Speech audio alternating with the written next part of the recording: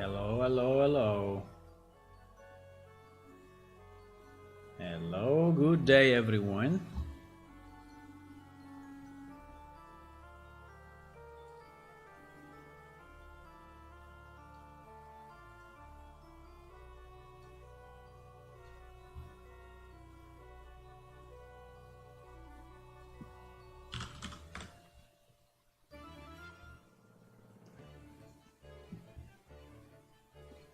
Hello, good afternoon, good morning, and welcome to another stream of Plane Shift, where we make our game better and better every day.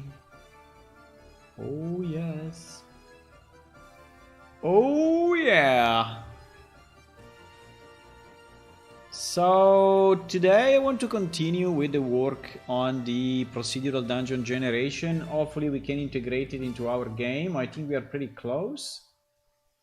For now we've been working on a separate project, and there is only one last thing that I want to check, which is the nav mesh, because if we place monsters in the level, right, we want the monster to be able to move around the dungeon without any issues. And this basically means that we need to have a nav mesh around the area of the dungeon, right? So the question is, can we generate, right? Can we generate a nav mesh or not? Can we add a nav mesh actor? I mean, I assume yes, but I never did it, right? So can I drop a nav mesh bound or from the blueprint and then expand it? Now the only problem will be that how do I know the extent, right, of my wall dungeon? Or I put it before, but I cannot really put it before, right, because I don't know where the dungeon will be generated. It can be generated in different places, and it can be generated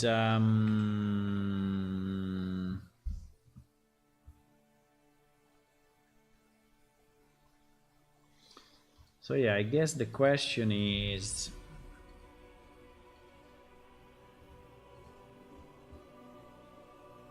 when we are done with the hello tutorial, when we are done with the spawning, right, which is basically here,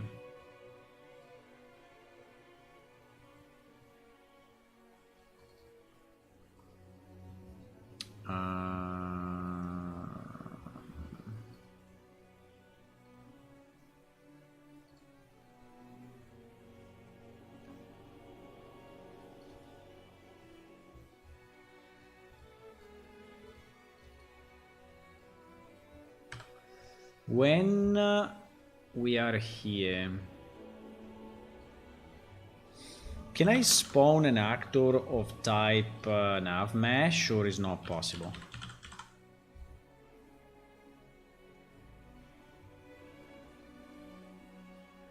Recast nav mesh.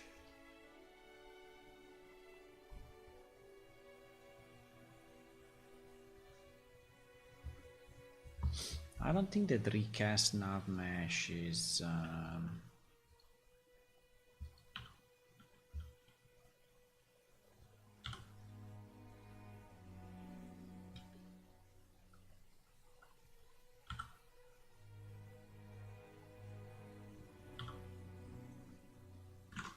I only have a problem that I don't have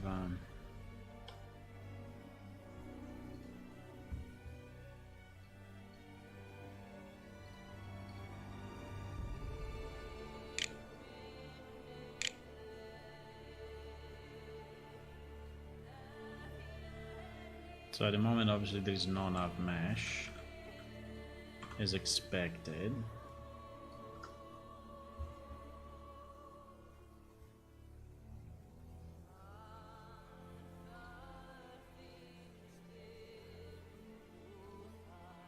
Because I will basically have to center it on the dungeon, which is kind of hard actually.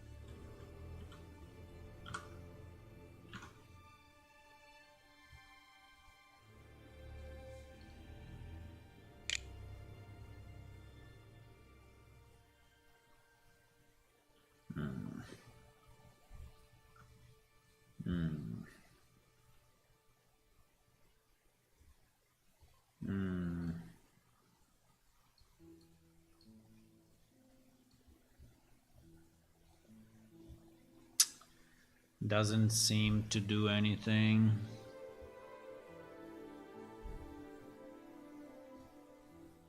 Doesn't seem to do anything.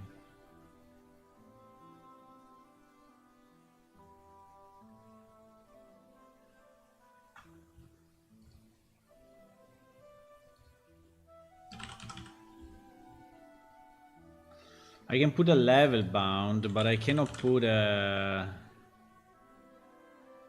I cannot put a nav mesh volume. It seems that the volume is only... Ay, ay, ay, ay, ay, ay, ay. Ay, ay, ay, ay, ay, ay, ay.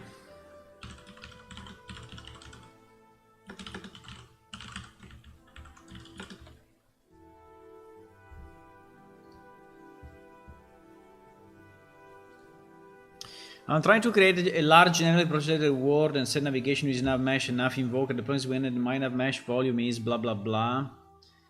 Trying to make blah blah blah.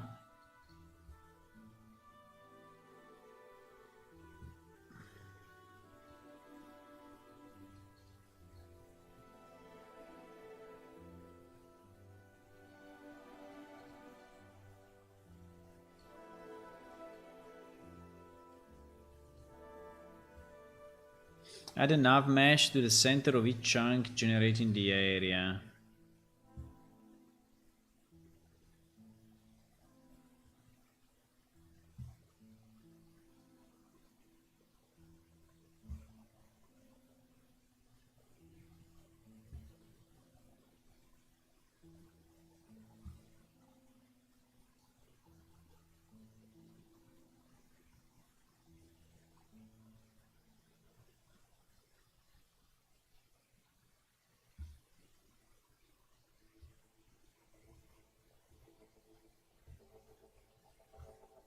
Yeah, this guy seems that he did it, but it doesn't say how he did it, so...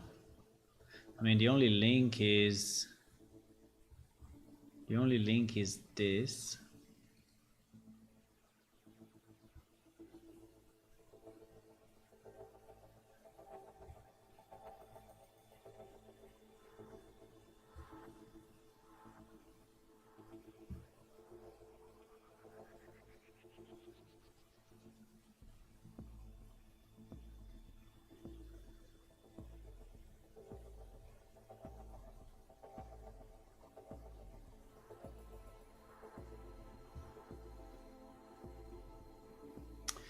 If you want to create a nav mesh around an actor, use the recast nav mesh.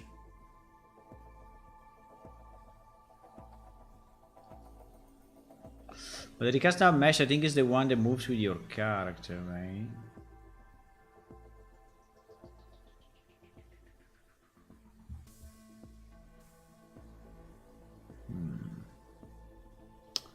It's not very clear, actually.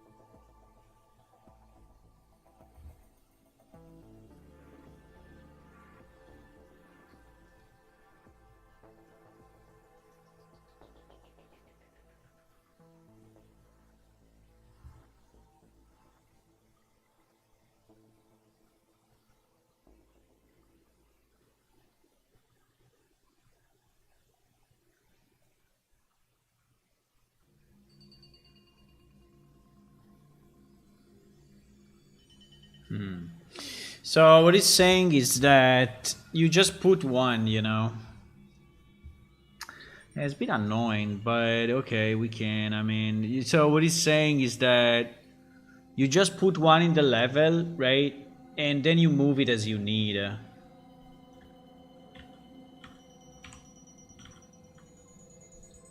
It's kind of annoying, though.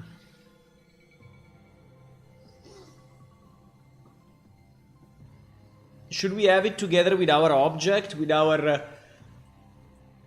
I think I need to think how in our game... how in our game this blueprint will be. So will this blueprint be an actual physical object dropped into the world with a mesh or no?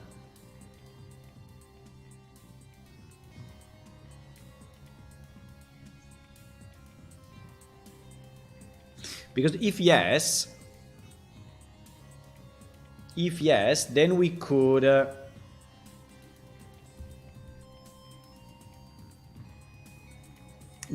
a nav mesh associated to this actor, but I think it's not the way to do it. Yeah, I think the way to do it is to have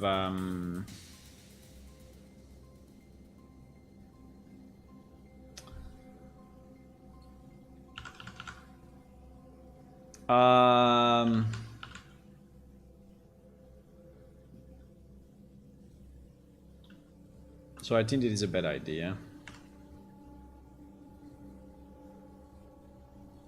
I think that is a bad idea.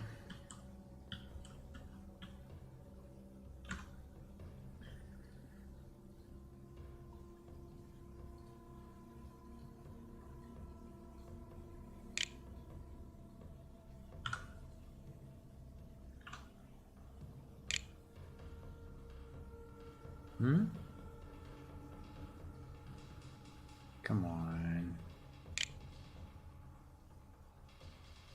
There's no nav mesh?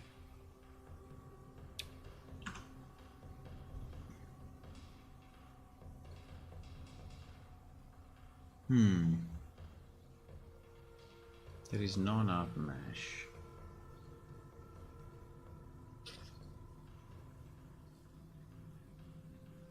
That is kind of strange, though. Huh?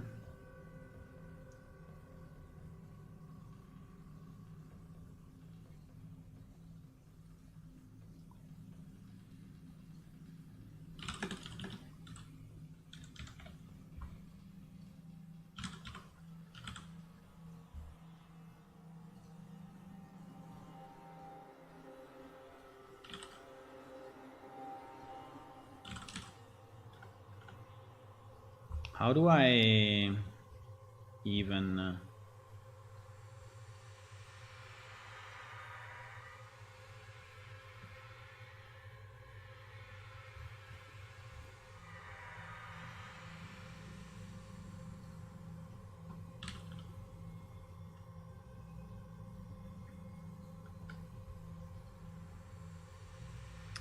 I don't understand.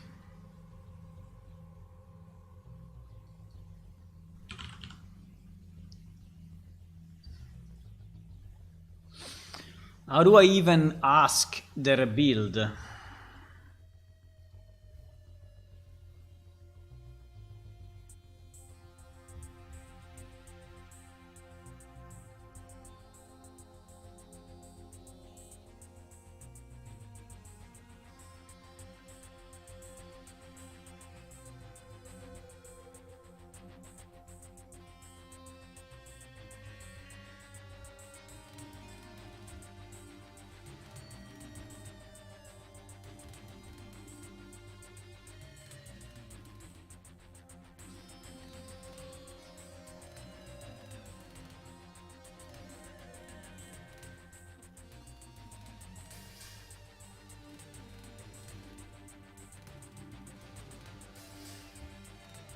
So maybe we need dynamic, otherwise it will never work.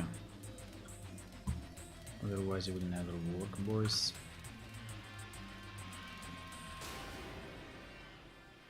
Ah, why I close it all the time?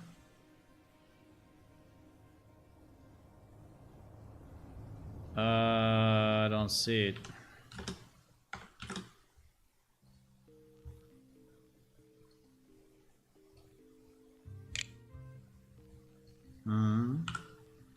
Nah.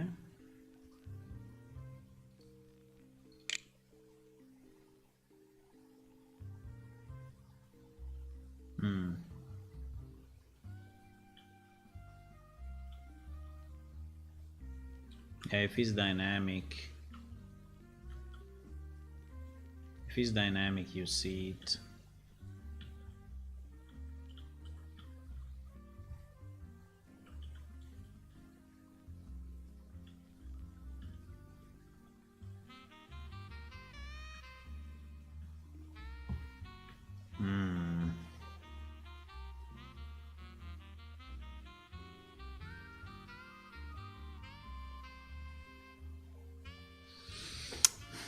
Okay, assuming for a second it is dynamic.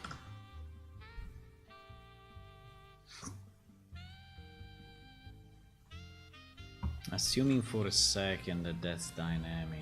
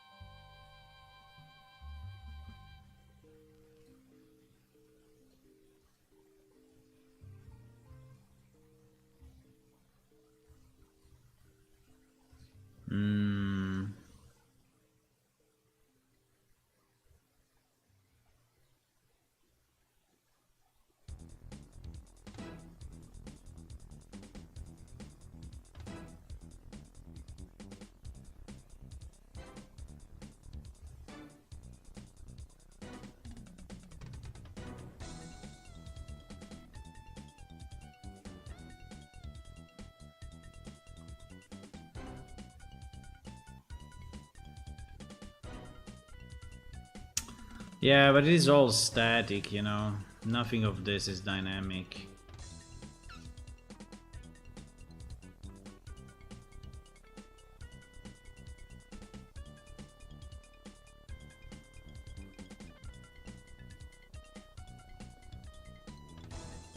Nothing of this is dynamic. You know, we have a big problem if we cannot. I mean, we have to.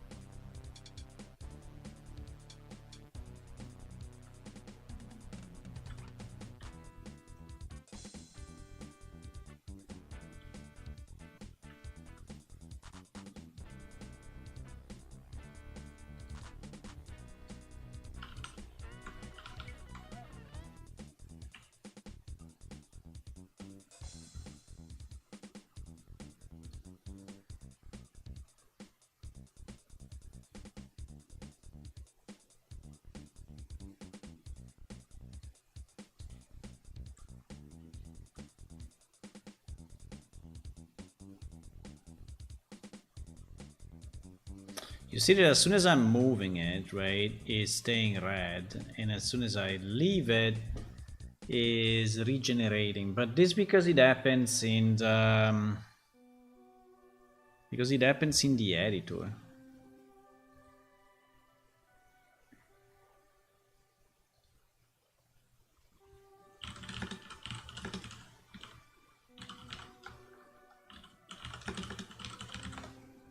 So I need to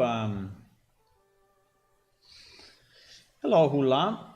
Do you plan to do some bug fixes? I want to put this into the game, and then maybe we can do bug fixes. Which bug fixes you are thinking to? I mean, which bugs you are thinking?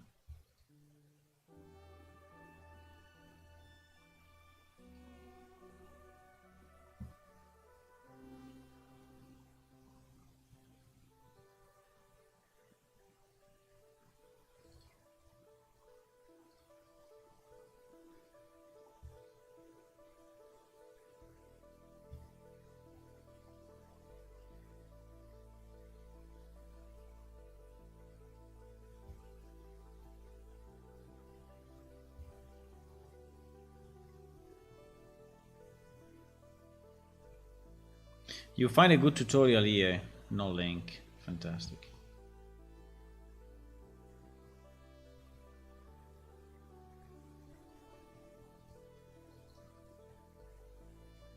Dynamic modifiers only.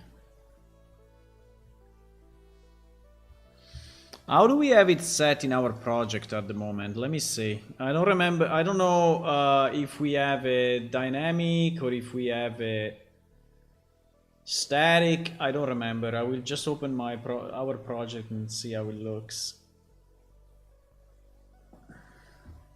Actually, I don't know.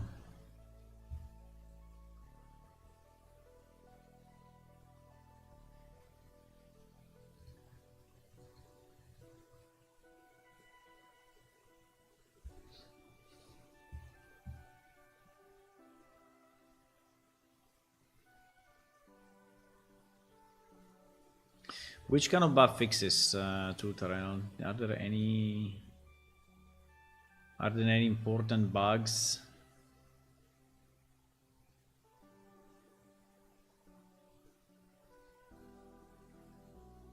Add loot window to E key when standing in range of a dead NPC.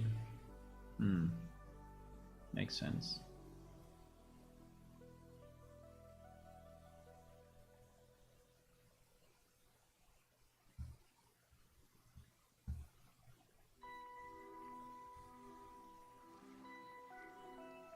Let me see what are our current project settings.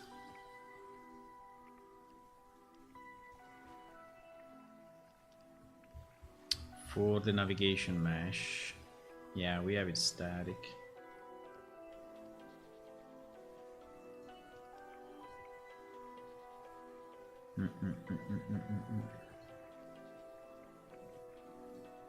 Yeah, we have it static. So that will not work, right? That will not work if that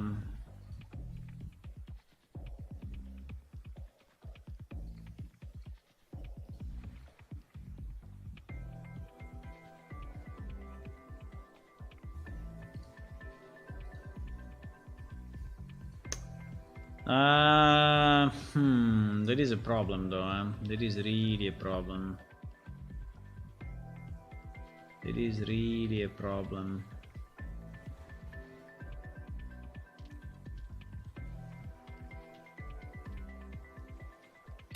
Hey guys, I'm Tesla and I'm going to take a look at this character tutorial in the third person template. I've got the simple character set movement in before he hits that move to location mode. So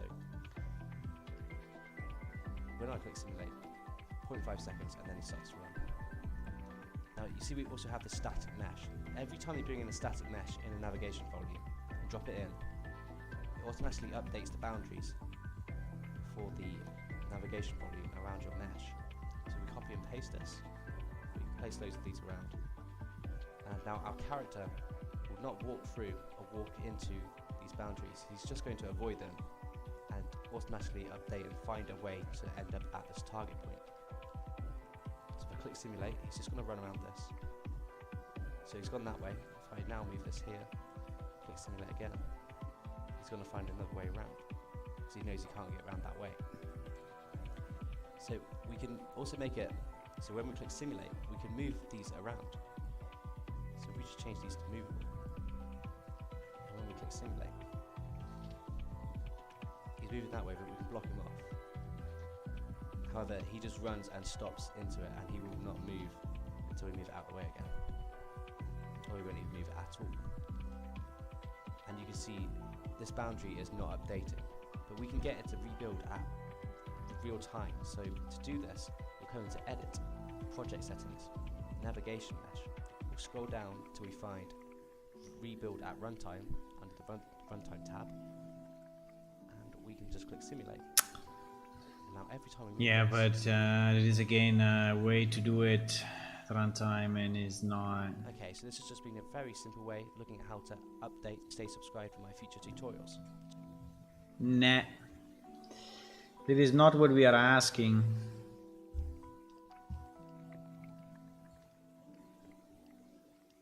Hey everybody. everybody. Today we are going to look at how to set up your navigation meshes in a large scale environment. The problem that you're probably already aware of is that when you try to set up a navigation mesh in a large open world type setting, well, it just takes too much processing power to add a nav mesh bounds volume. Utilization of really quick, and what he's got options. The other important option from a guy who actually also had at one time, but yeah, they are placing a navigation invoker on the actor so that it is recalculating every time, but I think it's really not the way I want to do it. Ay, ay, ay, ay, ay.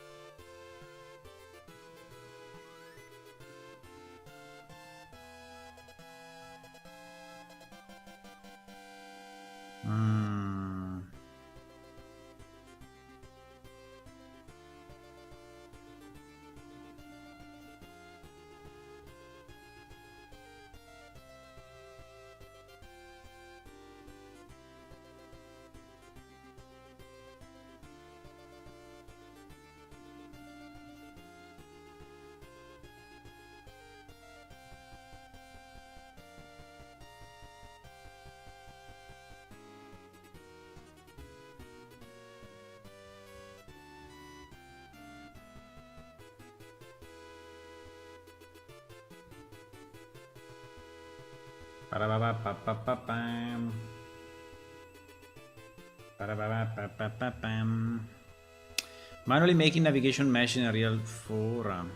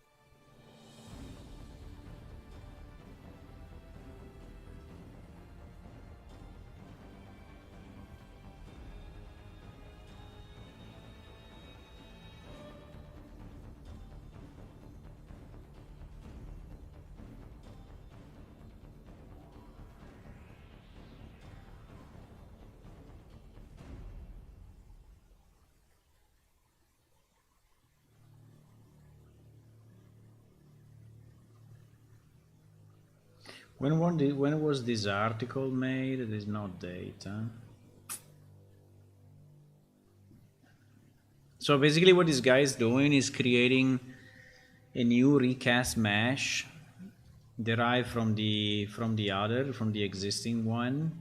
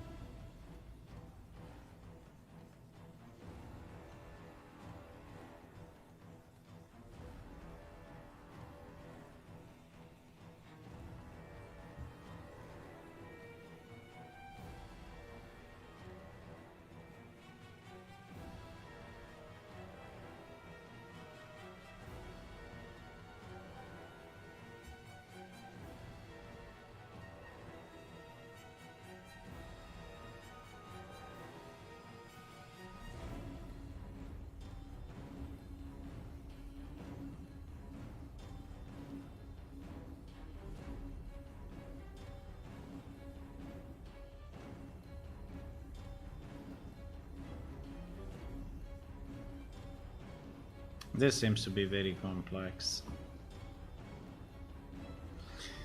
This seems to be very complex, actually.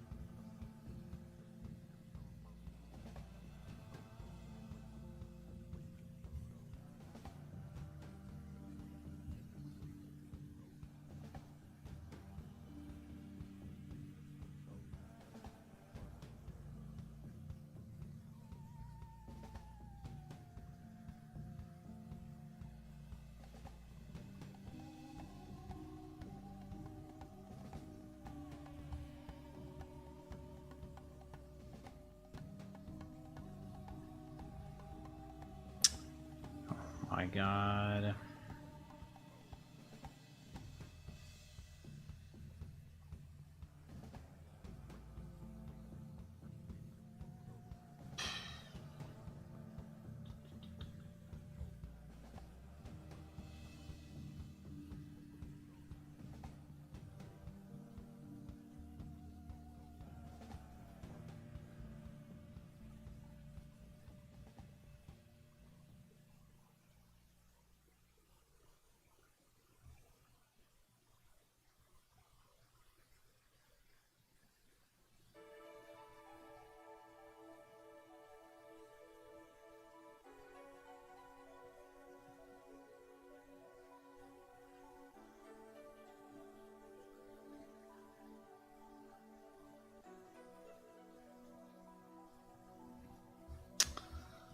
Ha!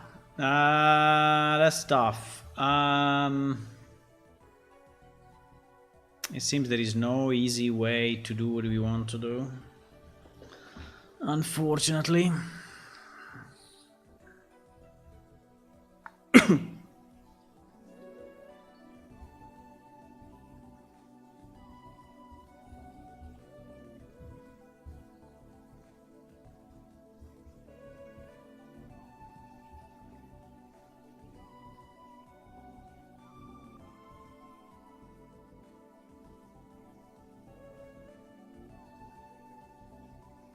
That's Unity.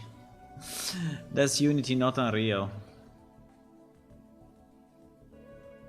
Plus, there is not. There is out of date.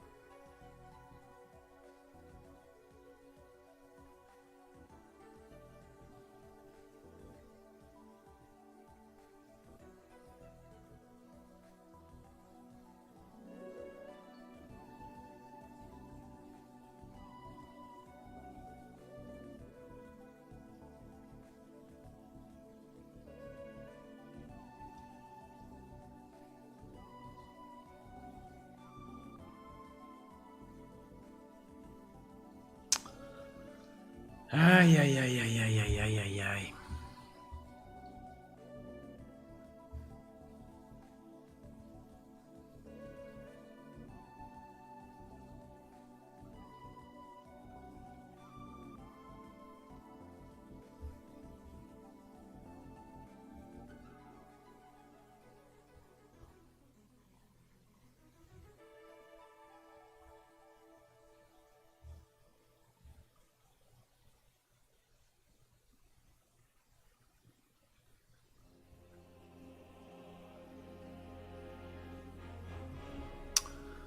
I think the easiest way would be probably to turn on the dynamic with modifiers only in the project settings. But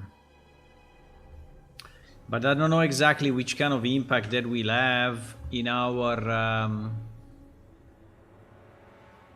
real project.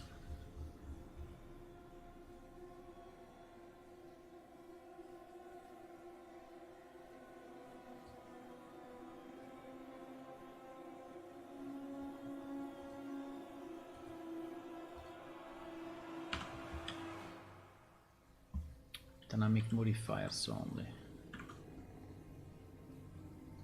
Dynamic modifiers only. Huh? What? Oh no, it's this.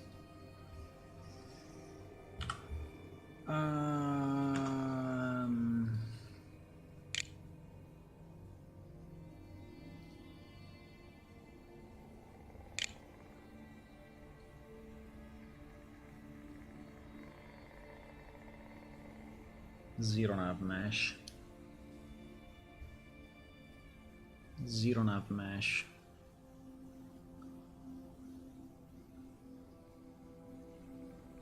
It's so annoying.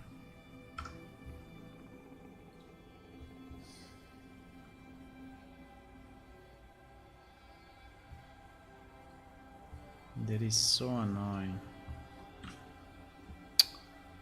Ay, ay, ay, ay, ay, ay, ay. Well, if we cannot generate enough mesh, it means that we cannot have monsters move into the dungeon, basically, right? So,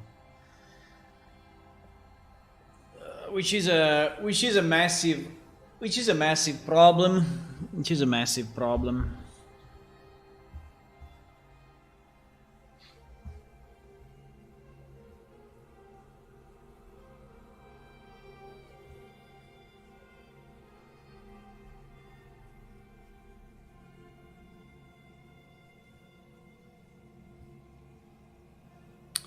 Which kind of properties we have on the nav mesh? We have navigation, supported agents, fixed collision underneath for nav mesh.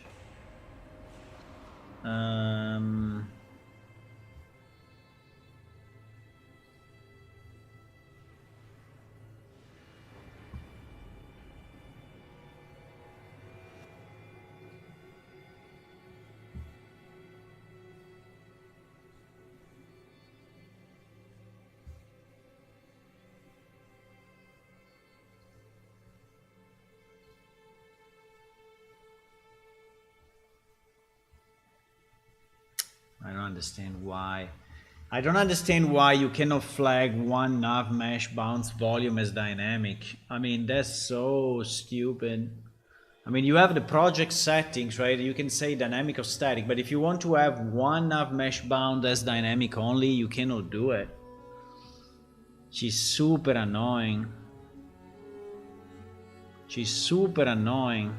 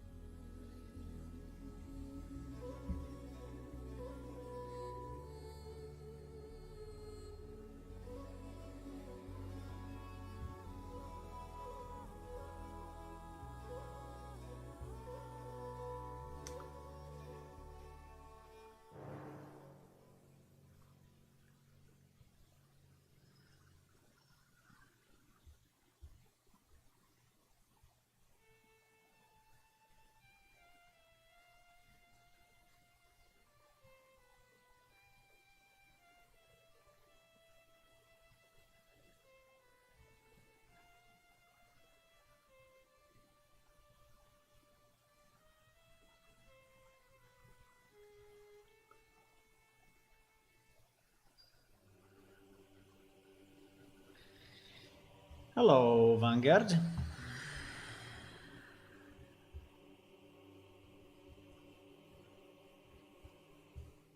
It seems that there is no answer to our problem, boys. It's very bad.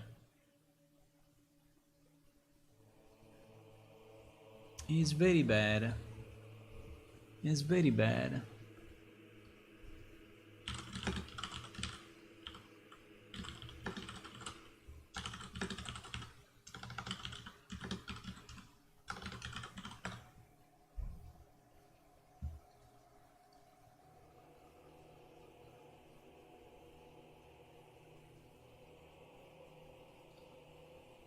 It's very bad.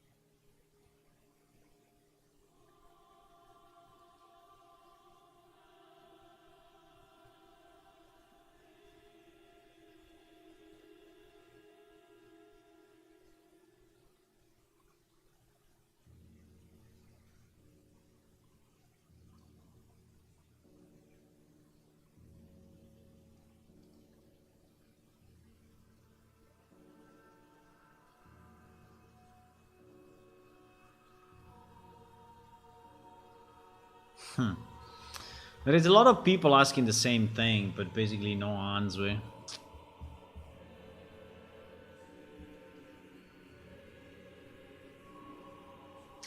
Great, I'm still working on plane shift. Yes, I am. I am, yes.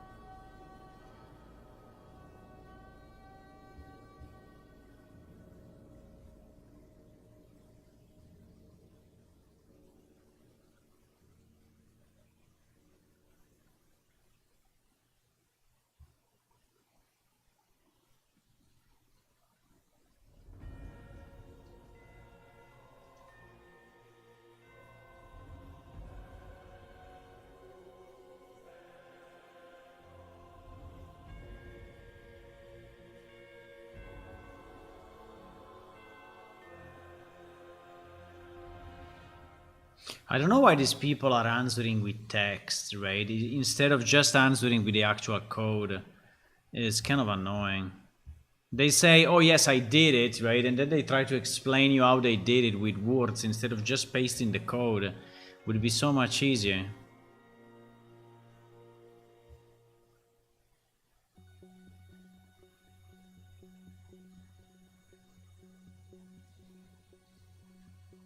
I have a procedurally dungeon generation done in C++.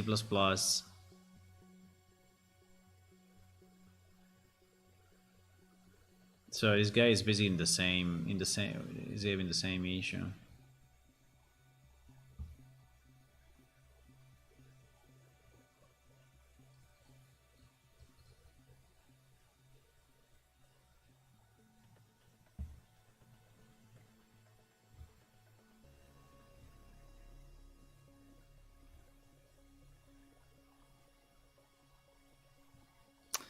Well, I think that this guy's and take a sensible route there. What you're seeing in the screenshot, that green, is the navigation data that we have for the world to allow them to avoid obstacles.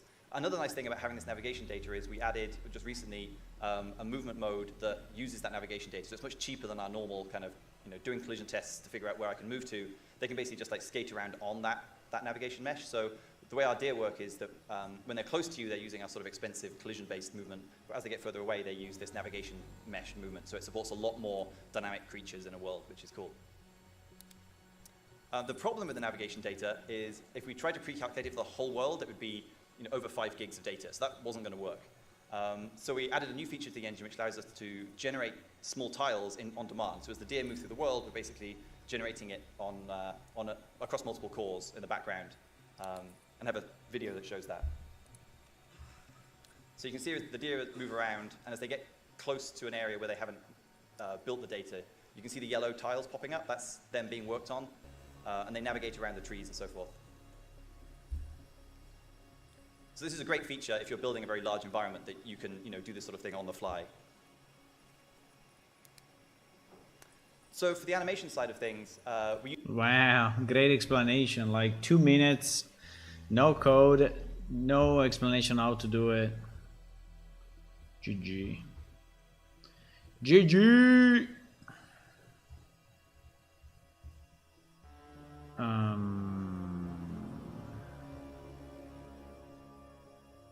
So can we at least understand what is this doing exactly? The dynamic modifiers only. So what does it mean?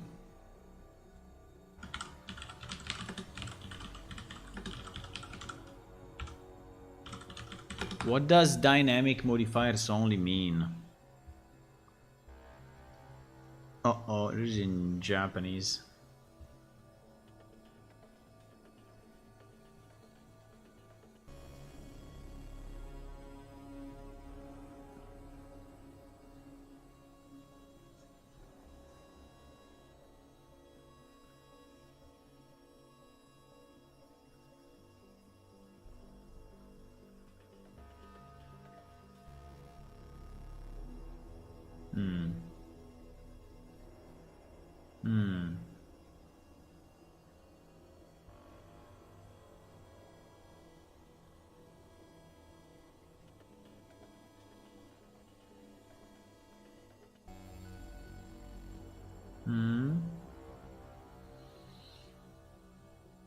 Add component, nav modifier. Ah, that is what it means. Okay, this video is very good actually. That is very nice. I see.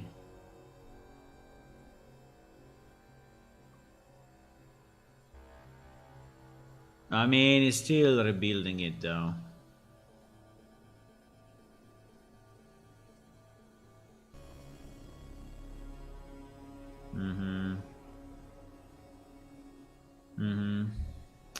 Yeah, but the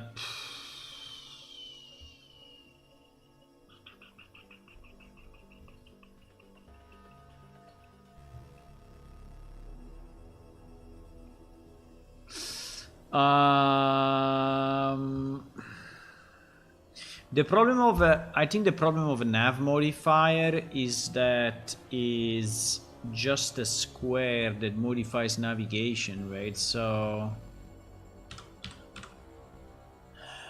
nav modifier. So I can add my nav modifier, right? But this nav modifier is what? It's just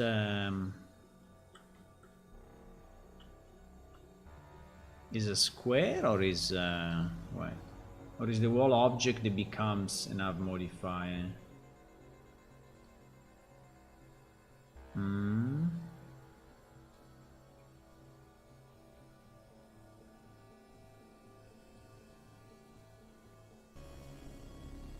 I don't understand.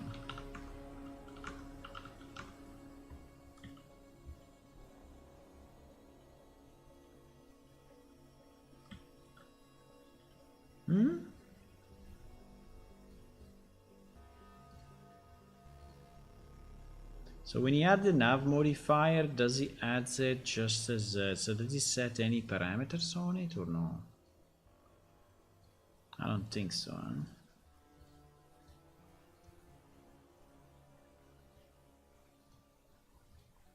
Nav modifier. No, it's all default.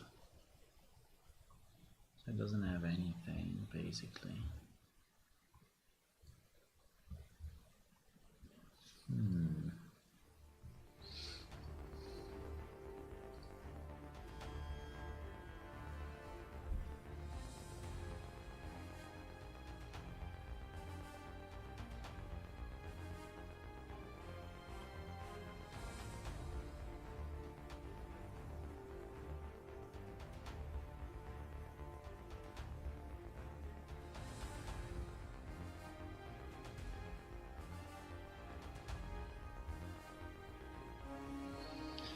I know nothing about Unreal. Yeah, I mean it's tough. It's tough. This part is a bit hard because I mean we can also switch everything to dynamic, but I think it would be a problem for performances in a large world. So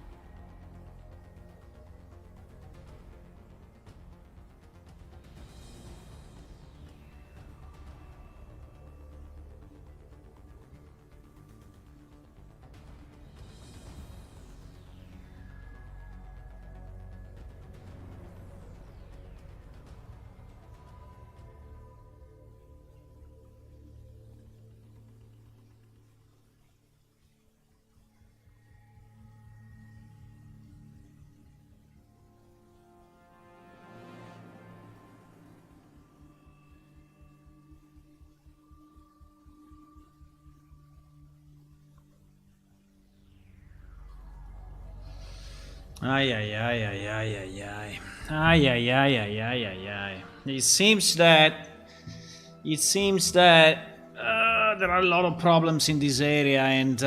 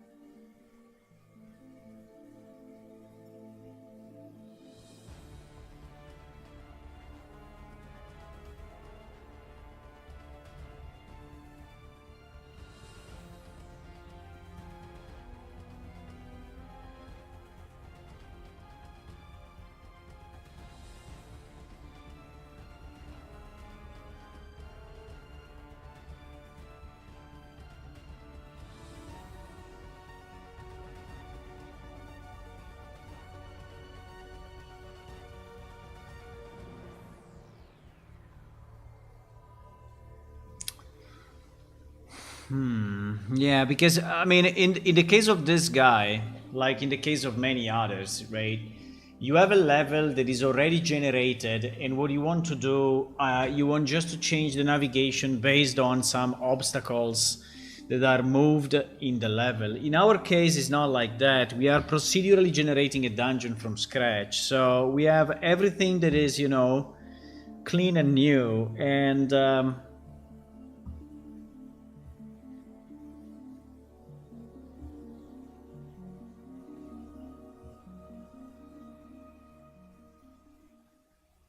so we don't want to have an object block navigation. We want to have an object generate navigation.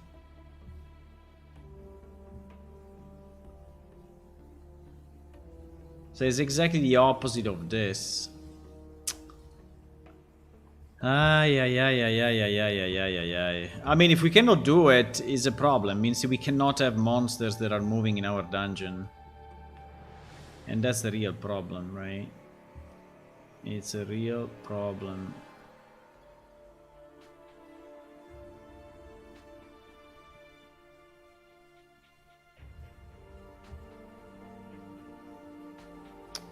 That's the real problem.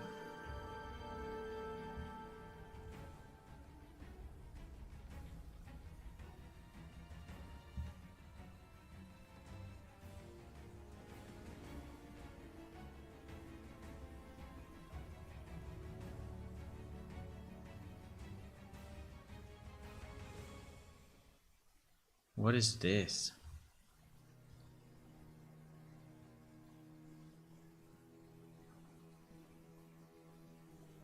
The plugin allows to navigate on dynamic objects.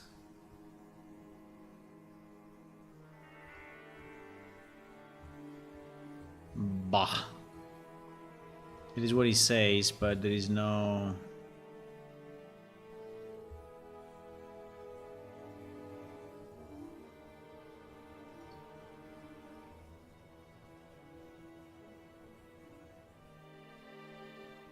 Yeah, for example, there is another example, right? We are working on a dynamic maze project, right? So these guys have the same problem as we have, right? Because they are basically generating a dungeon or a maze dynamically.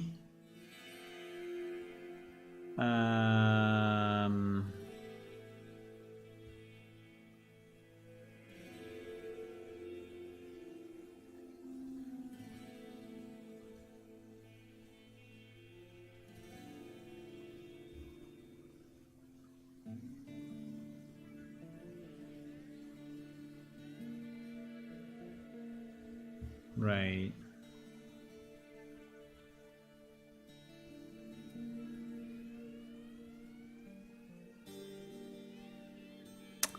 Yeah, they do it with navigation invokers again.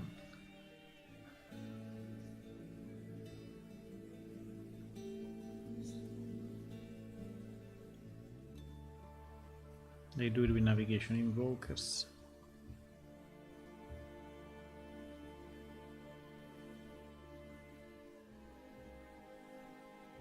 That is so annoying.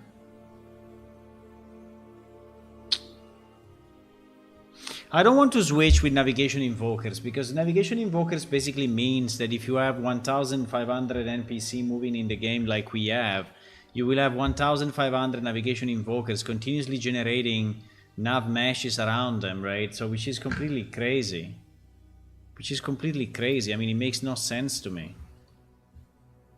I understand navigation invoker can be easy when you have very few NPC, but if you have a lot, it's not reasonable.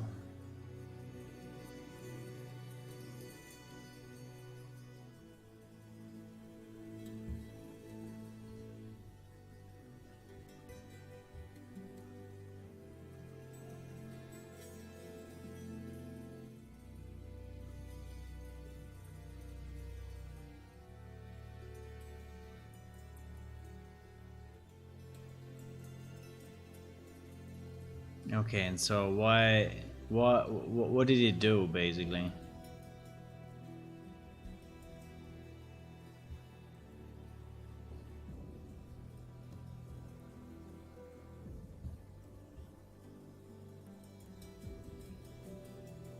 Navigation mesh runtime or builder runtime? Yeah, thank you for the shit. Fuck you.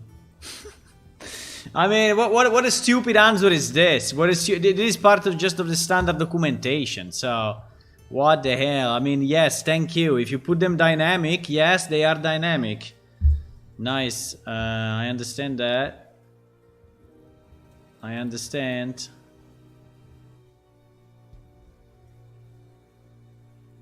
That is so stupid. Okay, so it looks like there are no options at the moment. It looks like there are no options to do what we want to do.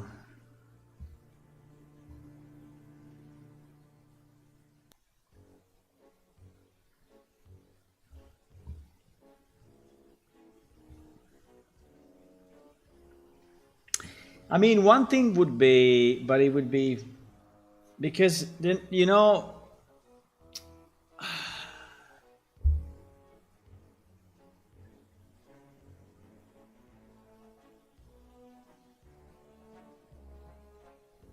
Yeah, the problem is that generating nav meshes, right, it takes like 10 minutes in our world, right?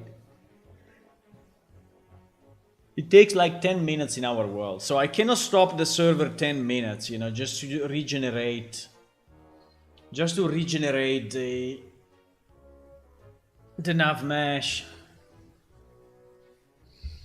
Maybe the problem is with the game engine.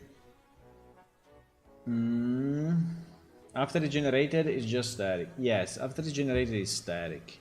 I mean, you have two settings. You have dynamic, and so it's automatically generating it all the time, or static, that is just generated once at the beginning. I mean, before you ship the game, basically, and then it stays as it is forever. There is a manual, yeah, there is a manual, but the manual is just, it usually is speaking about, you know, the basic settings and things like that. So this is a problem.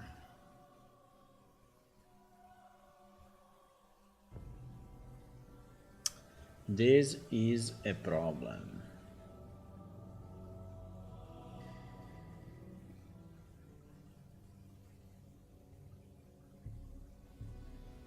So will Kara be creating a dungeon in the editor? No, the dungeon will be created in game, not in the editor. I mean, the idea is that we create it in game dynamically, right? Dynamically. I mean, if we load it, if we preload, I mean, if I generate it in the editor and then I save it, and then I just load it again once, and then I ship a client to you, and this becomes, you know, static geometry, then yes. But this means that then, if I want to change the dungeon, I will have to send you a new client, right? Which is not what I wanted to do, right? Is not what I wanted to do. I mean, I wanted to have my dungeon dynamically generated, which actually works. I mean, when we press this, we are not in the editor, right? We are in the game. It's like if the game is running. I'm pressing 2 and I'm generating the dungeon dynamically, right? And I'm pressing 4 in theory and the dungeon is deleted. Now, we don't delete the monsters, but... And I press 2 again and we crash. Okay. But anyway. But yeah, we basically generate the dungeon at runtime all the time with no problems. I mean, that's not the issue. The issue is the freaking navigation mesh. No, I don't want to. No, Marcelo, I don't want to ship a new dungeon. I mean, I don't want to update the client every time I create a new dungeon. No. I don't want to. I really don't want to. I want to...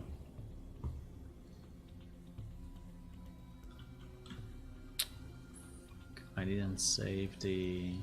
No. I didn't save the project. No.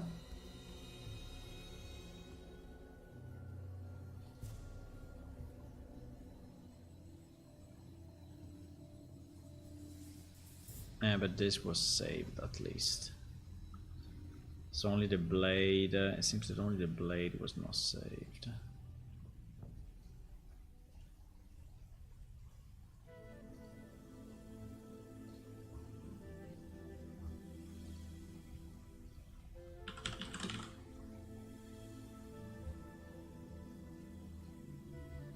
There is a new blade.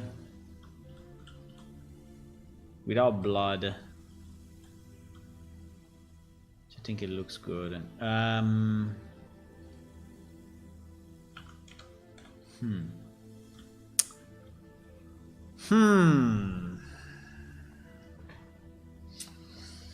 Guess you want NPC to have XYZ coordinates? Yeah, I can play. I already have NPC in XYZ coordinates. If I generate my dungeon, you know, here. Sometimes you have NPC, right? If we go around the dungeon, maybe not this way. Oops. Maybe not this way, this way. I cannot find any monster at the moment, but there are monsters spawned for sure. What the? Now I cannot find even one. But in theory there are. Come on!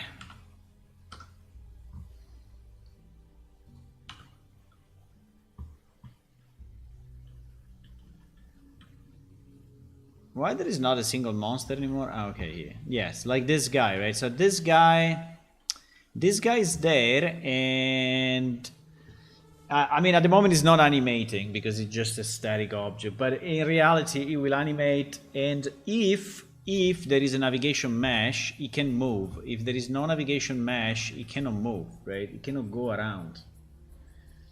So it needs to be able to move around and attack you, right? So to be able to move around and attack you, you need a navigation mesh, which is basically yeah, a way for the game to know where things can move, right?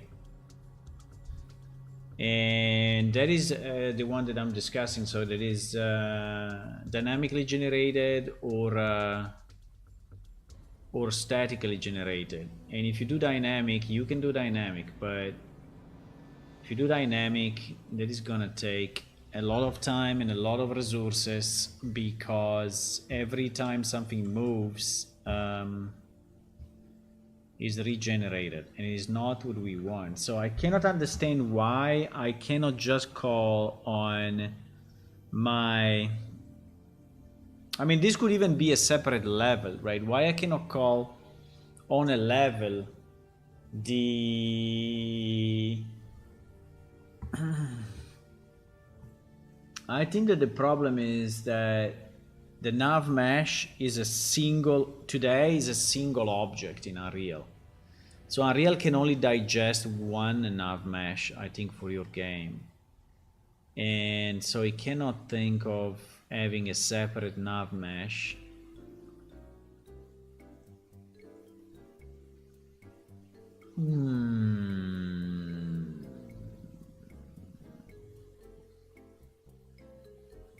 Just give it AI so it knows where it can move to relative its position. Yeah, that is what the nav mesh is doing.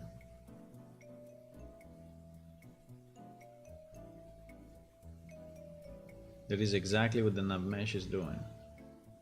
I cannot redo that manually, right? Because I don't want to have like a movement, you know, a movement code that works only for the dungeons because there is no nav mesh. You know, that would be fairly bad.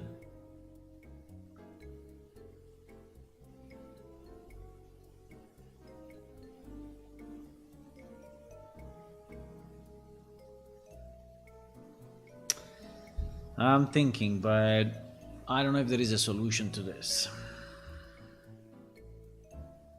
I mean, the solution would be that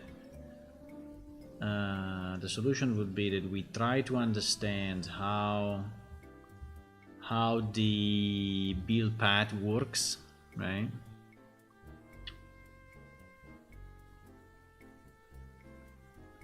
And we try to force a build path on because I think build path is actually level based, right?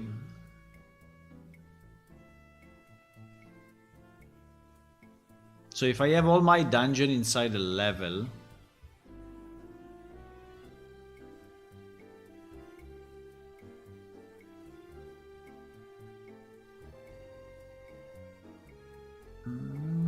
nav mesh sounds resource intensive. No, it's very optimized because it's basically finding only the geometry where you can actually walk. So it's using the collision system, and it's finding only the geometry where you can actually walk, and it's saving that as a mesh, and is very good. It is the way to do it. So like if you drop this here, right, and I ask to generate the nav mesh on this, right? with, I need to have my nav mesh dynamic, obviously, right?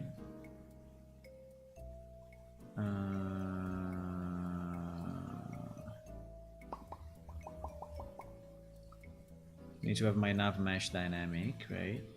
And now if we are inside, I didn't save it. Okay, I didn't save it, right? So assuming that we have the nav mesh bounds in the right position and the nav mesh bound is actually covering this thing, right? Okay, so what is generating is this green thing, right? So you have all your mesh. Now it's also doing it there, but it's a matter of size. But you have your mesh, right? Well, you have, I don't know, all this detail of the door and whatever. And it's actually excluding all of that and is only generating this, right? It's only generating a very simple mesh that allows basically, you know, your AI to move. And that is very efficient, right? Because it's a 2D plane, it's basically a 2D plane, right?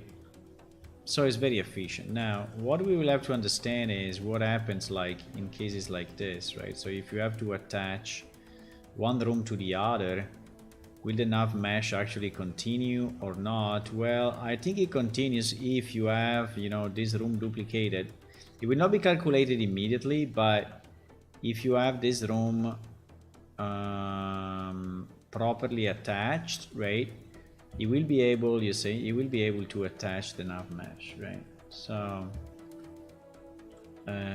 so basically if you trigger if you have everything preloaded, right, it basically works. Now it's doing it also here at the top just because it doesn't know that you cannot walk here, right? In our case we cannot walk, but so actually it does work if your geometry is fixed, right?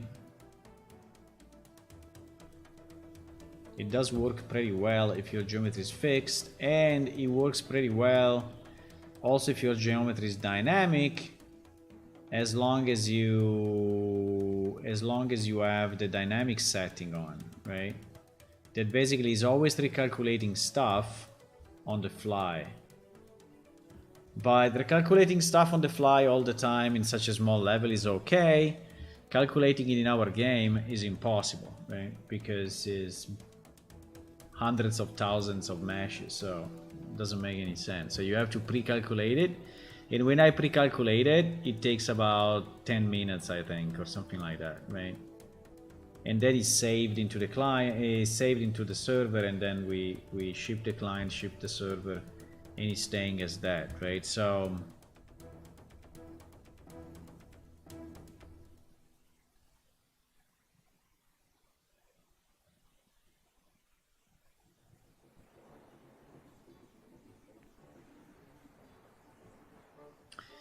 I think that the nav mesh is actually saved into the level, because I did a lot of tests with nav meshes back in the days, right? And I did a lot of tests on that, and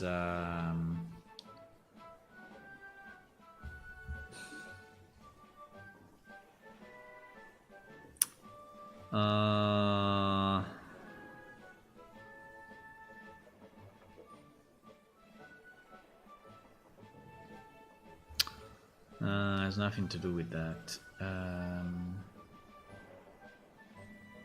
Yeah, these were all the tests that we did, right? So we tried, for example, to have one nav mesh bound for each sub map, right? Stored in the sub map itself, loading the P level, and having the one sub map at a time. The nav mesh is stored in each sub level. If you open the sub map, the nav mesh is displayed properly. But if you run the game, the NPC move properly within the same map, but the NPC cannot cross the map borders, right? And there is a visible gap between the two maps. So if you are trying to generate nav meshes map by map, right, separate, the NPC will not be able to cross the maps, right? Which in the case of our dungeon, I don't think is a big deal. So I think I'm fine that the NPC cannot go outside of the dungeon, but I would like him to move properly within the dungeon.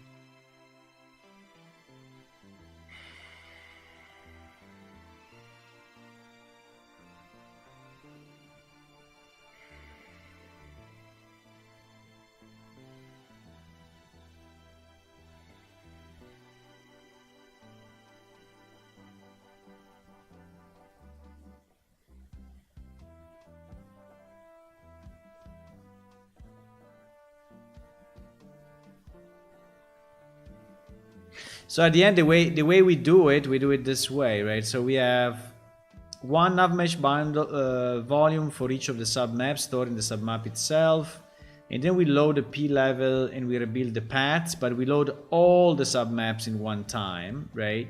And we have the persistent level selected, and then the nav mesh is still going to be stored in each sub level, but the NPC can cross the maps because you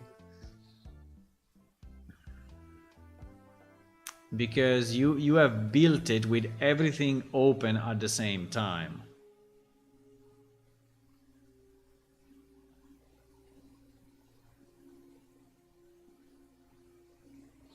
The size of the nav mesh is about 5 megabytes for a landscape of 127 cell sites.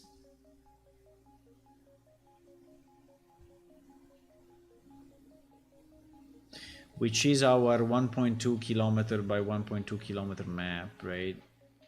Which is very little. I mean, it's only 5 megabytes for 1 kilometer square, right? Which I think is pretty good.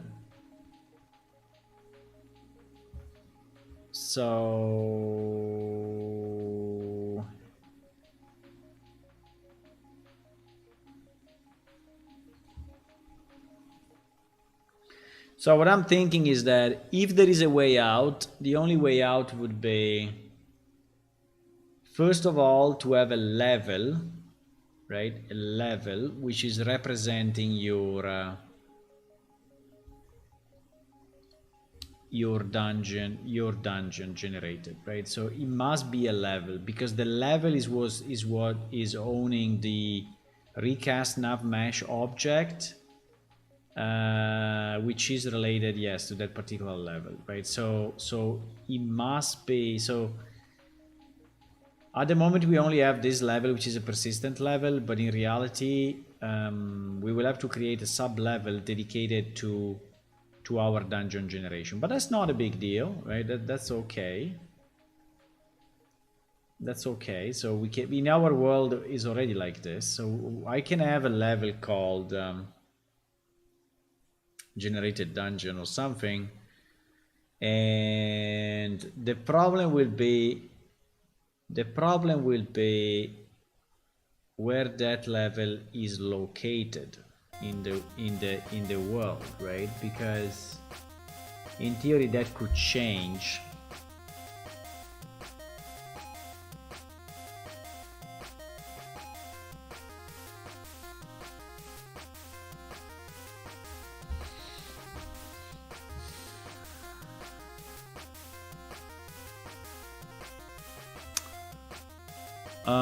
Let me see if I still have the nav mesh test level that I used, because I think I had one.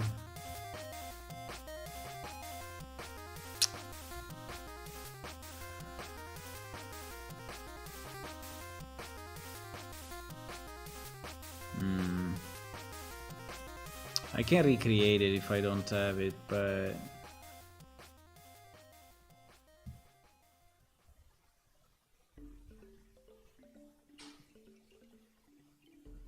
it's a bit annoying if I have to recreate it. I don't think I have it. It's probably one of the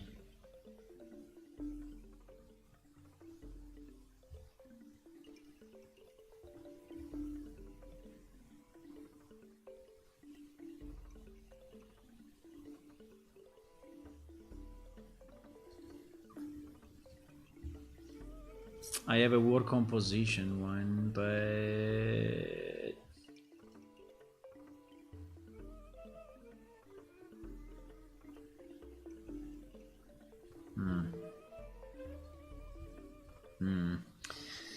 Okay, I think we can...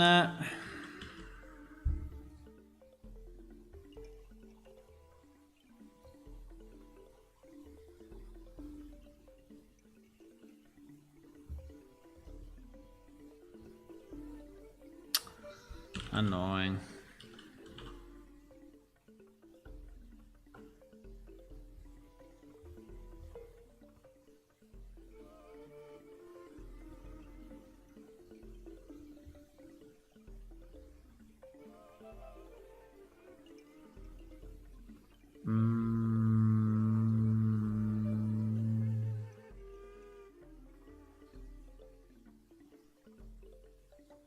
I don't remember even where is the war composition. There is war partition.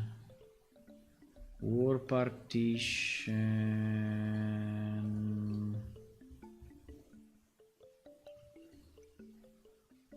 Maps and mode.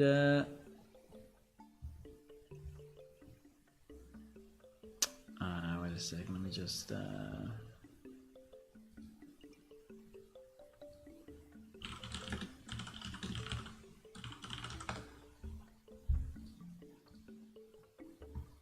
don't remember what is the setting to turn it on.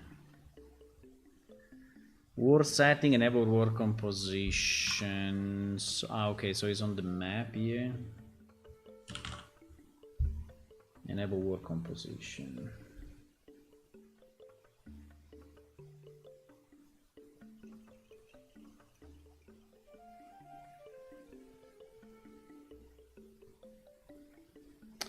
But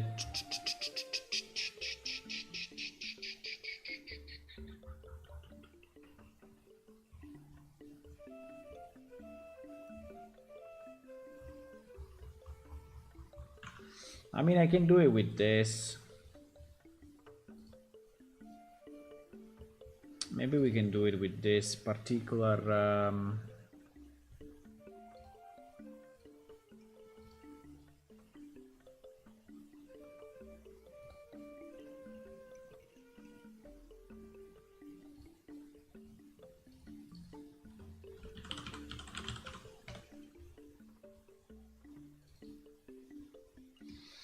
So now basically in sub level 1, right? Now I have my persistent level, which is this one, and then I have my sub level 1. So inside sub level 1, I will place my dungeon generation. So I will not care about having enough mesh bounce volume on the persistent level, but I will have it on the sub level, right? And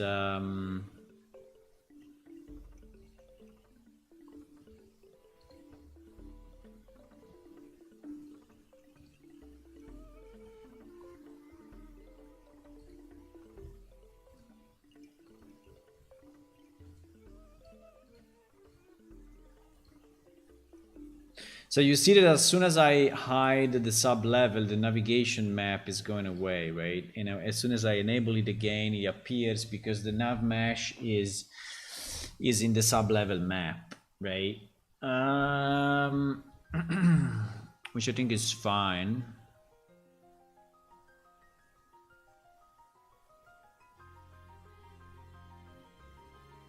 Now the question is, if I delete it, if I just generate, is the generated stuff going to be inside sub level 1 or inside a persistent level? That I absolutely have no idea. I mean, it should be inside a sub level, no?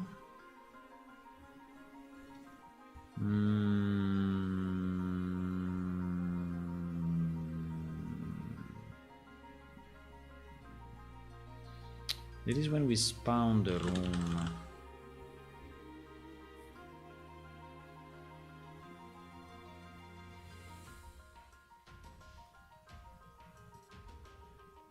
Because this get level, I have the same problem with this get level with, I mean, in our game we have the same issue that if we try to get the position of our character in a streaming level, it doesn't know where it is. Now, I don't know if an object, but I think it's the same. I think if I do get level, it will always return me the top one.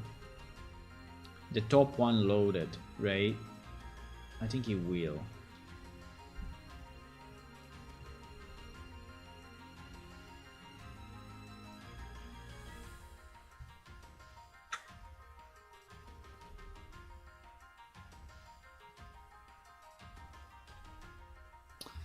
But I don't think I can touch. Do you think I can touch the do you think I can touch the navigation system?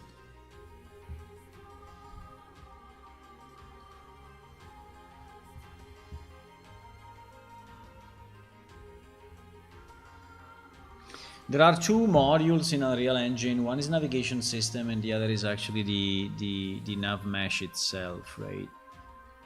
And I think the navigation system is the one that is actually responsible of regenerating, right, rebuilding the path. So I think that here is where we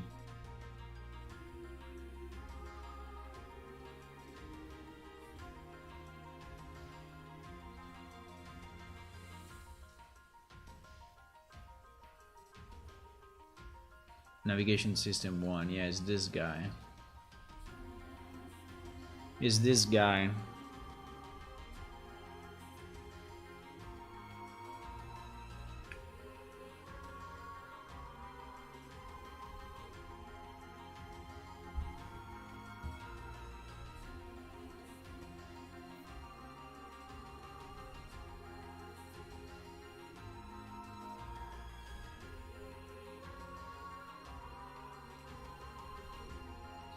You see this spawn nav data in nav bounds level. We try to spawn the navigation data instance in the sub level with navigation bounds. If false, we spawn the persistent level. Right, so at the moment we are in the situation, we are in this situation, right? So we have the nav mesh stored in each sub level. So we are pretty much in this situation, right? We are.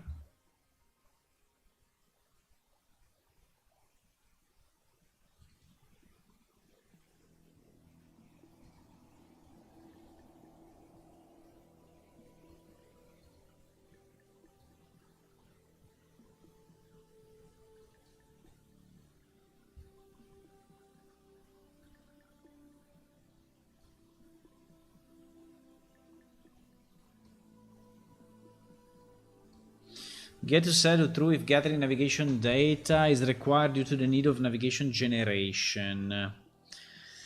Is always true in editor mode. In other modes, it depends on the rebuild runtime of every required navigation data class CDO.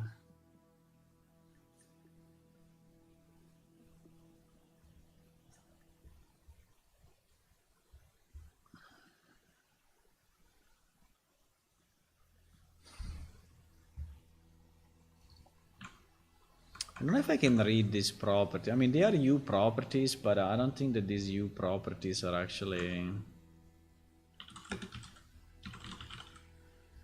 I mean, I can do get navigation system, right? But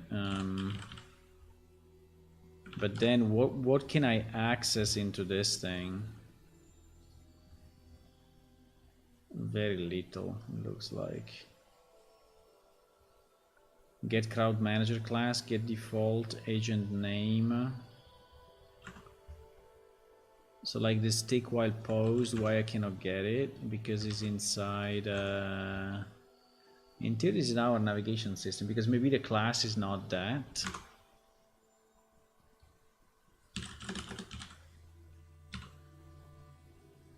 No. No.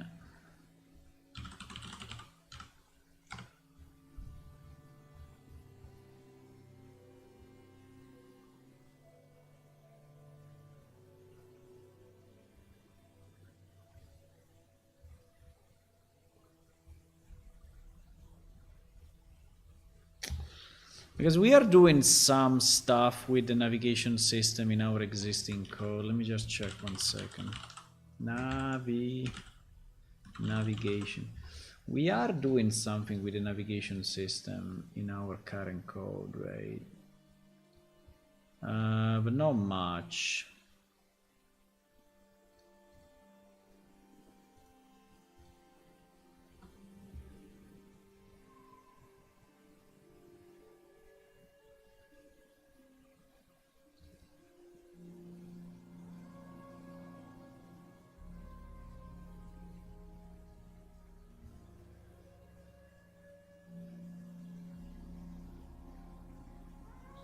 I think the question would be, can we ask the navigation system to regenerate, can we ask the navigation system to actually regenerate, rebuild, right? Because I can say build, like trigger navigation building on all eligible navigation data, but so in theory I have a navigation system build, right? Which is probably the same as clicking in the editor, but is this doing any... I mean, we can try. We can try just for fun and see what happens, and try to see if we can force him to regenerate the navigation only on one level. So do we have C++ util class in this thing or no?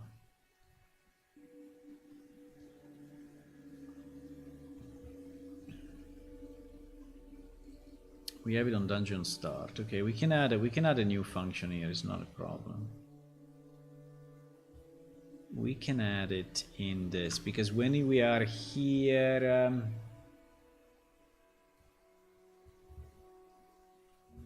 we do what? Yeah, I could do it anytime here. Yeah, let's do it like this. Let's do it like this. So let me. So let's add a new function that is something like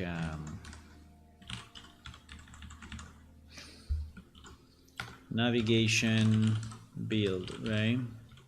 Navigation build.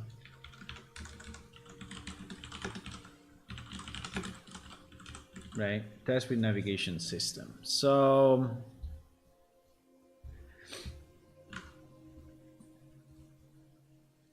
let's recompile, because I think that it purely from the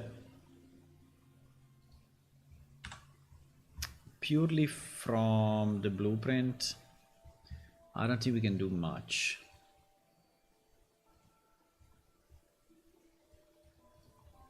I don't think we can do much.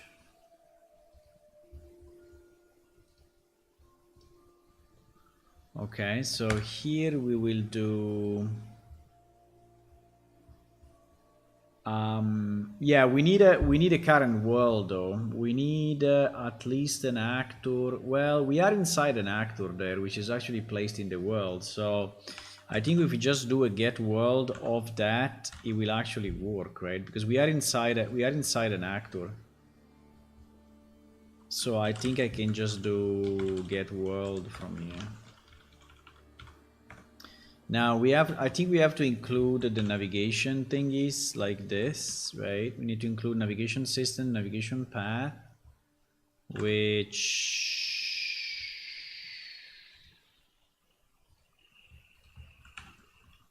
I mean, I think what I'm doing has a 0.1% chance of succeeding, but still, you know, I want to try at least to understand what are the possibilities. I think we don't have a lot of chances here, guys, but it's fine. We will try anyway.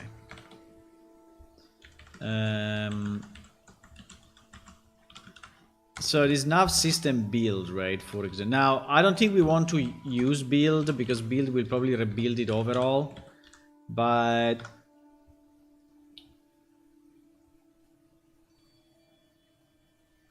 so now what I want to do, I want to put it in static mode. I want to put it in static mode and then call this function and see what happens.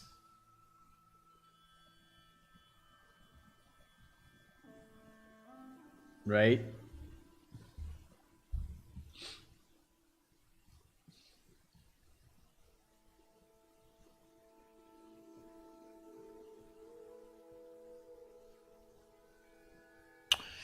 I think the reason here is that we need to include probably in our build navigation. No, or in our target. I always confuse the two. In our target, I guess.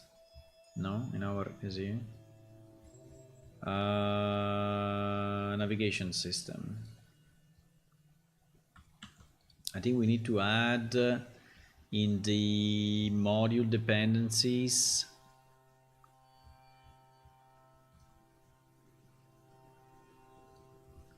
navigation system, otherwise it will not be able to compile it. I mean, luckily we have the other project where we already did a lot of stuff, so we can, you know, get ideas, copy paste, and like I just did now. So that's pretty good. We have like one of the biggest examples existing.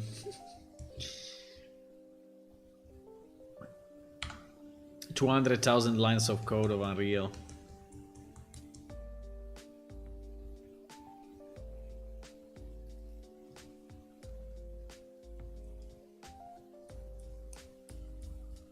Okay, so now that function should be available in the blueprints. And the function is called navigation build, okay? Or build navigation would have been better, but anyway, that. So I want to start with basically no navigation, right? I want to start with navigation static.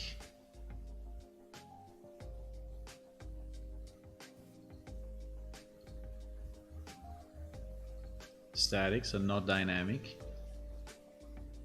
And so this means that even if I load my sub level, right, and I drop whatever this thing in, right, it will not. Okay, it's doing it anyway. Why is generating the mesh? Bra.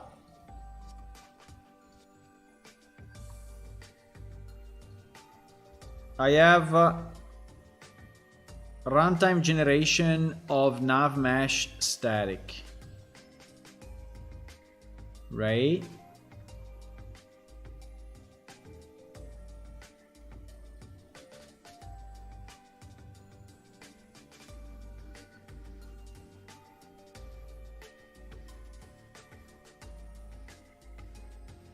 I don't know, maybe just because it's the editor.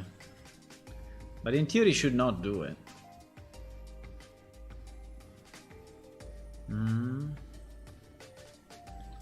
It's very strange. It should not do it. Is it because just is in the editor or why? If the maybe I need to reload the level.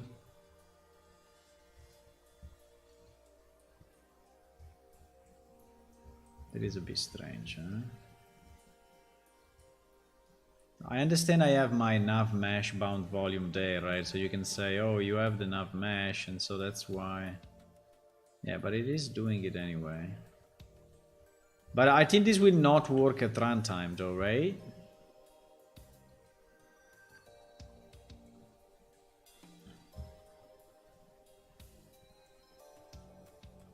Is there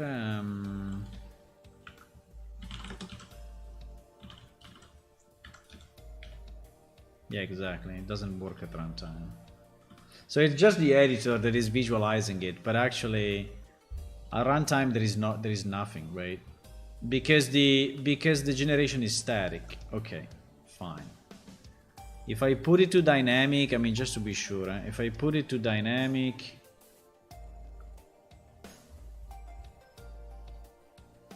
right, and I do it again, and I go here, and I do my show navigation. Okay, now we have it, right? So it's only, you know, I mean, in the editor it still shows, but actually it's not there at runtime, so fine. Okay. Okay, so let's keep it static. Hello, Stern WW.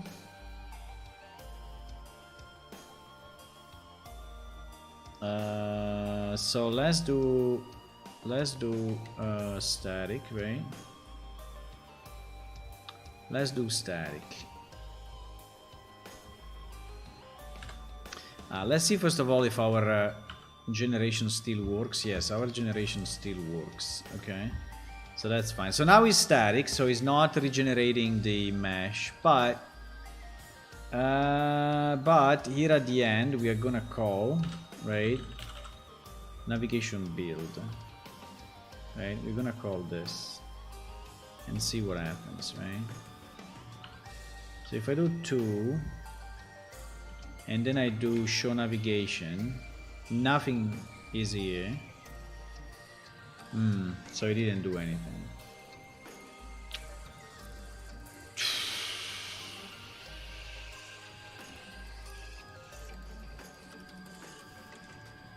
Okay, so navigation build is doing nothing basically, right? We can debug it if we want, right? We are in debug mode, so we can debug it if we want, but it's not.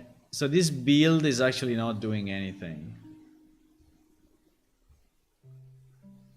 I don't know why, but it's not doing anything. Probably because it's checking. Probably because it's checking if you are at runtime and if the navigation mode is static. And if the navigation mode is static, it will just not do it, right? I think that is what happens. I mean, we can check because we can debug it. Oh wow, it's not even going in. Okay, nice. Why? Why is not even going in? Ah, yes, it is. It's just Visual Studio sometimes is a bit stupid with the F11 is going in or not. So, but yeah, is actually doing this, is getting the world is valid. Ouch. Okay, this is the first problem. That is the first problem. That is preference update navigation automatically. No, that is not what. Okay, maybe I can give you a bit of a background, Stern. So we have a large world, right? So we cannot rebuild navigation dynamically. Otherwise, I mean, it takes about 10 minutes to rebuild the navigation for the world. And if you put it in dynamic,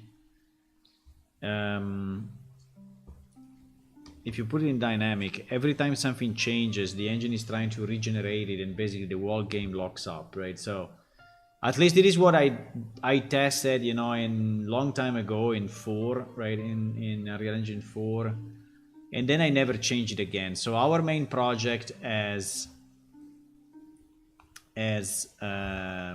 generation static, right? So before shipping the game, I launched the path generation. We regenerate the nav mesh. The nav mesh is saved, and then we ship it, right? And the server side is saved in the maps, right? And it is for all our world.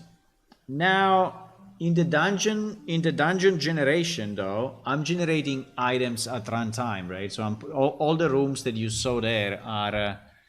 The rooms that you saw in the editor are generated at runtime, right? So, and I want to have a navigation mesh that is actually updated for those pieces only for those pieces, right? And basically the internet is saying it's not possible. So the internet gives a no. So it's saying just turn it dynamic or just use navigation invokers centered on your actor that is generated dynamically around your actor, but it's not what I want to do, right? So the fact that the internet says no is a problem, right? But we have a static world, but we have some generated content, and in the generated content we want the navigation to be dynamic. I don't understand why why that's not possible, right? But maybe that's why that plugin use level for rooms for static nav mesh.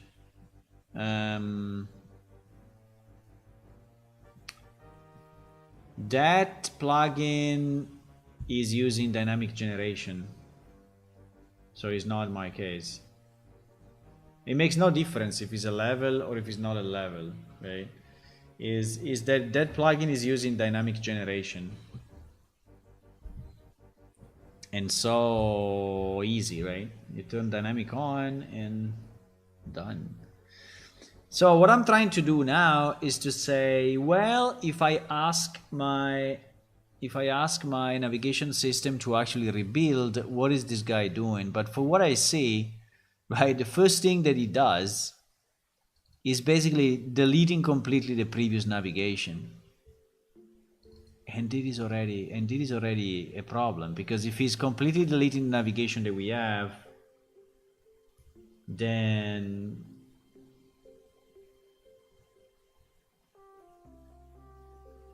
we delete it. Can you just bake them per level like in your game? Hey,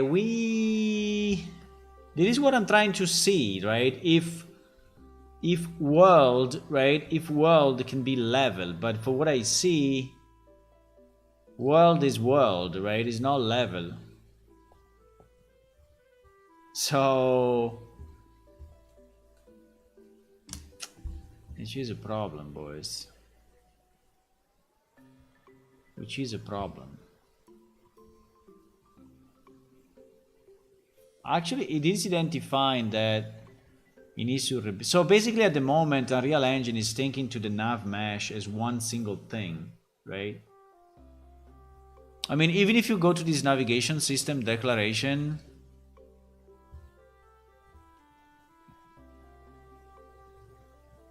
is come on. And you search for the nav mesh is one variable, right? So is this, right? So is main nav data is one object. So it's not one object per level, right? It's like one object. Even if I know that when I generate my static meshes, the nav mesh is stored in each sub-level. I know because I've tested it and I saw that the UMap was actually getting bigger, right? For each of the sub-levels. So actually, it is storing it.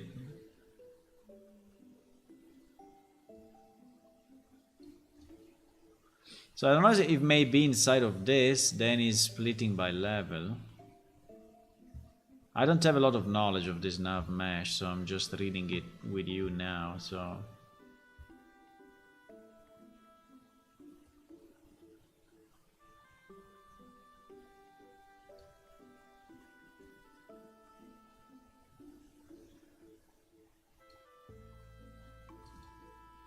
Spawn or rebuild.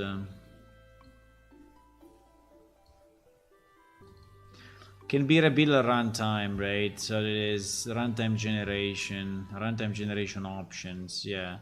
And this in our case will be static, right? So if I go here and I search, we have our navigation system, and if I search here,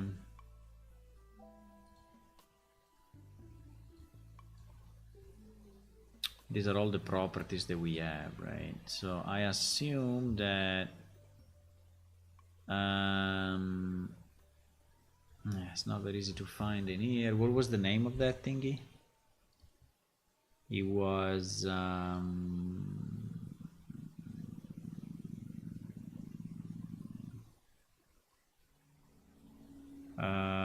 generation. Runtime generation able to read memory. GG. It's not visible at the moment for whatever reason. Ah, it is. No, it was there. Static. Yeah, it is. Runtime generation static, right? So this guy actually... Okay, let me see just what it does, okay? So, is there anything to build? Actually, he said yes. So I don't know what this function does, but he basically realized that there is stuff that needs to be rebuilt, right? And I think it's just checking the nav mesh bounce volume. And is saying, hey, there is enough mesh and there is stuff that is outdated inside, and so we have to rebuild it, right? So block ignore editor. What is this thing? This thing, it doesn't want to give me the value. Fuck it. No update in editor. No update in editor. Anyway, skipping that. And then it's doing build time. With editor is edited on run mode, operation mode, navigation system. Spawn missing navigation data. If auto create navigation data equal to true, which actually in our case is 1, yeah. Or is editor run mode. So if we are running in the editor, it's doing this. It's doing spawn missing navigation data. Spawn missing navigation data. There is only one world. Yeah, exactly.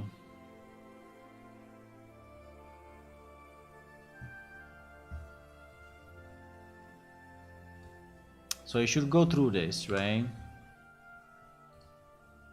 Field initiated data mask.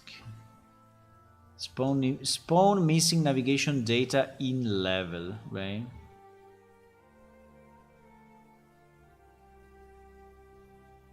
Get default nav data instant. So here it seems that it's trying to go in level. All supported agents. Yeah, because he has a different agents. I mean, it's a bit more complex as usual. The different classes you can use to navigate data. So nav war type.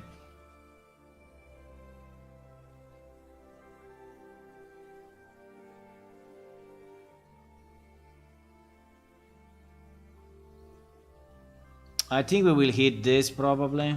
Yeah.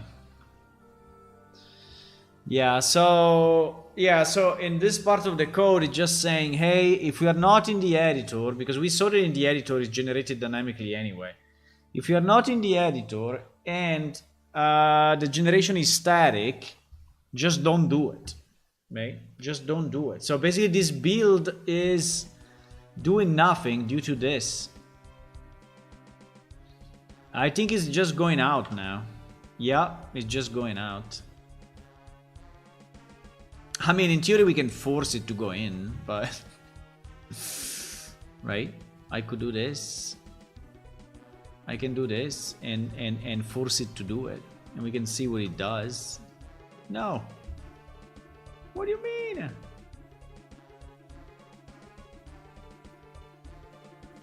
Because it thought we did it already. Okay, let's go inside of this then.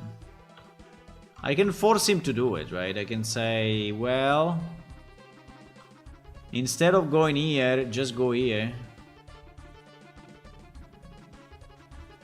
I can just go here and fuck it. And we can see what happened next. Okay, let's go.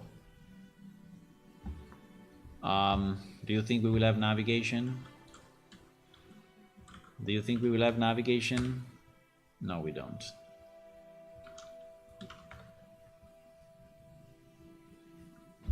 So even if we forced them to build a navigation, he didn't do it. He didn't do it, or maybe he did it, but he's not visualizing it because it was not really loaded, right? Maybe there are other checks later on, right? Maybe there are other checks like down here when with this rebuild all happens. Maybe he's doing exactly the same check again for static and not static, and it's just going out. right?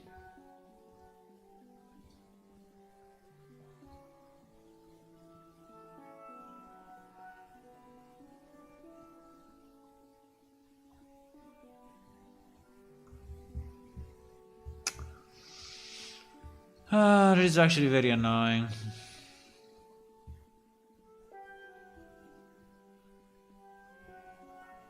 That is actually very, very, very annoying.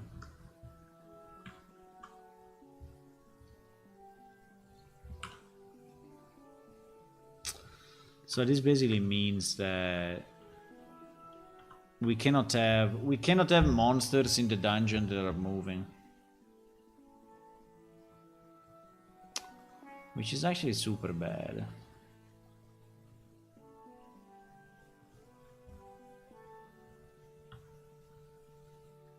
Which is actually super bad.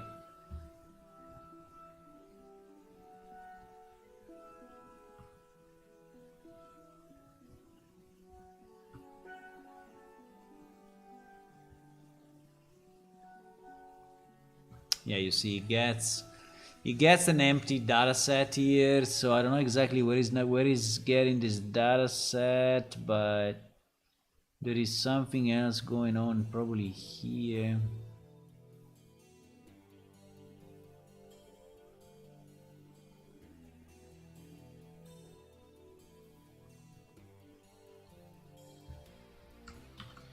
It is not getting populated the way it should.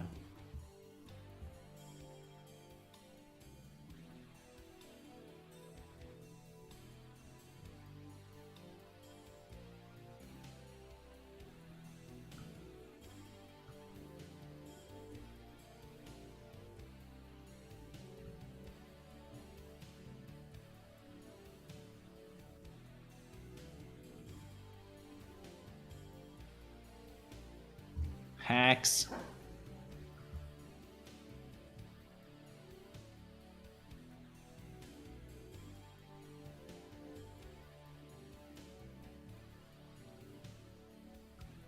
How it is possible that such a simple use case is not supported? It's just ridiculous. It's just ridiculous that a simple use case like I want to generate a nav mesh only in this sub level is not supported by Unreal. I mean, it's so weird, right? So weird.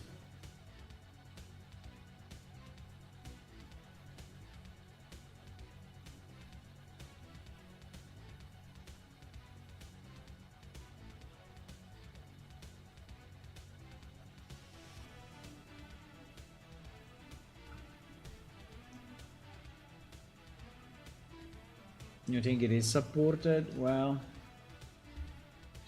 I don't know. Internet says no, but I can maybe search it in another way. I can say build nav, but if I say build navigation, you know,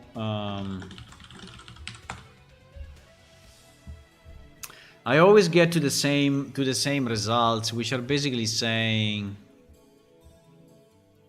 I mean, how to do it from the editor, click there, click here, put it to dynamic, you know. So it's not really...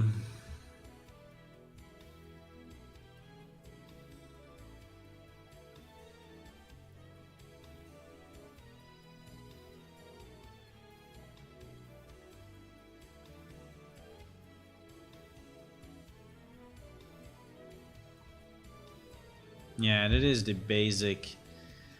So it's saying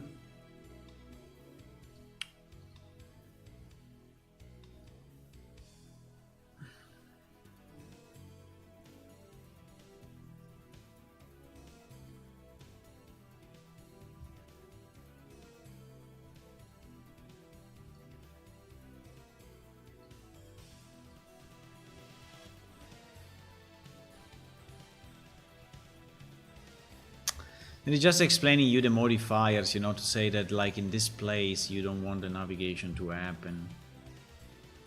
But it is completely useless to us.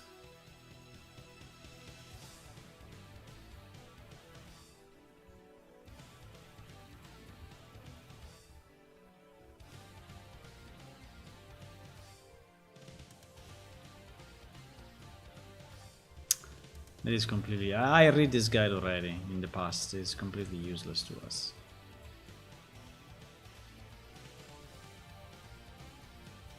It's a nice guide, but it's always thinking... You know, he's always thinking that the world is this level, right? The world is one level.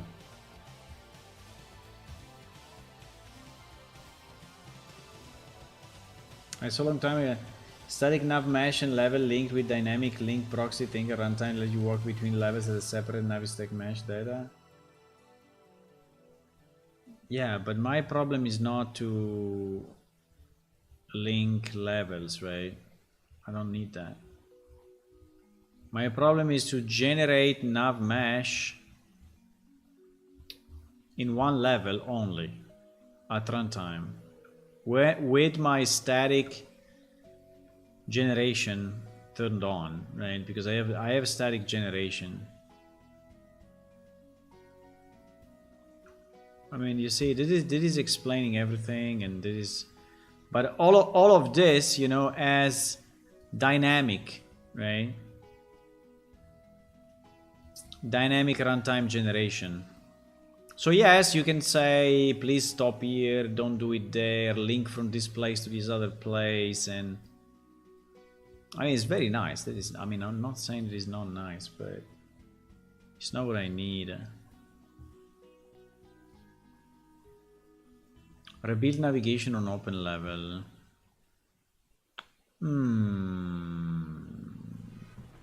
Open the level blueprint, begin play, execute console command, rebuild navigation.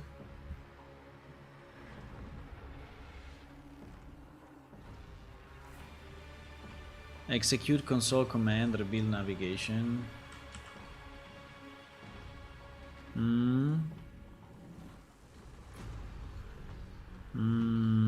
Can we call it that way? But I think in our case we rebuild it for everything, but that would be something already, yeah? Rebuild navigation. Show navigation. Nah.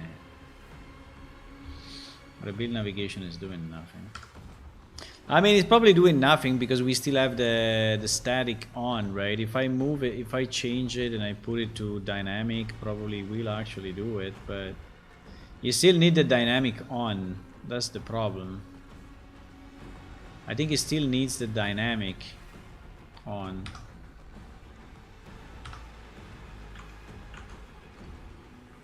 But if dynamic is on, obviously, like now, obviously I will have navigation, right?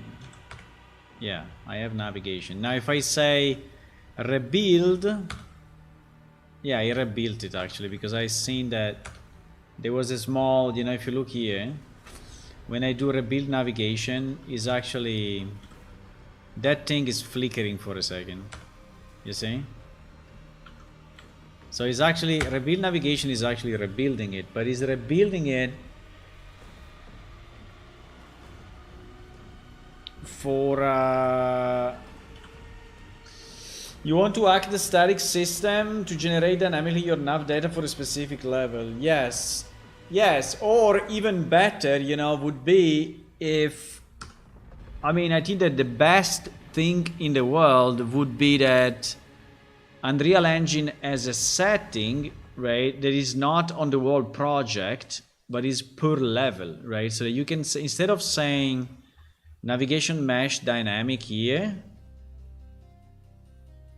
right, instead of saying this, you should be saying that here under levels, right, or word setting. No, under levels, actually under levels, so that you have, you can say this level as dynamic generation or static generation,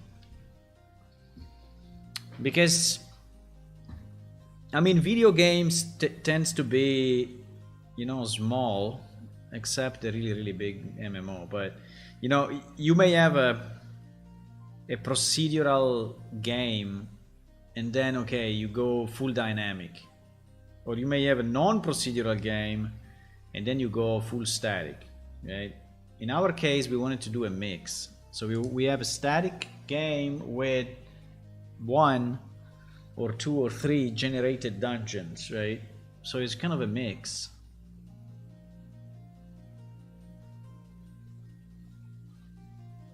It's kind of a mix.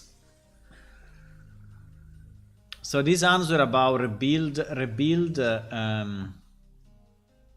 So I'm working on my project, which is entry beta today. Just need one other thing. Nav mesh is needing a rebuild whenever the player push the entry button in game over mania. Use a simple level mode. It opens the level just fine. Send nav mesh to be rebuild. Yeah, but this guy is just not knowing. Yeah, you have to build it before shipping, man.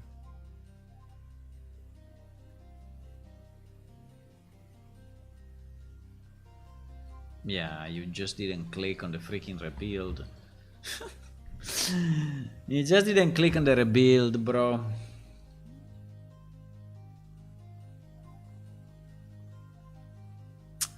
Nah, I think it doesn't exist today. My feeling it doesn't exist.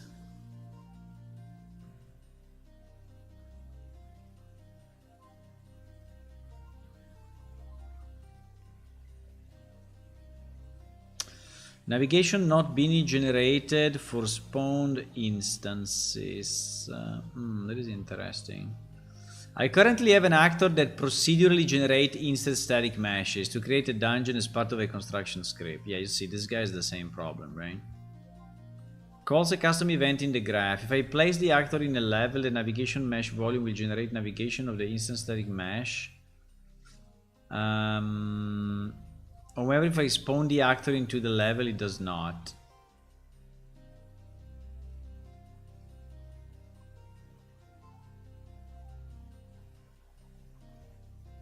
But this guy has the navigation mesh runtime setting to dynamic.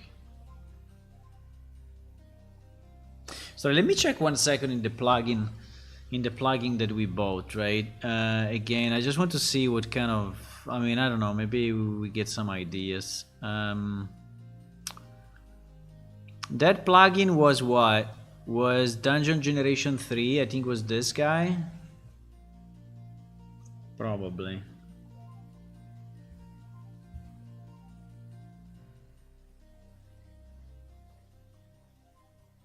Yeah, also we were on 5.3. Yeah, we were on the latest engine. I mean, if the latest engine allows something like this, I would move. I would move to 5.3. I would move. I don't have a problem. We will move anyway one day, right? So I can move now if there is any new capability in the new engine.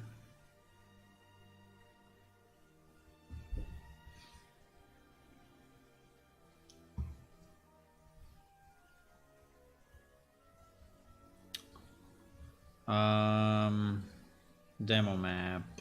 Demo. Generate dungeon. Yeah, exactly. Generate dungeon. Okay.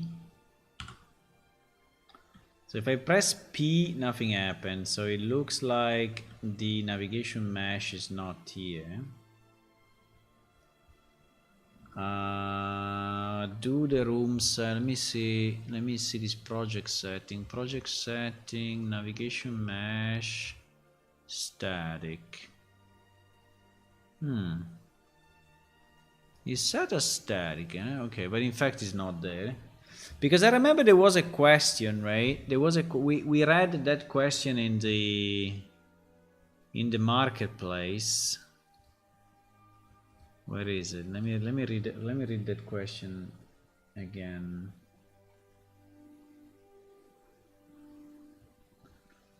So Unreal Engine library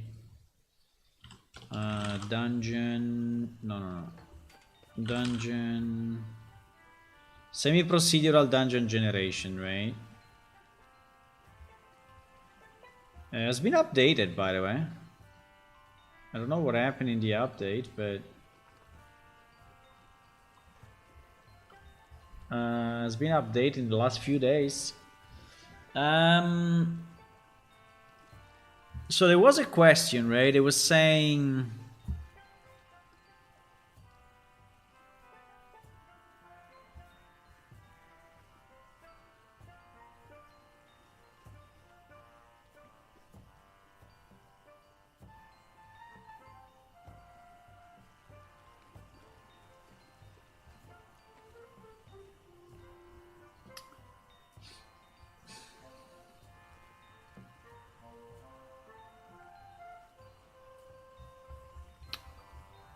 there was a question. I remember because I read that. Am I missing it? Navigation. I cannot find in this thing. Cannot find.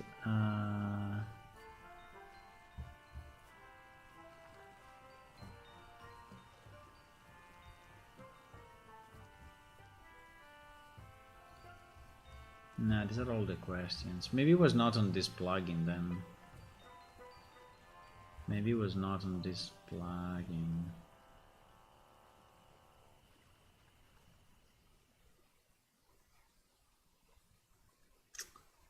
Maybe it was not on this plugin. Could you take the upgrade for free? Yeah, I can.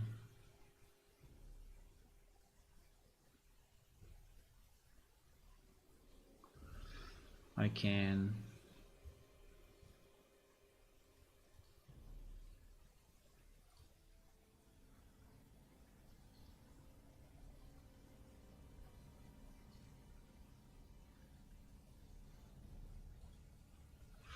Only because we have the project open.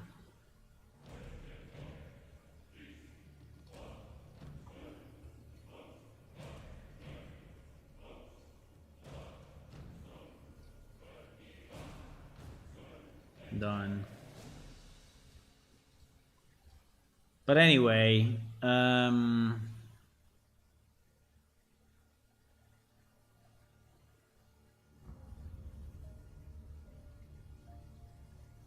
remember there was that question, you know, on the...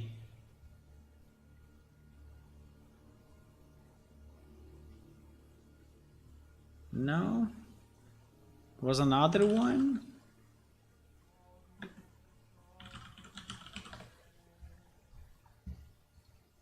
Maybe it was this guy?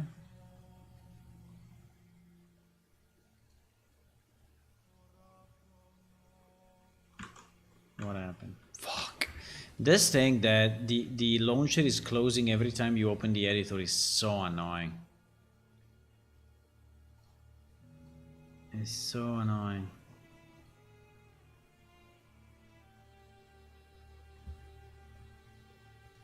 Yes, the upgrade, you can take it for free.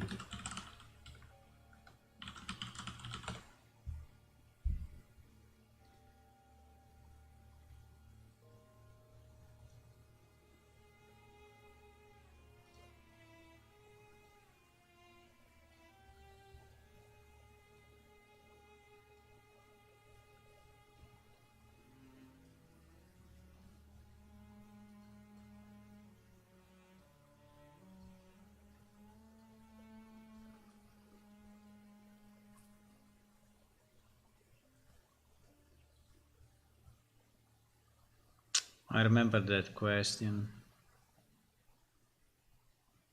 I remember that question, but I don't remember which one was the...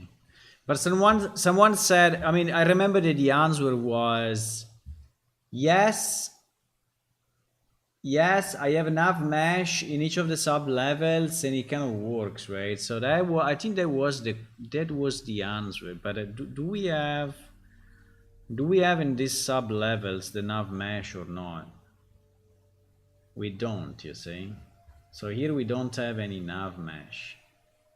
I can put it. I mean, I can put in a nav mesh and see what happens. But I think with dynamic off, I think it will not work. I can put a nav mesh bound right into this level, And I can make it as big as this guy. Maybe.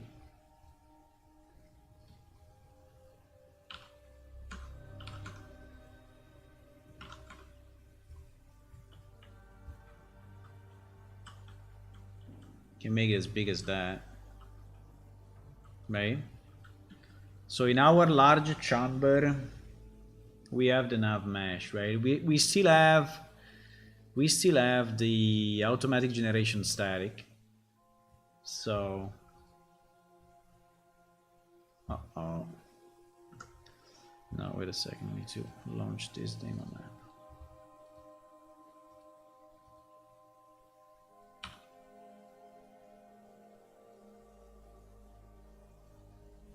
By the way, it's horrible the way this is done. It's absolutely horrible. I mean, our way is like 20 times better, but anyway. So yeah, I don't have enough mesh here. I don't have enough mesh here.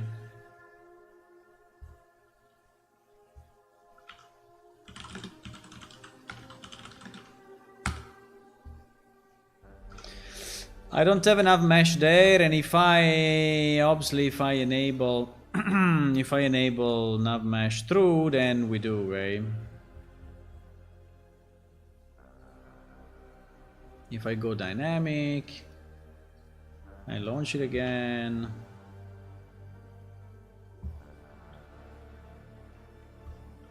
Now we will probably have it. No. What the?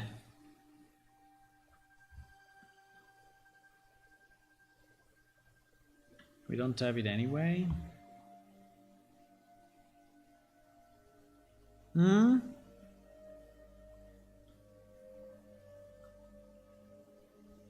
It's kind of strange though, huh?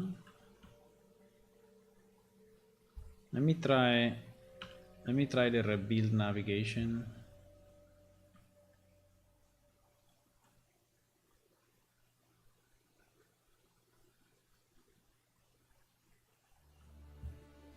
You don't have that closing and launching editor. I always add it. So every time I open or close a project that is actually started from the generated source code, the launcher opens and closes as it wants, right? It's super annoying.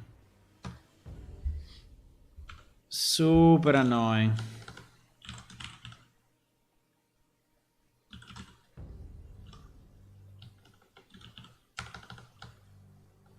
Wasn't rebuild all navigation?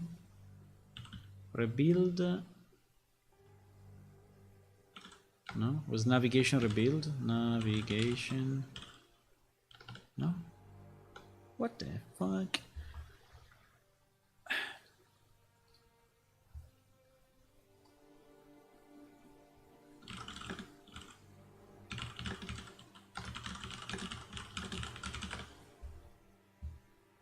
Rebuild navigation, bro.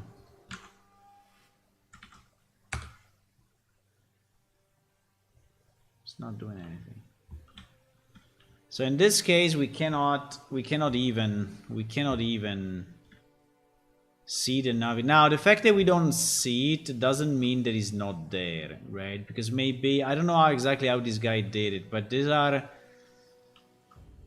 all levels inside the sub level. So sub levels, I don't know exactly how this guy did it, but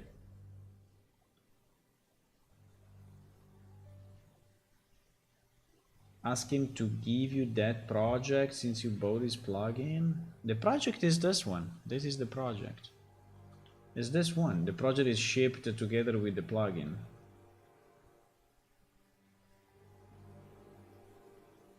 Do you mean answer of question canvas unit BP logic? He said he has a POC for enemy spawner and navigation. Canvas unit BP logic. Yeah, it was something like that.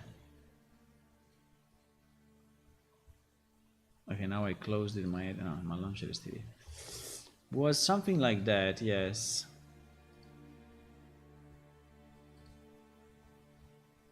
BP logic.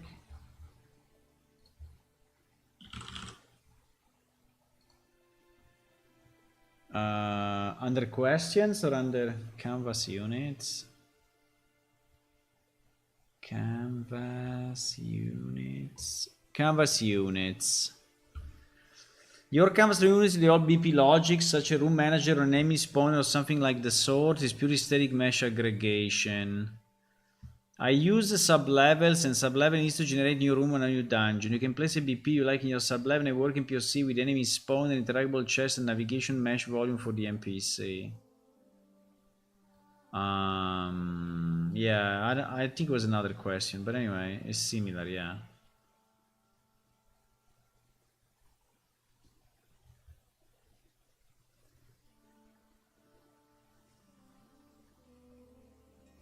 Yeah, but again, if you turn dynamic on, it will work, right? So I don't think we can ask this guy, you know, sorry, but we have navigation off, we have a completely different project and whatever, right?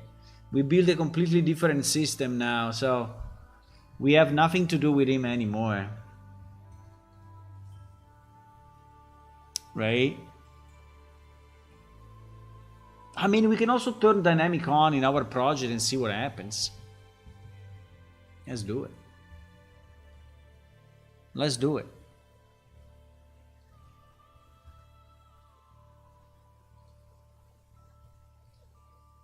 I mean, the last time I did it was probably 4 years ago or 3 years ago, right? So maybe something changed between Unreal Engine 4.20 and today, I assume.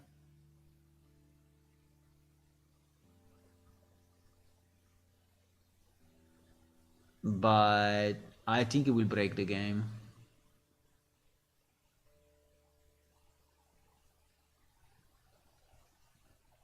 I think it will actually break it. Is there a flag for navigation generation debug that we can see or no?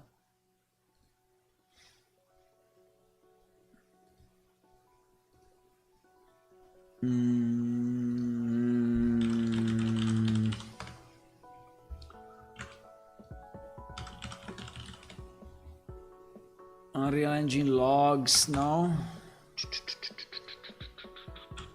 Navigation. There is log AI navigation. Log navigate. There is a log navigation. Is there a nav mesh? There is a log recast. There is a log recast. Maybe we can enable this and see what happens. But yeah, so I could go project setting in my project, right, and say nav mesh dynamic.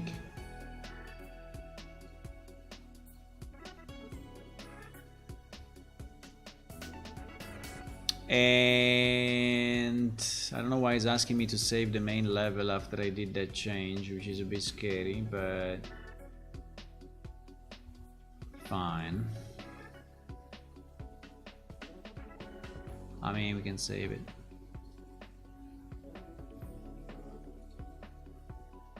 We can check it out. So if I launch the, how many levels we have? Not too many. Yeah, I mean, in theory we should launch it with all the, you know, with all the levels loaded, because at the moment we have a reasonably low subset of that. It will explode, yeah, probably.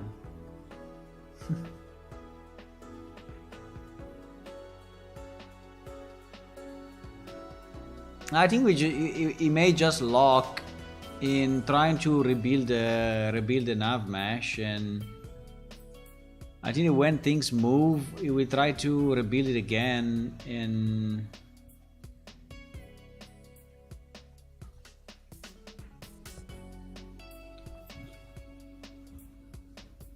And you will probably just lock things out, right? Mainly for colliding objects.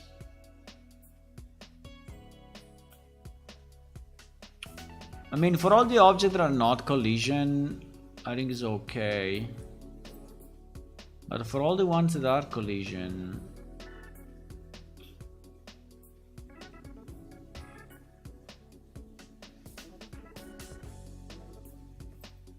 Yeah, which by the way I think is the best way to actually trick the AI, because you drop an object that is collision in front of him and I think he would just get stuck.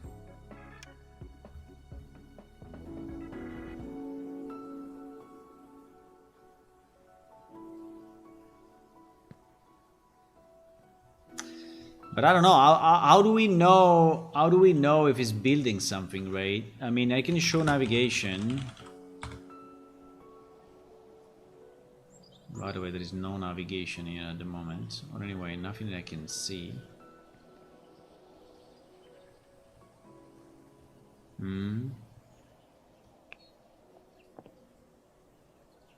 Let's see my pet moves. If my pet doesn't move... No, my pet moves, so the navigation is there, it's just that we don't see it, but it's actually there. We don't see it, I don't know exactly why, but... The navigation is there. Otherwise this guy would not follow me. This little guy would not follow me. Because this guy is navigating. This guy is navigating. Now, the fact that I cannot see it... I don't know exactly. Ah, now. Okay, because I was not in... Ah, you have to be in console like this to see it? Okay, I didn't realize that. I didn't realize that.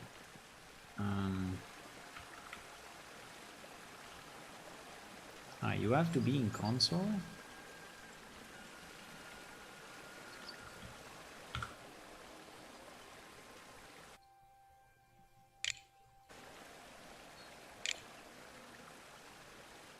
Bruh, please, do it.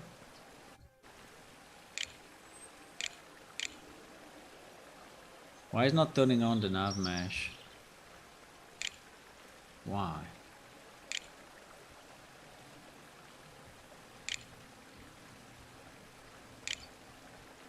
Doesn't care. Doesn't care.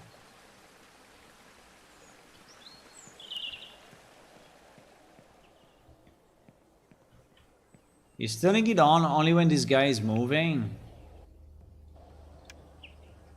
Yes, it is. He's turning it on only when that guy is moving. Okay.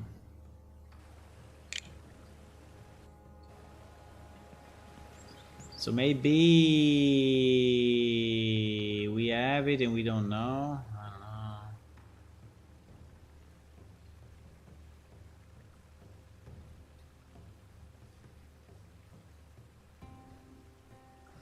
I mean, I can drop an object that collides and see what happens, but I don't know. Uh-oh.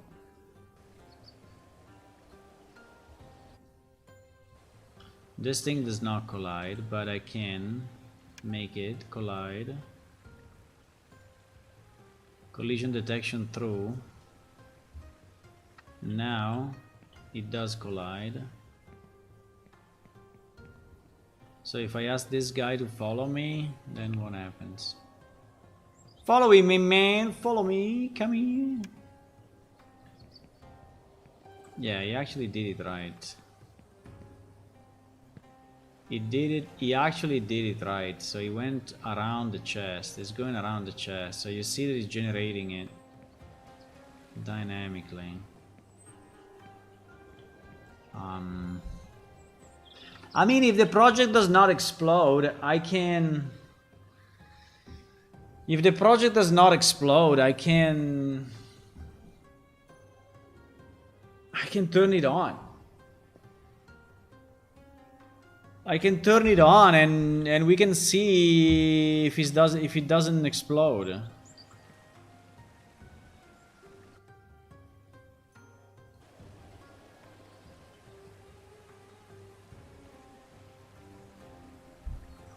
But I don't understand exactly what I'm looking at. I mean, I don't understand if I'm looking at this because it's dynamic and so it's showing me only the... Or...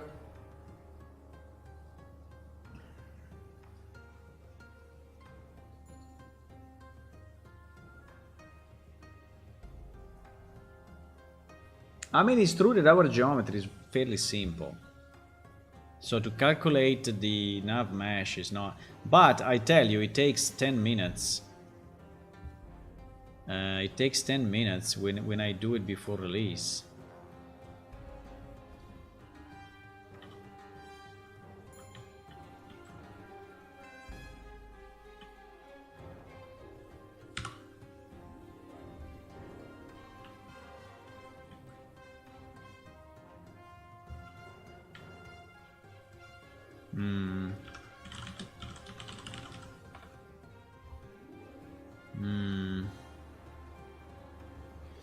Doesn't show me the navigation. I think if it's dynamic, it doesn't really show it to you because he has known, right? But if I go static, and I build path only for this level, I think it should not be too long.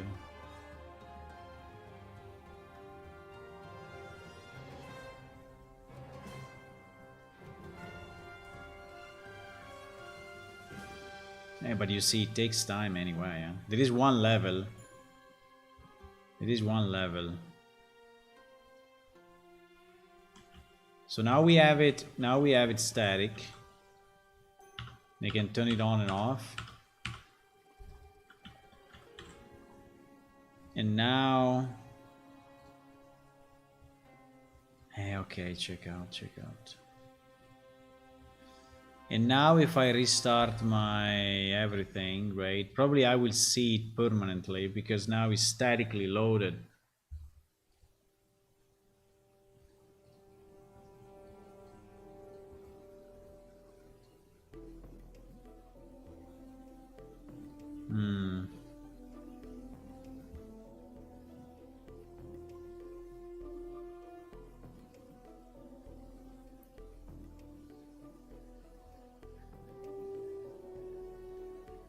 I don't understand why there is no way to have one level dynamic and one level static. Why not?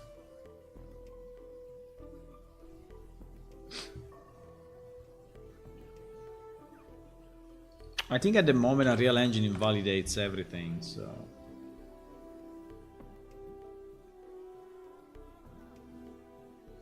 The performance will be deadly unless it's a small game. Yeah, I know. But then what do? We have no monster in the dungeons. That's so annoying. Or we have monster that cannot move.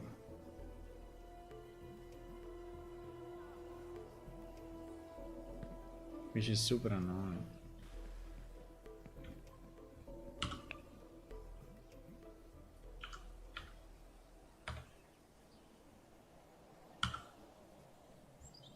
Why this thing is... So even now that it's static, still it doesn't show my nav mesh. Unfortunately, I don't have a numpad, so I need to use this to actually press 0 in the console. Yeah, but you see that now...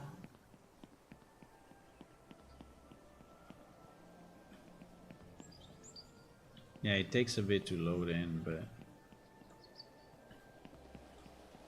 Yeah, but you see that now the nav mesh is... I mean, even if the guy is not walking around, we can see it. Right?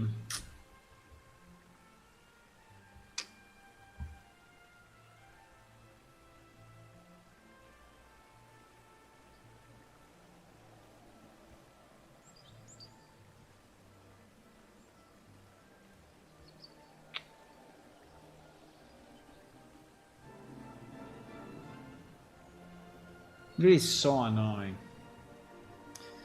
It is so freaking annoying.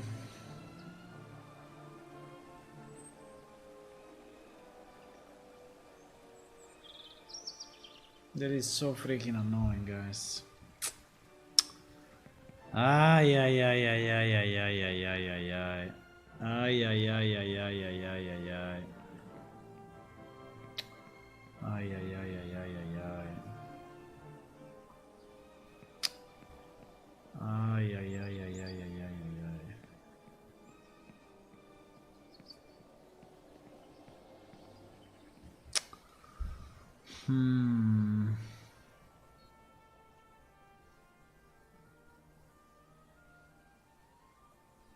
Why I cannot calculate it, you know, and provide it to him?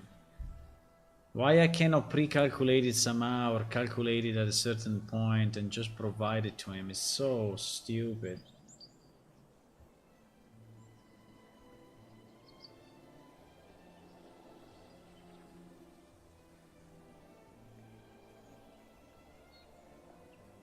Instance dungeon with a separate server. Yeah, I know, but the problem of separate server is hardware resources, and hardware resources we don't have, so. And the chat, right? I will then have to create, you know, communication between the two servers who just share the chat and all of that. It's going to be very annoying.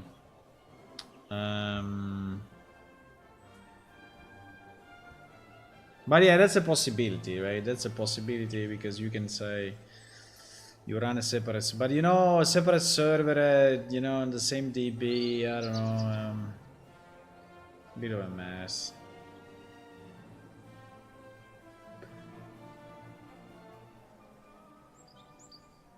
Also, it means that I will have to ship two different servers, right? And I don't even know if I have to ship to different clients. I mean, how that is even gonna work if the maps are not the same? I don't know. I don't even know how that works, right? So because at the moment Unreal is fairly stupid. I mean, is everything that you have on the client you have on the server, right? Except for textures, but it's basically a one-to-one mirror. So when you, but I know it's possible because I've seen it done already. So it's definitely possible to have a separate server just for one part of the game, right? And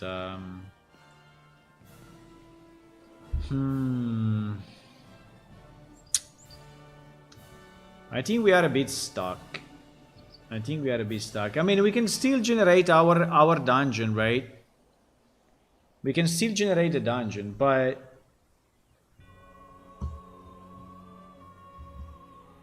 the monsters will not move.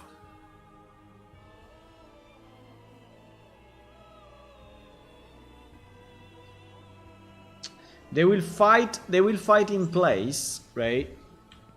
So I mean, I could cheat, I could have a monster that is standing still, but actually has a range, you know, that is very long, like he's shooting stuff at you. And he will just stay static, right? Like a trap. So it will be like a trap, like a fire trap that is shooting stuff at you.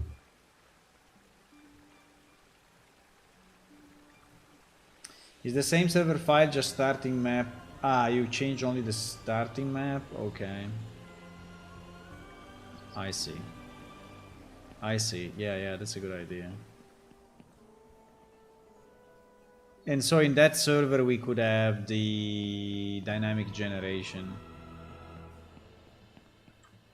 Yeah, that is probably how they would do it if they had to do it in a real game, right? Where the server resources are not really a big issue. Yeah.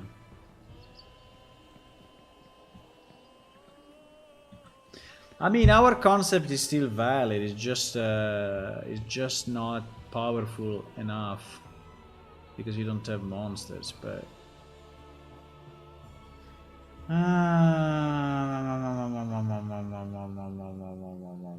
can be big and you have other choice than fight. Yeah, we can have traps, you know. We can have traps. And again, you can have to unlock doors or brute force gates, and we can have maybe levers and puzzles, you know. We can have puzzles and such, but yeah, but you know, a dungeon without any monsters sounds a bit weird, but anyway. I mean, we can still spawn a monster if we want, but it will not be fighting. Very sad. Very sad. Okay. Yeah, I think we should park it for now because I don't have a solution, so... What I can do, I can ask in Unreal Engine or to the Unreal Engine guys that I know, you know, what is a way, if there is a way, and if there can be an announcement in the future. Maybe they will do it in the future, but...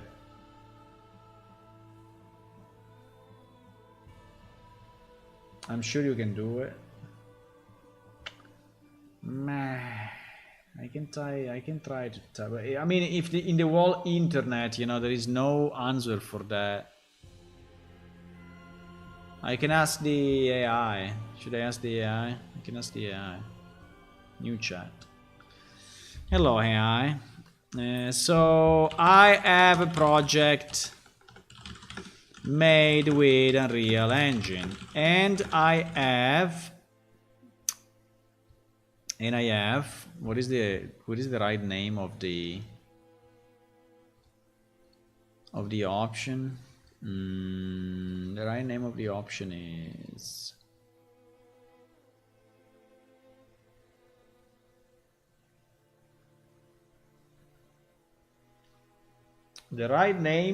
the option is I think is runtime generation. We'll see it in a second, but I think it's runtime generation, and I have runtime generate. Okay, runtime. Okay, it doesn't want me to type. Project setting, navigation mesh. Yeah, runtime generation to static. Runtime generation set to static for the navigation mesh options, and in navigation mesh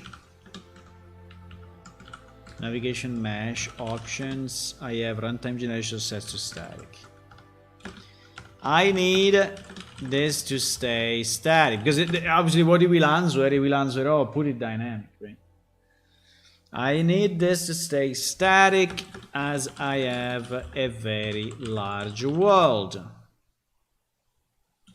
But I also have one part of the world which is procedurally generated.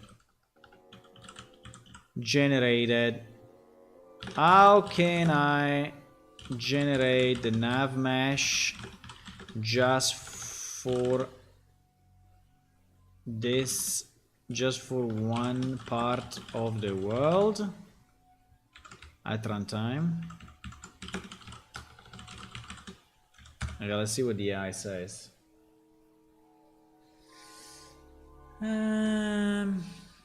Could not parse your authentication code. What the hell you saying? It's me, Mario. What the hell is going on in this world? My session has expired. Bro, my session has always been the same.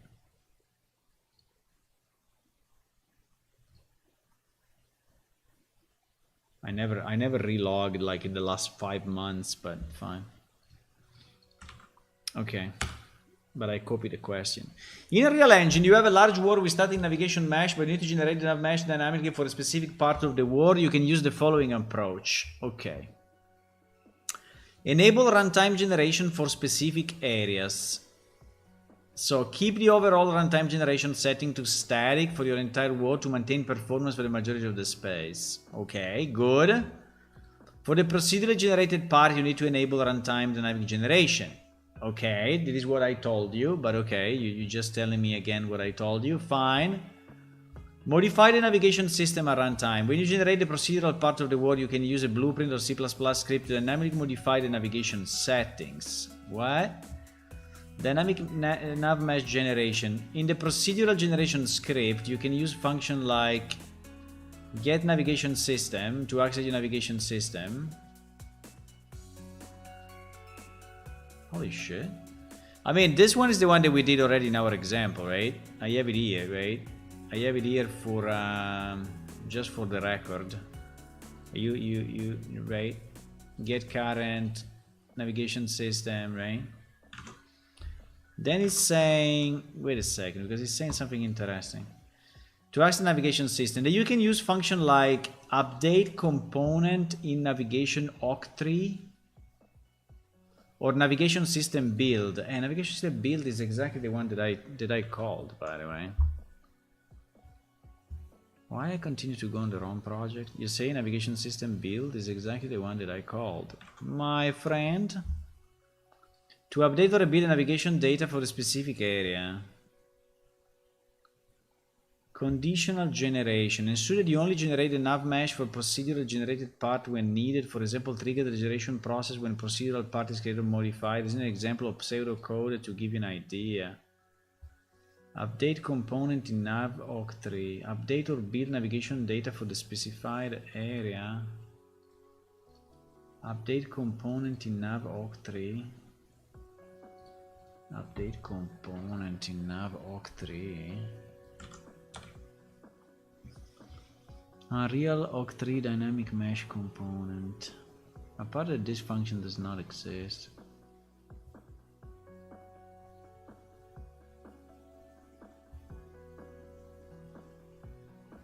That function does not exist. He just invented it. He just invented it.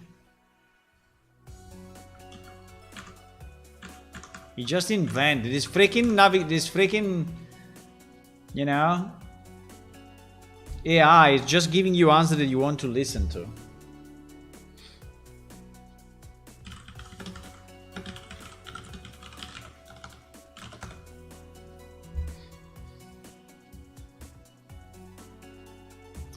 Yeah, it seems that it doesn't exist. Yes, I'm sorry. Yeah, it actually does not exist. Yeah. Instead, you can use update component data. I mean, he completely invented it. I mean, what the fuck? Why do we have to live in a world like this these days? Okay, update component data actually exists.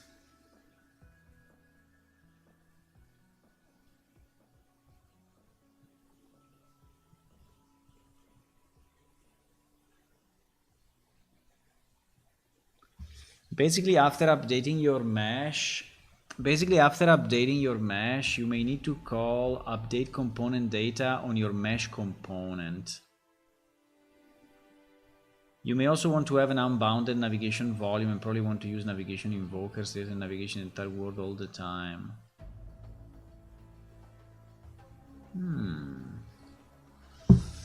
Update navigation data on your mesh. What do you mean on your mesh? Because this thing is taking a mesh. Update component in nav octree. Well, actually, that is the one that we said it was not existing. And in reality, it does exist. But anyway, update component in nav octree, actor component. You want an actor component. I mean, I can give you an actor component, which is my okay, let's do this.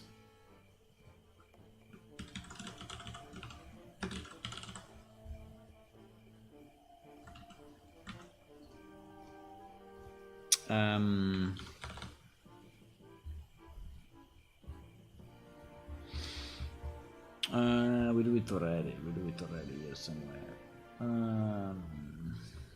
Where is it? Where is it? Oh my god, this code became...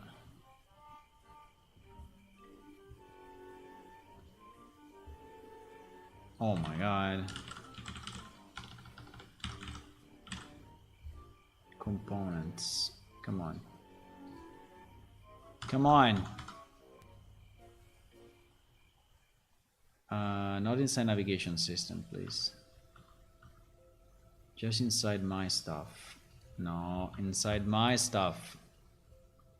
No, inside my stuff. Oh my god. Okay, get component by class. Yeah, exactly. So we will have to get all the components.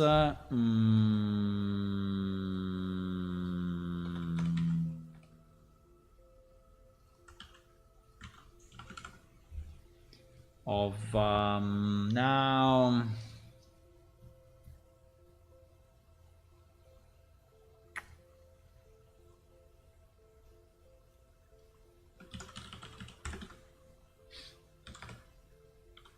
All the static mesh components, right? All the static mesh components. Can he do this or no? I think he can. I think he can.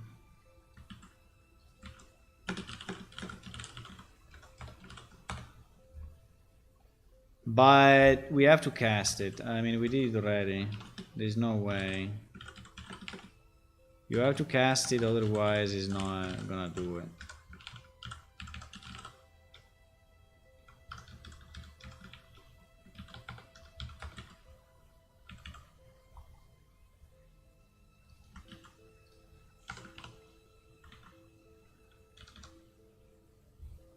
Huh?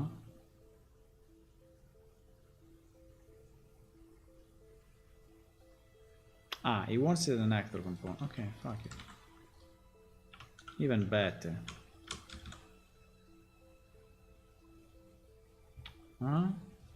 You want the okay. I mean, fine with me. Fine with me.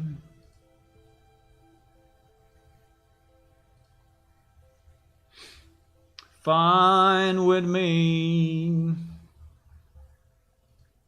Static.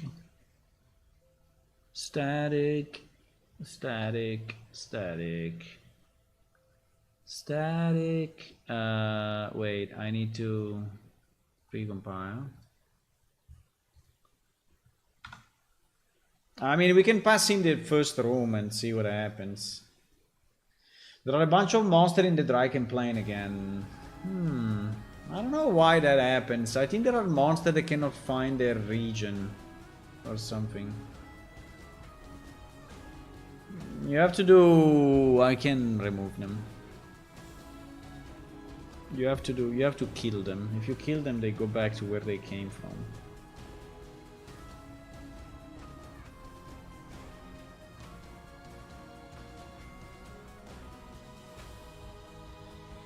I can't remove them. But it's going to happen again until I fix that bug. There is a bug, but it is not a bug, I think. It's just their data that is wrong.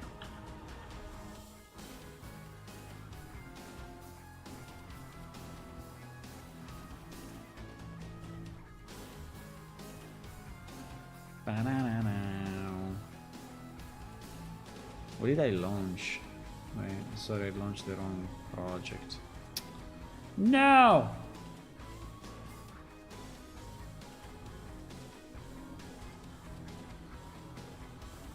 I wanted to launch this, and I wanted to launch this.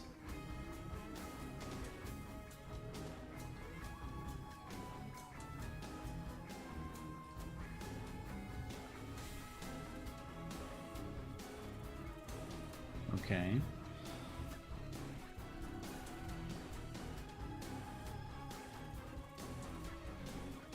So now here we need an actor. We can actually take the first room as the actor and see what happens. The first room is this guy.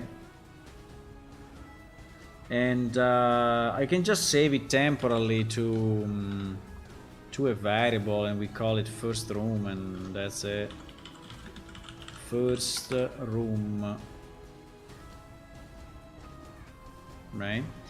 And then we pass to this guy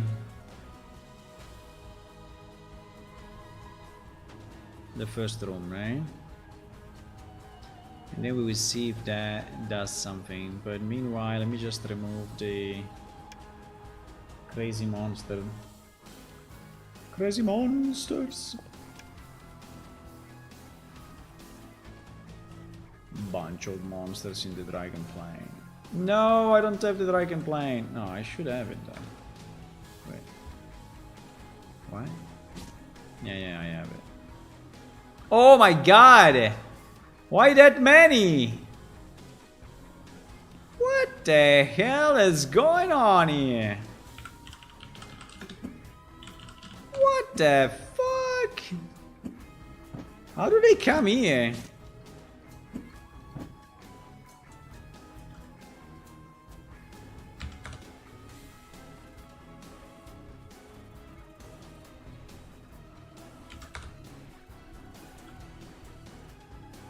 What the hell is going on in this world?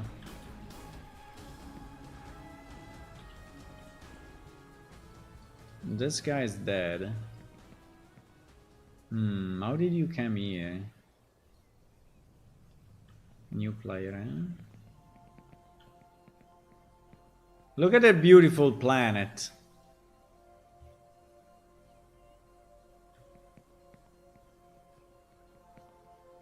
There is also a ring. This guy. Wee! Wee!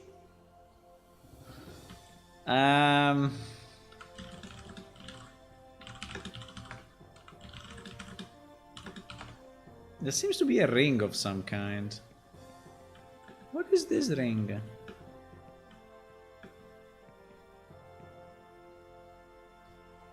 There is definitely a ring. But it's not clickable. It's not clickable, GG. We stayed there forever. Someone lost the ring and he arrived here. But if I cannot click it, probably is not even a valid object. I don't know, it may not be a valid thing. May not be a valid. Yeah, it's pointing to me. So I think that that's not a valid object. But anyway, I think the monsters are gone, right? Are they still flying, coming from the sky? No. Whee! You don't see the ring? Okay, so now we are here, right? So before doing this, 1 second, let me just revalidate that we don't have any kind of, right? So if I start, generate, and then I try to see the navigation mesh here, right? We don't have any navigation, right?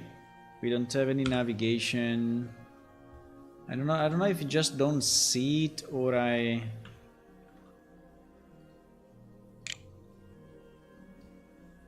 No, it's not there because now nav mesh turned on. Okay. Okay.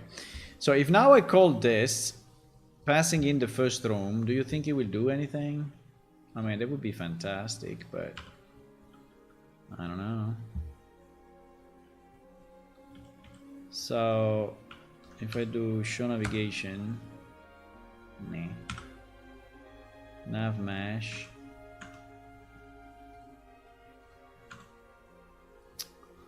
Yeah, it's a bit annoying to click because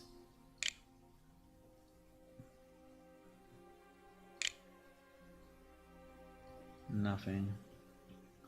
At least I cannot see it now. I don't know if it's there, but I cannot see it. I don't know. But it seemed that did nothing. Look at our beautiful dungeon without monsters.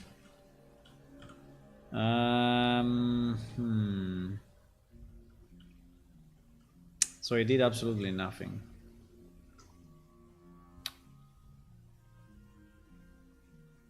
It did absolutely nothing.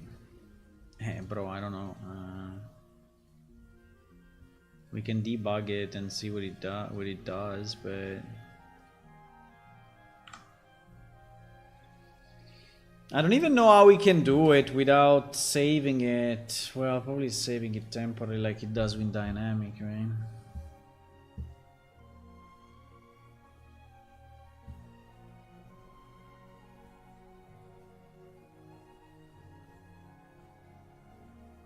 But I think that this update component is if you already exist, right?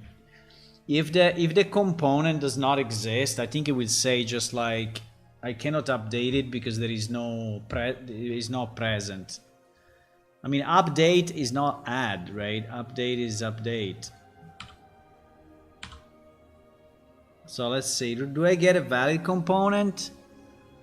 Hopefully.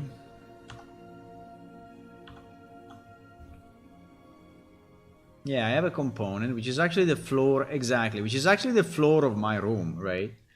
And this would be fantastic. If I could do it by component, I could only pass in the floor, right? And exclude everything else. That would be fantastic if I could tell him just regenerate the nav mesh for that particular. Should update nav oc3 component on change. Okay, luckily we skipped that. Special case for early out, use cache nav relevancy. Component navigation relevant equal to true. If not, can never affect navigation. I don't know. Okay, anyway, we go inside of this. We get the owner. We check if this is a nav element, and probably we will fail already here. No, we don't fail. Okay. There is a nav element. Nice. We get the current owner in the world. Okay. That is still valid. And now we check if this guy is relevant for navigation. Actually, it is, incredibly enough. And now we are trying to update our oc3. Let me go into this and see what it's trying to do. Is navigation oc3 locked? Ay. No, it's not. Let's go. We are passing all the security controls. Fantastic. Grabbing existing oc3 data. Constant bool already exists. Already exists is false. So he knows that our element, right? I guess our room 2 floor. Yeah, our floor doesn't exist yet in the navigation tree, which is nice. Don't invalidate pending request. Okay.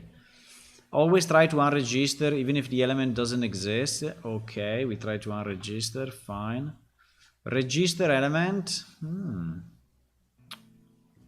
That is pretty good. Let's see if we get a valid request ID out of this. No, we don't. We get -1. GG.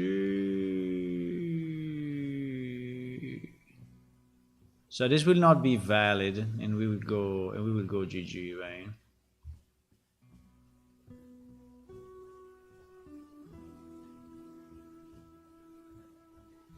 Okay, so let's check why we get a non-valid registration. We are trying to register our element. Oc3 controller, nav oc3 is valid? No, it's null. Oc3 controller, who is the oc3 controller? I mean, this is already GG. So we don't have an oc3 controller. Why? No documentation. GG. What is an nav3 No documentation at all. Wow. The class has no documentation. No one knows what is this guy.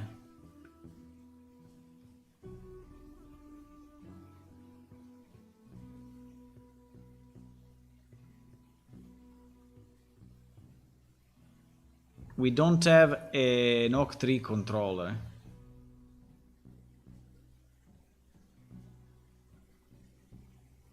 And so we fail and everything goes south. Here. We don't have we don't have an OC3 controller. In OC3 controller. Maybe when the stuff is created, maybe if you are in dynamic, you know, you have it. I don't know. Or when the data is loaded, right? Maybe we need to initialize. I don't know. I can speak with the AI and say, hey, it seems update component in Nivok 3. It seems update component in Navok 3 is actually asking the engine to update the data, which is good, but then the code fails saying that we don't have an OC3 controller. Is there any other initialization needed before calling update nav3? Huh? Is there? I apologize for the confusion, He's always apologizing, but what do you mean the function is not a public function? I called it. What do you mean it's not a public function? I called it, bro. He's here. Where is it? Is here. Update component. Look. Oh no, it's not this one. Update component in nav. Bro, it's the same, no? Update component in nav oct3. Update why? Update component. Huh? Ah, because there is a space. Ah, okay. Yeah, is this one? It is public. Why is saying it's not public? For dynamic navigation mesh in a real engine, the typical approach involves nav mesh actor with a set of functions. You can navigation system append active data to perform dynamic update. No, this guy doesn't know what he's saying. This guy is just randomly giving answers, but it's not. It doesn't know what he's saying at all, But anyway, it was a good try because actually it did something. I mean, this actually did something.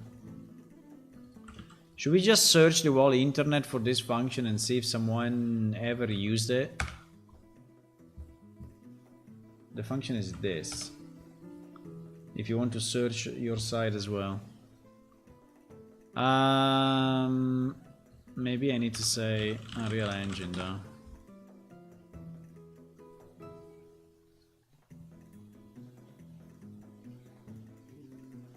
Well.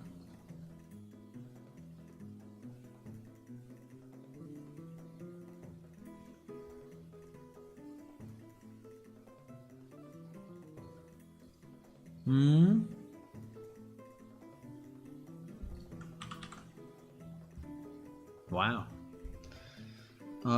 This leads to find navigation update component data that call execute on delegated calls navigation is update component. Okay, I'm done tracing now. You can just conclude that tick is not responsible for this remove and update. Okay, because these people are investigating something else and they saw that a part of the code is actually calling also the update of the OC3, which is nice. Dynamic navigation and procedural mesh. This one is not bad, I have a procedural mesh inside an nav mesh bound volume. But this guy has runtime generation set to dynamic.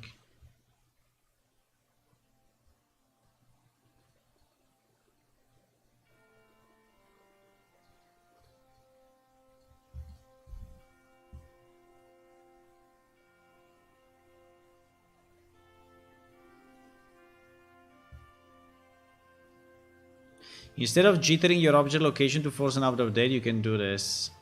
Update component in navoc3.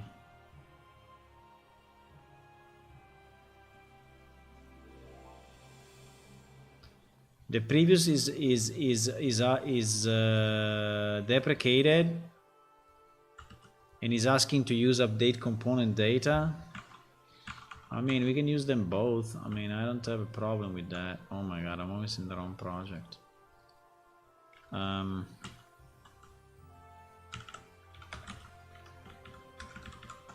But I think we have a bigger issue that our OC3 is not there. But the update component data does not exist, boys.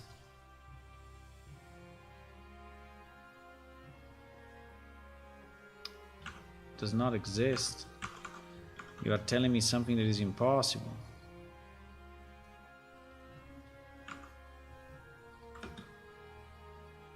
It doesn't exist. It's been deprecated again on the other way, so this does not exist. This exists. Actually, and it actually looks like he's doing what we want. But it has some prerequisite, right, that...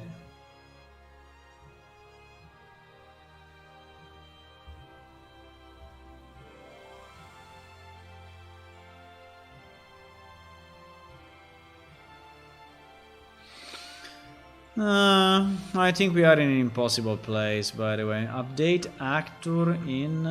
what?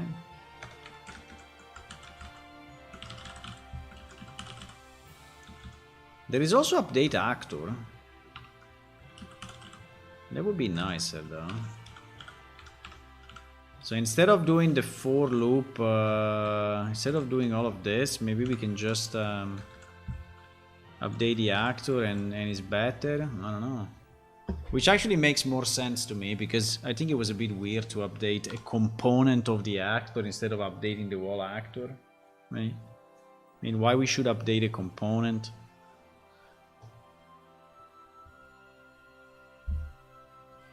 I don't know, guys. I think we are on the dark side of Unreal Engine at the moment. And we should probably give up. But I'm still trying for a few, and then... I don't know. I'm a bit upset, you know, because our procedural dungeon I think is cool, and I think it was working very well. But if I cannot put monster into it, I think it's kind of bad.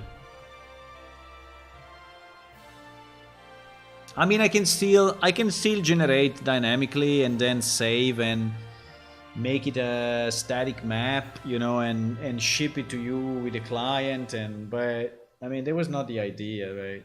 It was not the idea. The idea was that we could do it dynamically.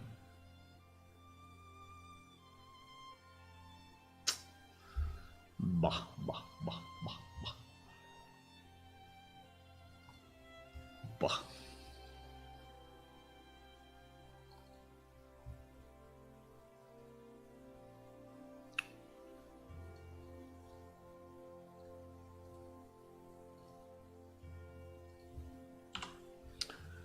Bah, bah, bah. Okay, update actor. Let's see if he fails in the same way. Yeah, he's already... Yeah, if navigation system is static, GG! You see? If navigation system is static, no way. Do we want to force it? We can force it. You can force it to update it anyway? No, because there is no nav element. So this actor doesn't have, you know, it's not a navigable shit, anything, and so no way.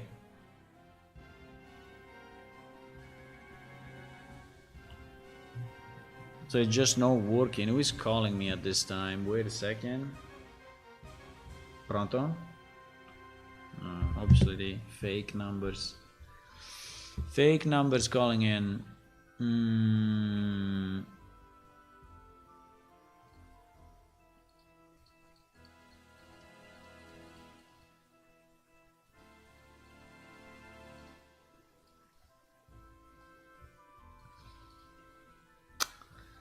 Yeah, so basically, if we are in static mode, we cannot update the actor, we cannot do anything. Shit. Shit. Okay. We will have dungeons without monsters. That's fine. That's fine. That's fine. We will have dungeons without monsters. That's fine. For now, that's what it is. For now, that's what it is. We will have it without, and that's it. And that's it. But we can have, you know, we can have still moving things, right? We can have, you know, traps that are moving, and I mean, we can still do stuff. I mean, it doesn't mean that he has to be completely static, right? So, right, we could even have stuff that you have to destroy, right, by attacking it. It's just not a monster chasing you, right? Okay, let's scratch it. Let's just scratch the idea to have AI monsters moving there, okay? Let's completely remove the idea. We can still make a wonderful dungeon without, okay? Because I could have, you know, flaming turrets shooting flames at you, right?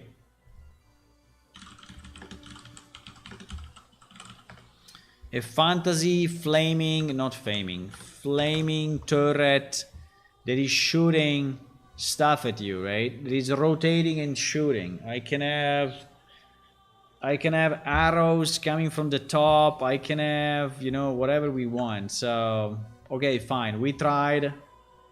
We didn't manage to find a solution.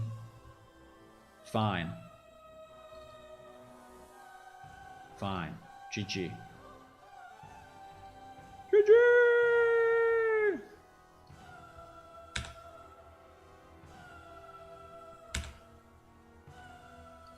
GG! Fine. Fine.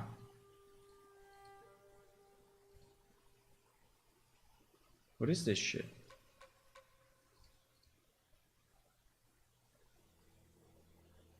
Level bounds is in sub level 1. I don't need it.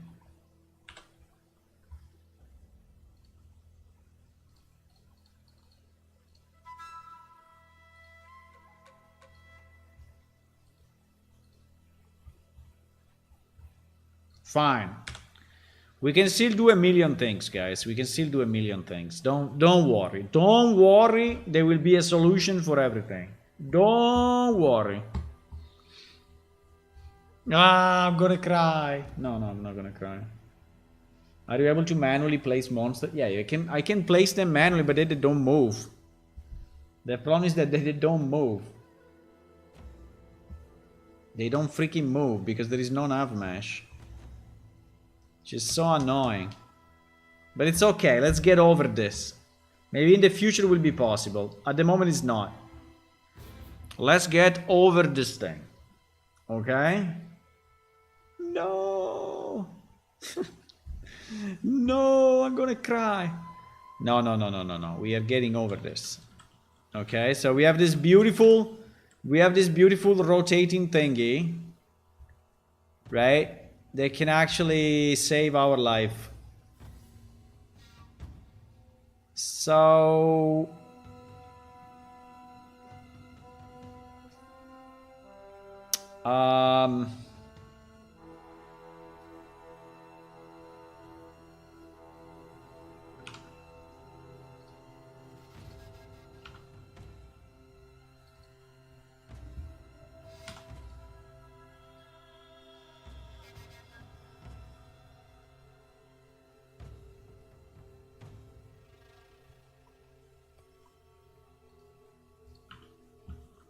Don't worry, don't worry, don't worry. We will find a way.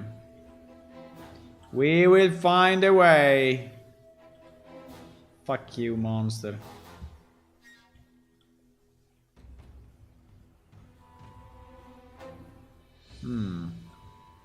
It's moving kind of slow, huh? It's moving kind of slow.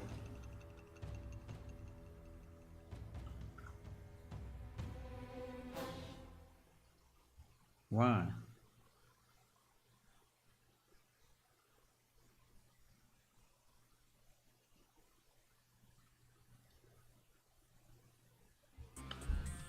Multiply by delta seconds.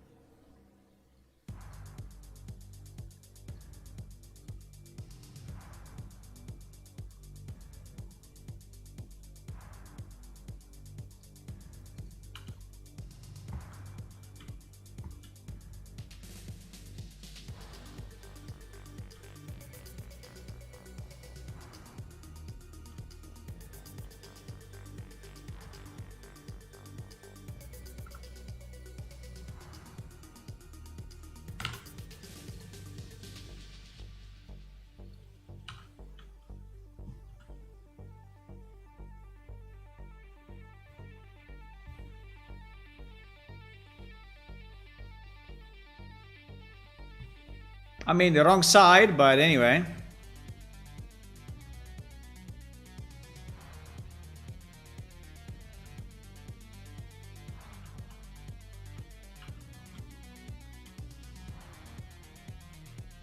Why it doesn't move?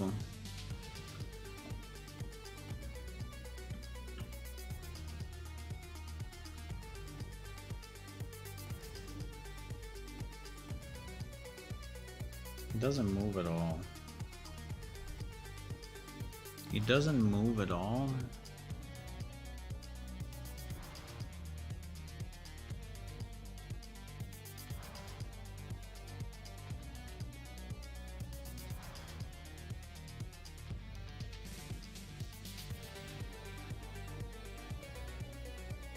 Why?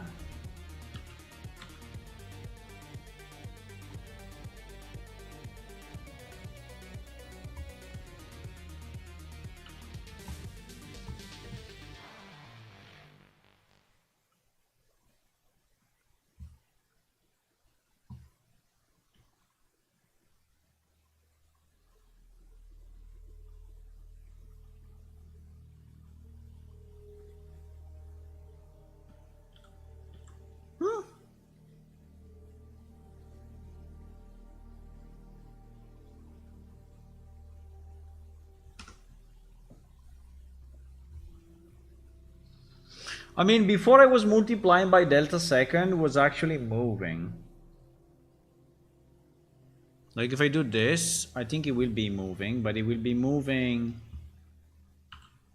without delta seconds, which means that it's wrong. No, it's not moving anyway.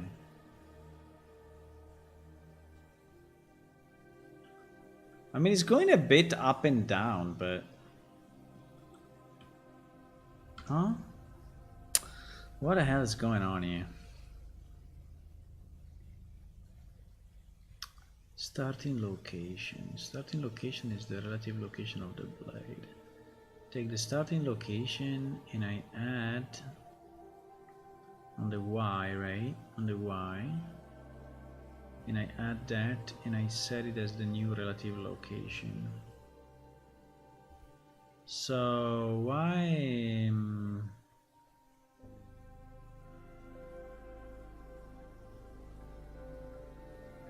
I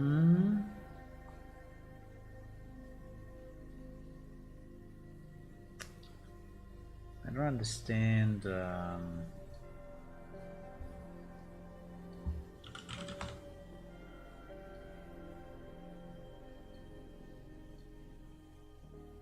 Is this position wrong or what?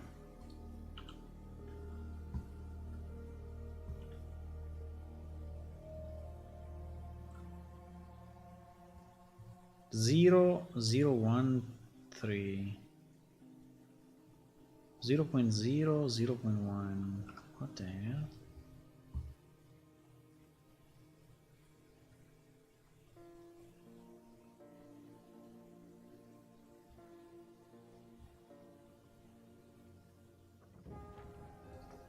I don't understand.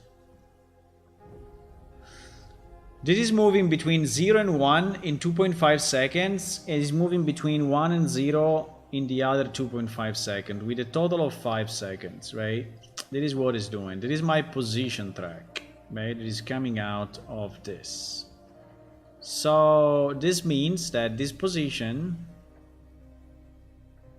Ah, fuck, because I have played from start. Stupid me. Stupid! Are you able to manage plasma? Just ask the community and come back if you have any ideas.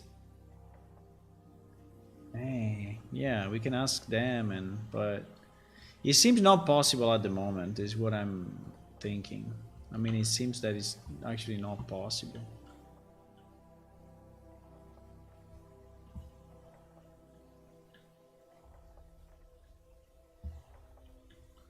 No traps? What the hell? It is moving. Yeah, the problem is the rotation is the opposite of what it should be. I mean, apart from the location that is also wrong, right? But the location is wrong because the location... Try to fix the location 1 second. The location is wrong because what? Because this trap is not centered. No, actually the trap is centered. The trap is centered.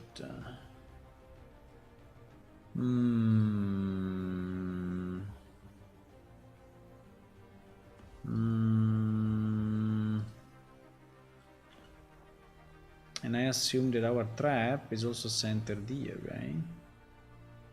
Trap 1, yeah, exactly. So why... Hello! Who joined? Hello, Mieliki. Hey, thank you for the subscription on YouTube, and welcome. Why that thing is moved...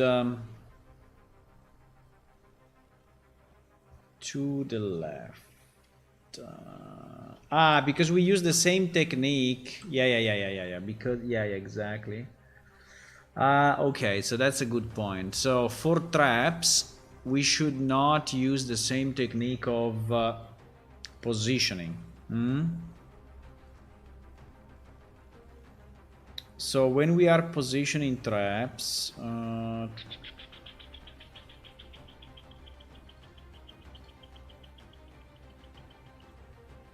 when we are positioning traps,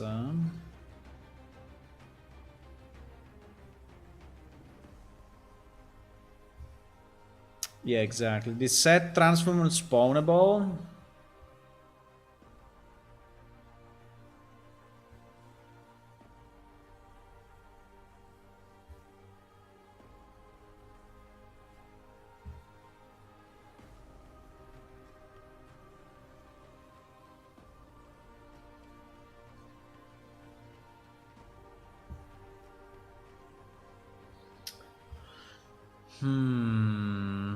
I think it's I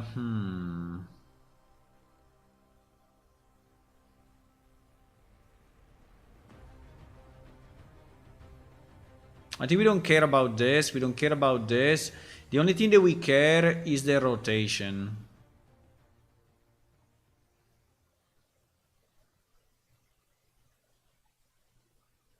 And the rotation, actually, we do it already here. So I think we can just remove this line, actually. We just remove this line for traps and we are good.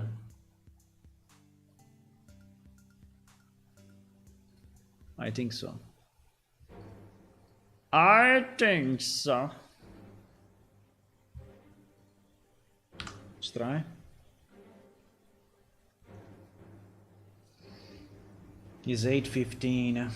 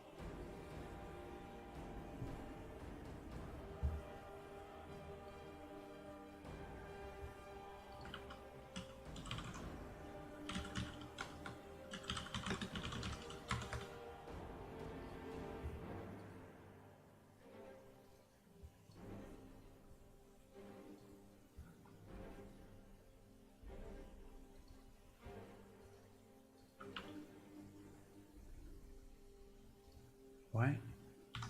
You're still debugging that? I don't want to debug that anymore ever again in my life.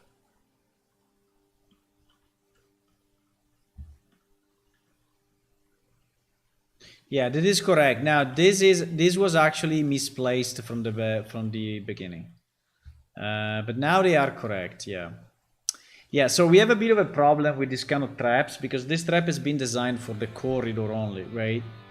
It's not been designed for the other rooms. So in the other rooms it looks a bit weird. So I think we will have to say which trap. Yeah, exactly. This is designed for this. That is designed for this, and by the way, the sides is not really the proper sides, but this was designed for this, right? Yeah.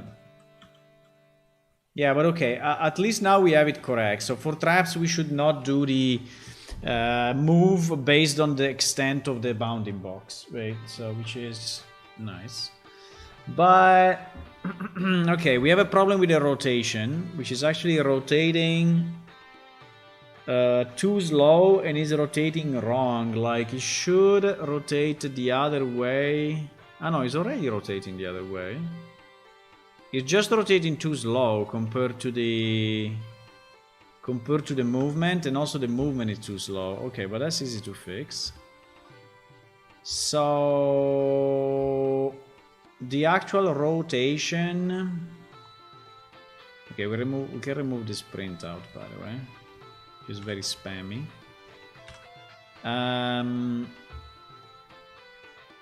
The actual rotation should be way faster.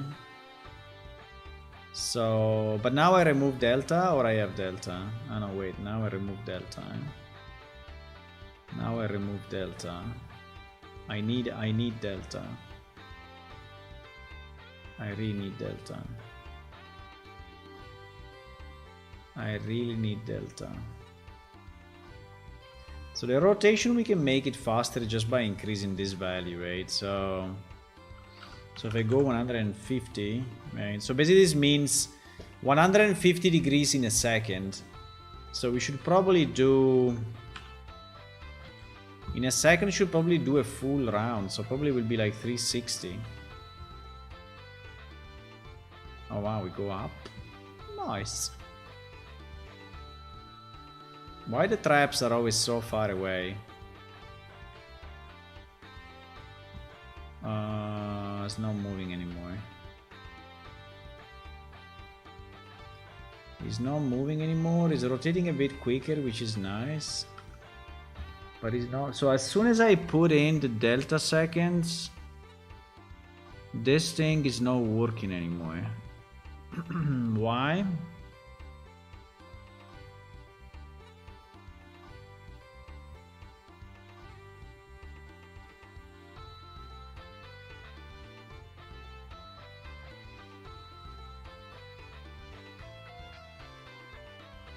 I mean, I can multiply it, but I don't know if it's a good idea, actually.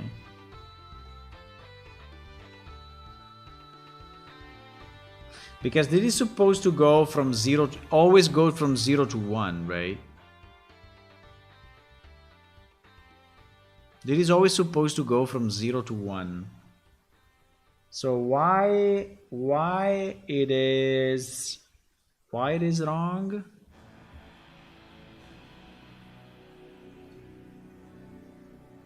This is 0 to 1. There is delta seconds, which can be, yes, can be a fairly low value, true.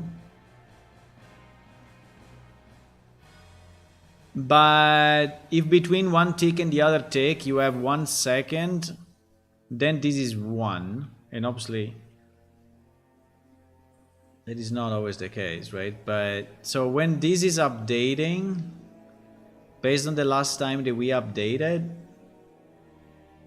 we get this number multiplied by this, and then we put it here in the alpha, right? And here we have the lure between minus 200 and 200.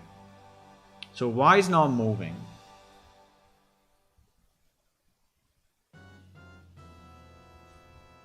While it is moving, I mean, it's not moving because this value is too low, huh? But I don't know why. Why that value is so low? Yeah, you see the value is 0.00000 something. So it never goes to 1. It goes between, well, sometimes it's reaching 1, but just a little. So it seems that there is a delta of about 100. So if I multiply by 100, is that getting any better? Yes, seems so.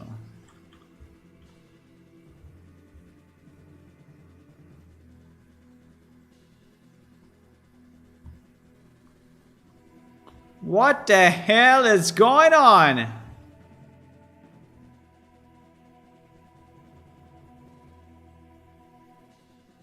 What the fuck?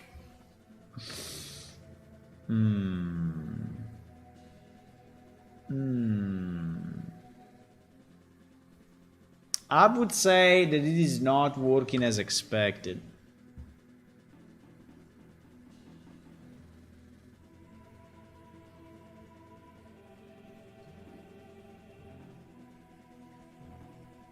It's the same. If I do this, it's exactly the same. It's exactly the same. Why? I don't understand why.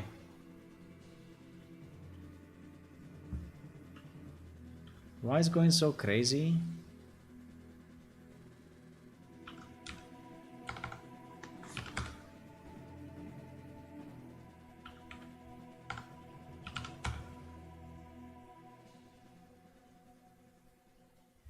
What?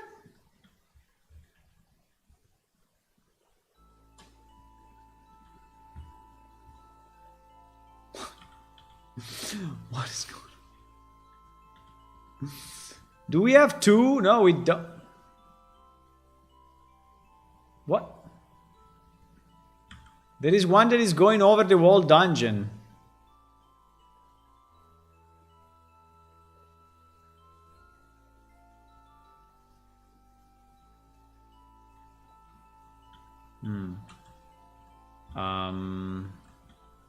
Okay.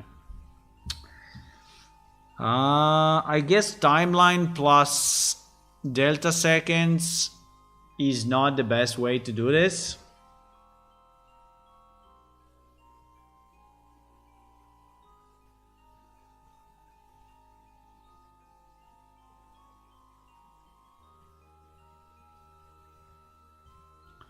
I mean, but I think it would be the same. I mean, I can have a variable if we want. You know, I could have a variable instead of the timeline, and I could set my variable to be that much, you know, and I mean, I can avoid using the timeline. I can just say, you know, increment by X, and I don't know if it is the timeline messing up or looks fine to you. You don't timeline on tick. Hey, but it's what I need. We can do it with a variable, it's the same. We do it manually, right? We say position can go from, so position starts at 0.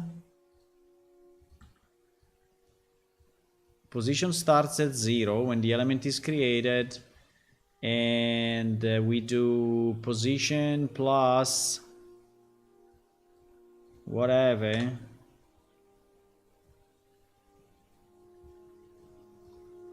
Position plus let's say that in a second we want to move by how many units. In a second we want to move a lot, like like a meter or so. Well, maybe not a meter, but let's say 50. And then we multiply this by delta seconds, and we do what? We multiply this by delta seconds, and then well, we will have to go back and forth though. So we don't lerp anymore. We just need to say that when this reaches 200, right?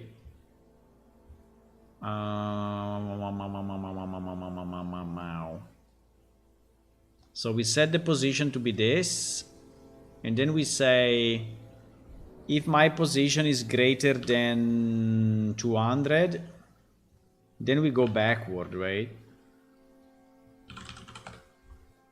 So we invert the whole thing. So we can have a variable that is like forward, backward. Forward, yes and no. And forward start false. So we get, so we say if we are going forward, then we add 50, otherwise we remove 50, something like that. I mean, I can do it without a timeline, I don't know. This is going to help or not.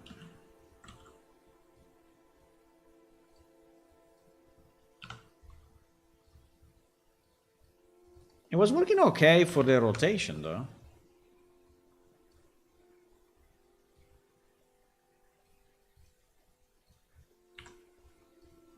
So if we are going backward, we do this, and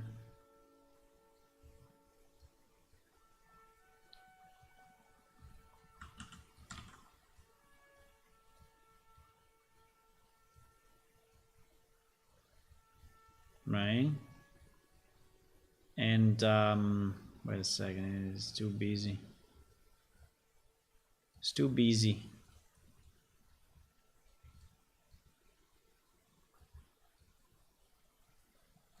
So we do this, we do that, plus or minus. And then if it's greater than 200, we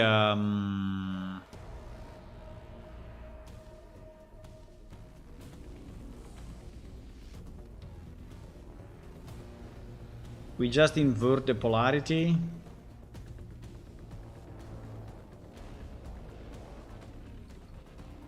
If it's greater than 200, we say go backward.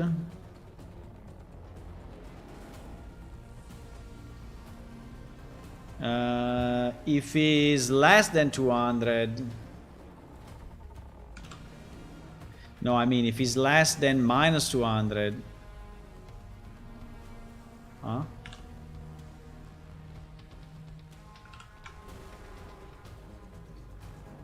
If it's less than minus 200, we restart going forward, right? Something like that.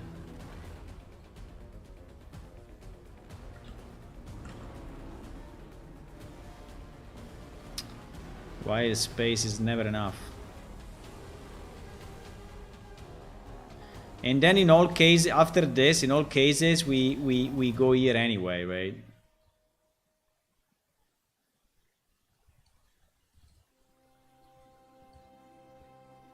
Right?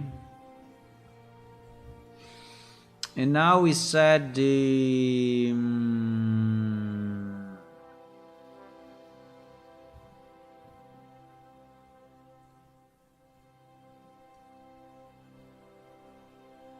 What is this +1?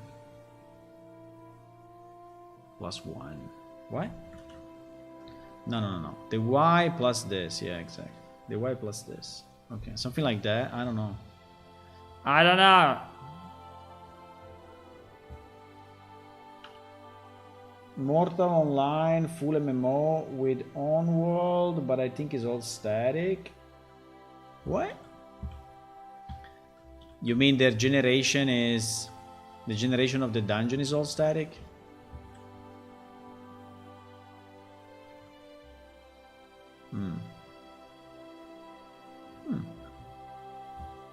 Doesn't move a single bit.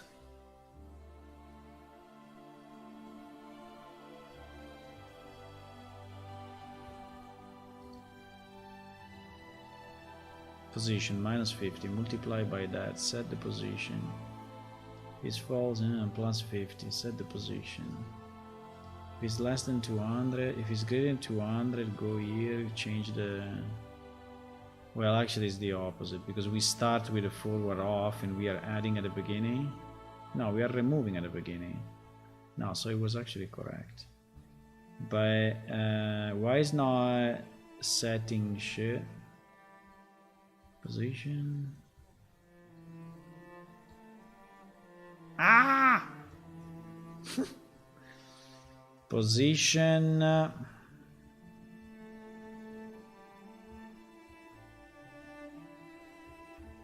How much is that position? 1.7. Is adding 1.7 to the starting location. Is adding 1.7 to the starting location. Which is very little, but still it should move, right?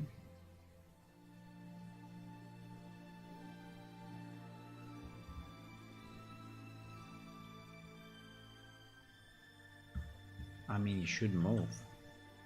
Why doesn't it move?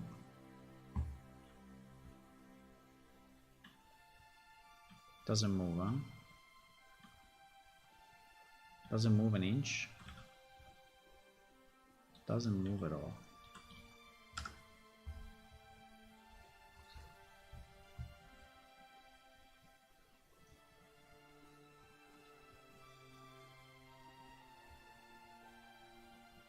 I mean, it's done on tick, so...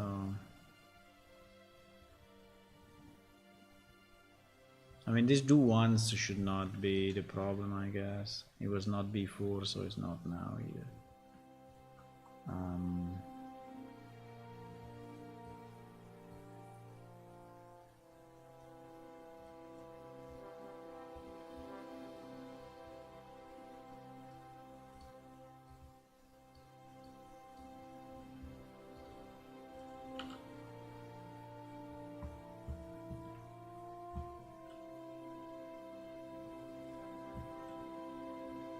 Does it rotate at least? It doesn't even rotate. It cannot rotate, yes. Rotating, it rotates. Actually, I think it rotates better than before. I think the timeline was messing up something. I think the rotation seems to be better. But the movement is not there. Why? Blade, target... Set relative location, why? Maybe I don't get the starting location properly. No, I set it here. It's always starting location plus. Ah, because I'm never incrementing. Wait. Yeah, I'm never incrementing, sorry. I'm never increment. No, I'm incrementing because the... Yeah. Starting location. Wait. No. Get relative location. No, sorry, is wrong. Is obviously wrong. It is obviously wrong because otherwise we are never incrementing anything. Now the only problem of this though is that it will forget his original location. So can he go places? Probably yes.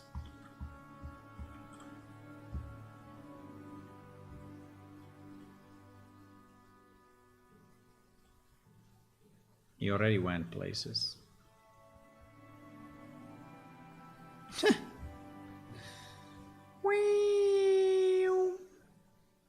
Bye bye.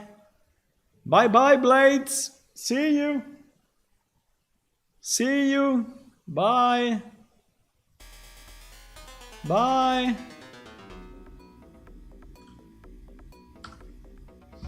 No, so if we do like this, they are never coming back.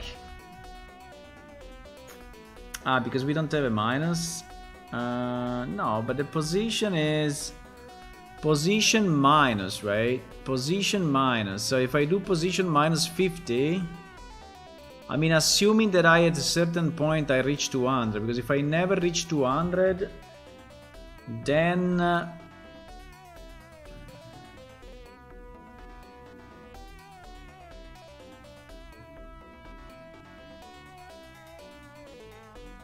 forward is false. Wait a second, let me just switch this to and see what happens, huh? If our blades are still going places or not.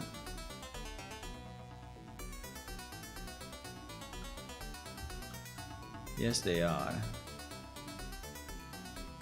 It's pretty cool though, look.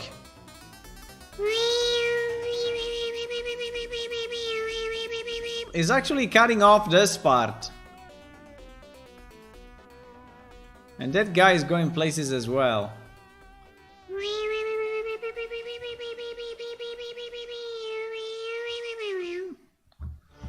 Scary mat I have here. I don't know, I just need something from minus 200 to plus 200. I mean, it should not be very hard, you know? What the hell is going on?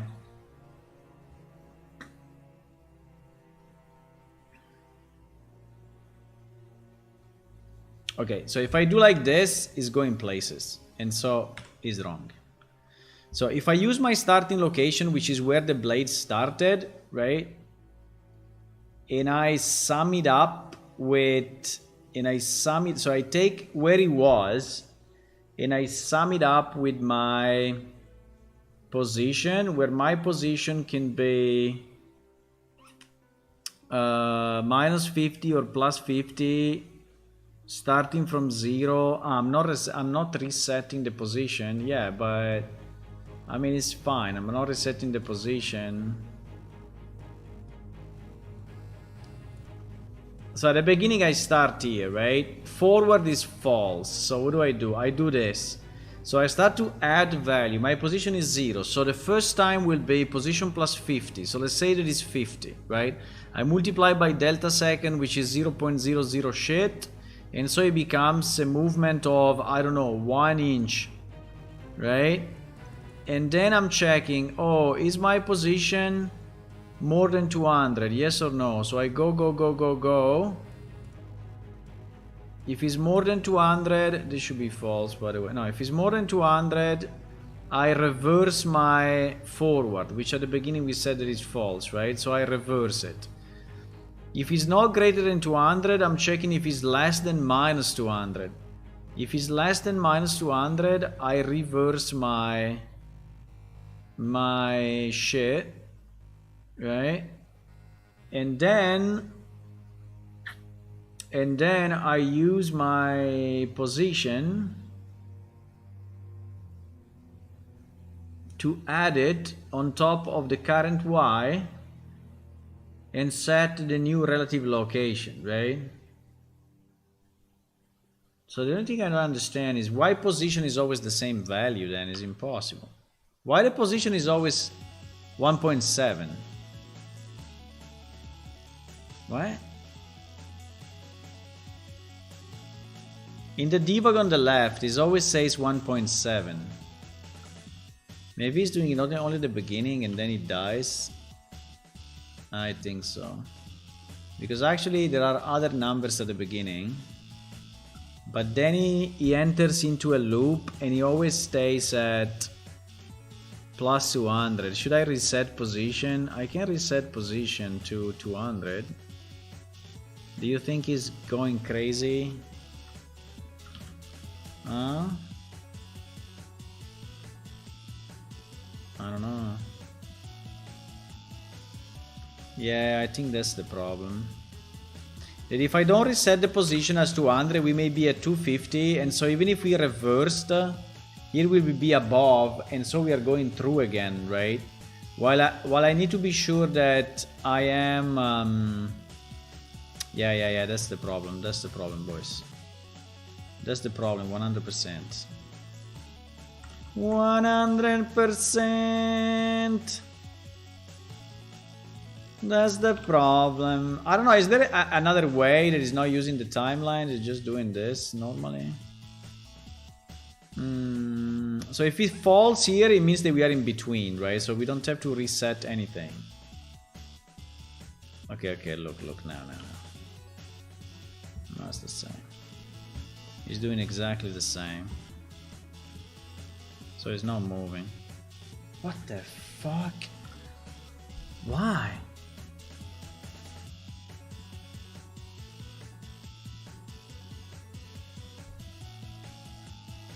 It is so fast that I have to do it before? I don't think so.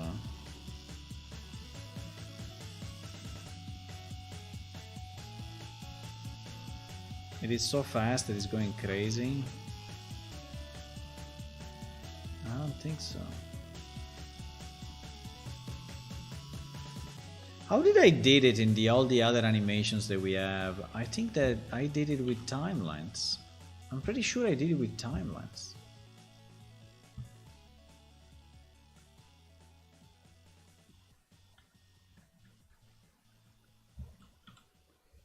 But you see that it's always 1.7. Why?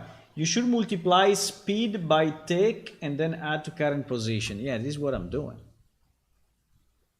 That is what I'm doing. I'm multiplying speed by tick and then setting the position. Yeah. And then add it to the current position. Yeah. No, to the current, no. To the current, no. Adding to the start location. To the current, it doesn't work.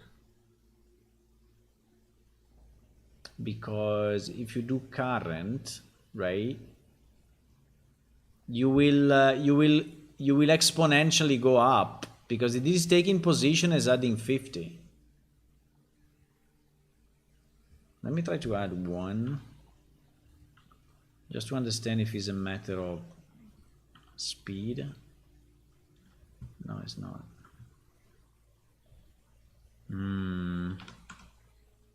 I don't understand what is going on. My position is always 1.7, even if I go through this event tick, unless this event tick is resetting my position variable, but my position variable is reset only on begin play.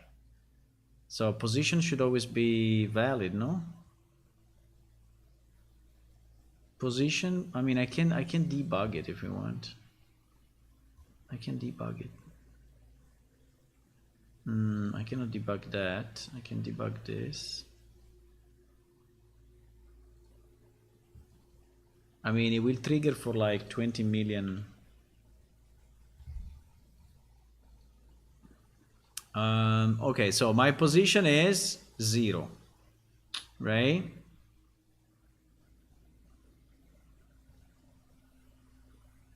Then I check if my forward is forward. Yes, it's forward. So now I take my position, I do plus 50 and I multiply it by this. And I set my position to 1.6, right? So now my position is 1.6. After this, I check if my position is more than 200, obviously not. I check if my position is less than 200, obviously not. I print out my position value, which is 1.6, and I set the location to be 1.6, because it starts at 0, right? The y is 0 plus 1.6, okay? So that's fantastic. Right? Then we do the next cycle. No, I want to debug only one object, please. Can I debug only one object? Can I debug only one, please? What is going on? So now my position is 1.6, right? So I go here and I add 50 multiplied, so my position will be, I don't know, 3.2 or whatever. Why position is 0? Position cannot be 0 again. Why position is 0 again? Position cannot be 0. Huh? I don't understand.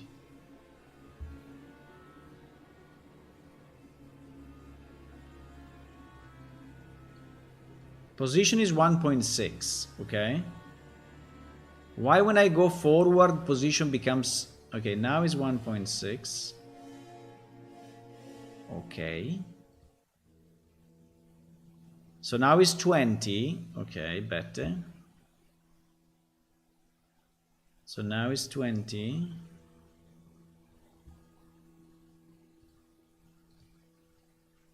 So I set my position to what? To 20. Exactly. So this thing should move. The position is 20 now.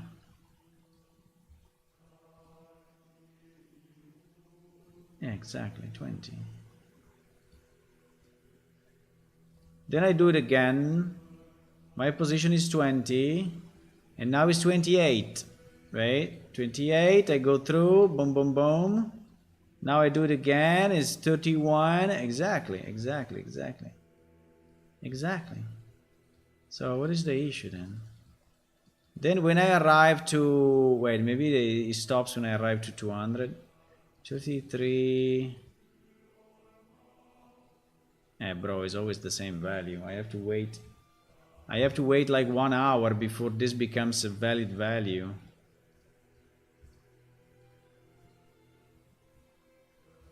Why is so slow? I don't know.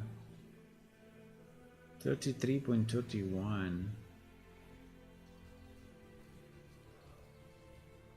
I mean 33.33. GG, bro.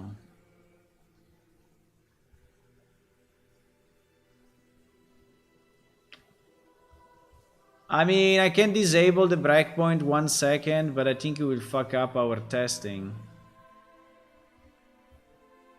Because if now I play, GG, it's done.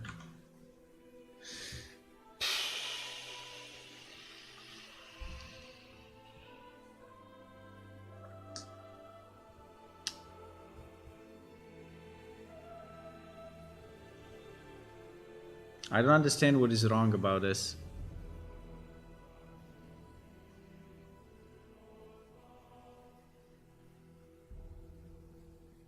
This is taking... Wait. This is taking from here and this is 0? Okay, I understand. I mean, if that's the case, it's a bit stupid, but I understand.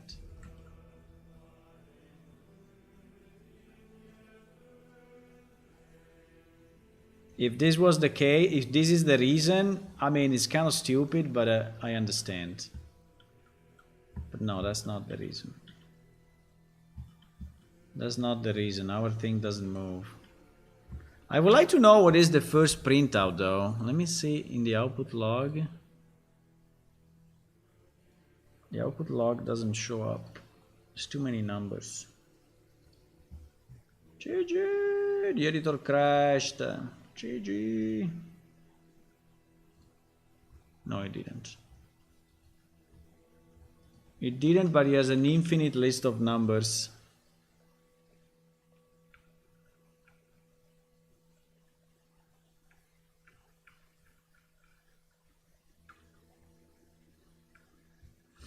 The numbers at the beginning are 1.6, 6.6,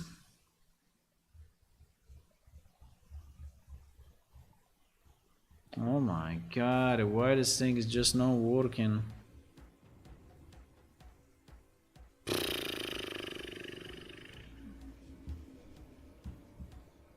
So annoying.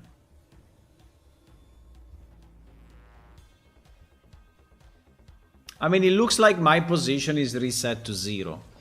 That is basically what is looking, what it looks like. Like if every BP, you know, like if each BP that starts is like overriding the previous value. I don't understand. Like if there is a begin play, but I have only one begin play. I don't understand. What is going on? What is going on? I have just a variable that I'm like increasing. What the fuck is going on? Do I have a position equal to 0 anywhere? I don't.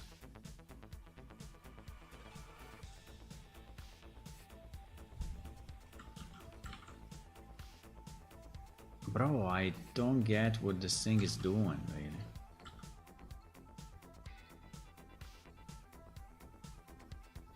What is this? Spaghetti code? Exactly, what is this? Okay, let's just do this. Let's just print out the value and it should always go up. It doesn't go up. Okay, fuck it. It doesn't go up. It doesn't go up. It's 1.6. It's 1.6. My freaking position, look, my freaking position is not... Ah, no, wait. Now I'm not setting it. Now I'm not setting it. Okay, fine. Now I'm not setting it. Okay.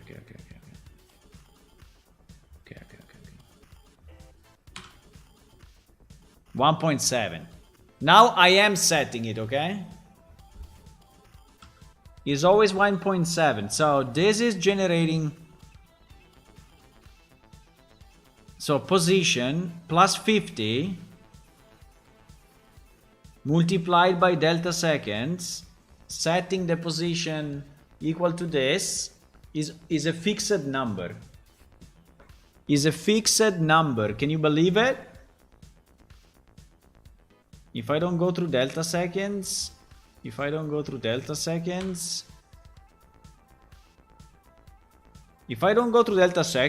actually going up continuously.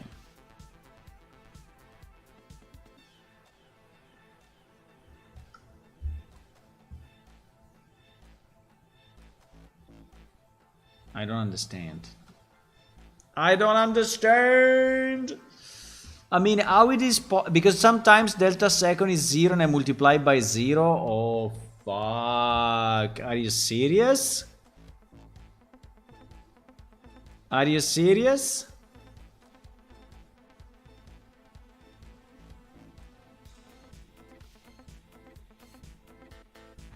Or what? But is anyway the previous position plus... Yeah, but if that happens... But delta second should never be 0, eh? Delta second should never be 0.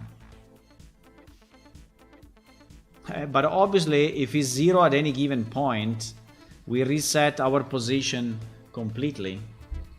If you multiply by 0, is 0, whatever value it is.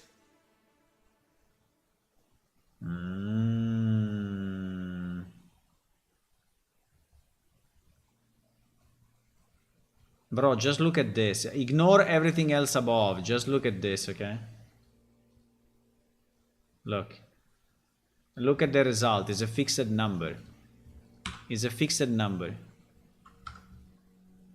If I do this. If I do this, it's a fixed number, which makes 0 sense. So it means that in some ticks, delta second is 0.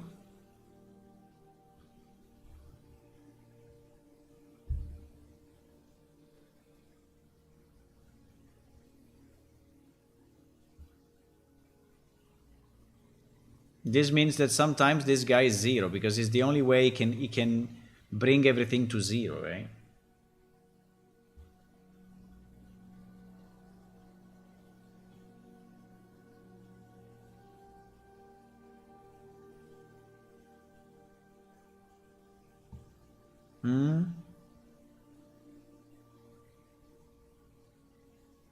No?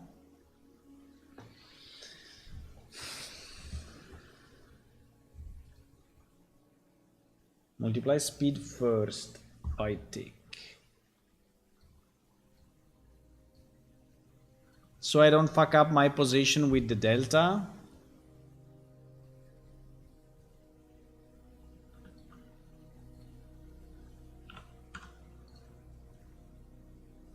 So I don't fuck up my position with the delta.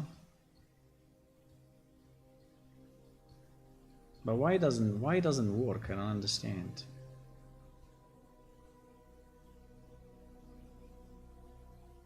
Yeah, I think like this is probably safer because, but still, if delta is 0 at any time, no, okay, because if now delta is 0 at any time, I will not fuck up my position. Yeah.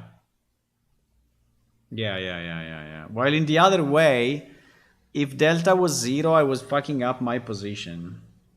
Ah, that's very good. Okay, now it's going up. Now it's going up.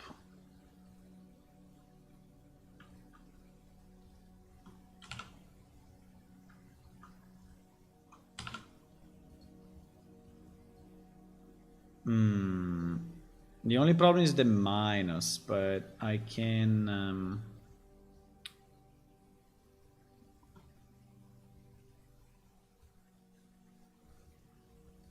do it like this, right?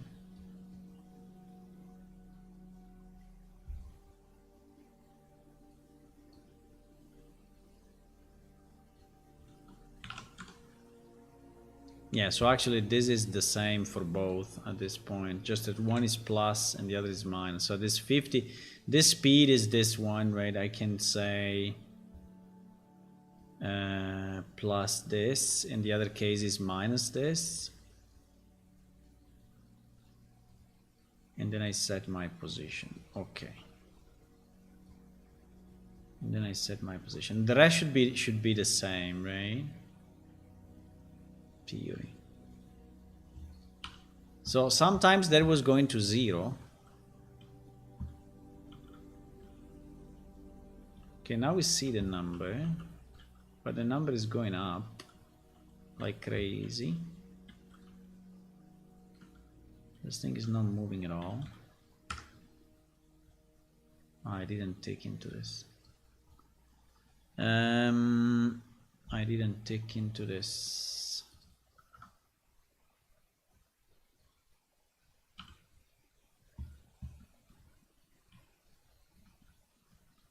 Why the lights went completely off? Because I pressed F2 instead of... Ah, yes, because I pressed that. Holy shit, what is this?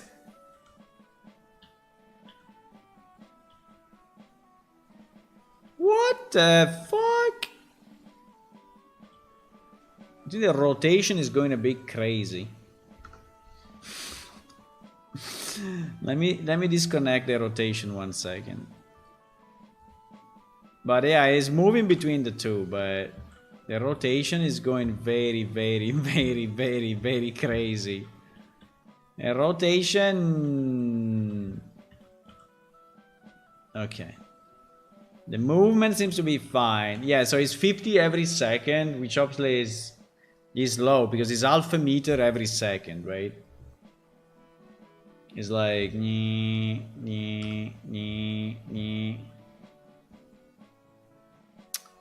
Okay, so now we do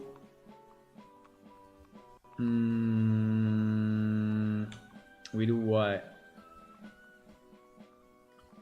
We do relative rotation plus my position, right? Position.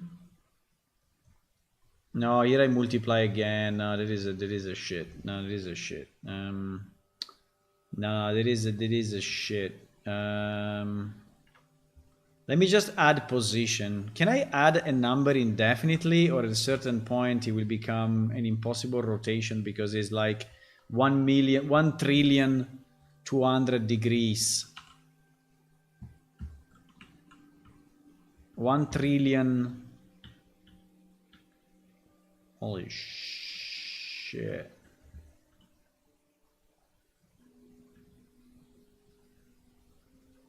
Huh? What about that? What about that?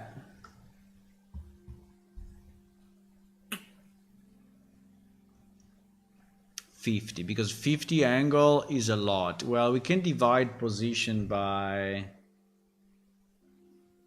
Yeah, but wait a second, because position is going back and forth. But no, we need another variable, because position is going back and forth between minus 200 and 200, right? With the rotation is completely different. So we need another variable. We need another variable. It's not gonna work this way. So we need another thing, which is rotation, right? And rotation will also start at 0. And for rotation, I mean, if we go one way or the other way, it's still important, right? Because we want to rotate in the other direction, right? So we need to say rotation minus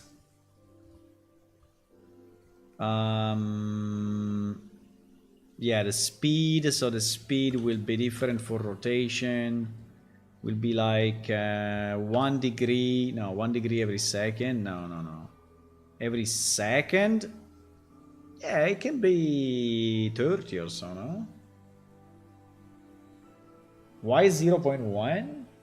0.1 seems to be super low. Why 0.1? 0.1 degree per second? It will not move at all. Rotation is, I think rotation is in degrees, huh?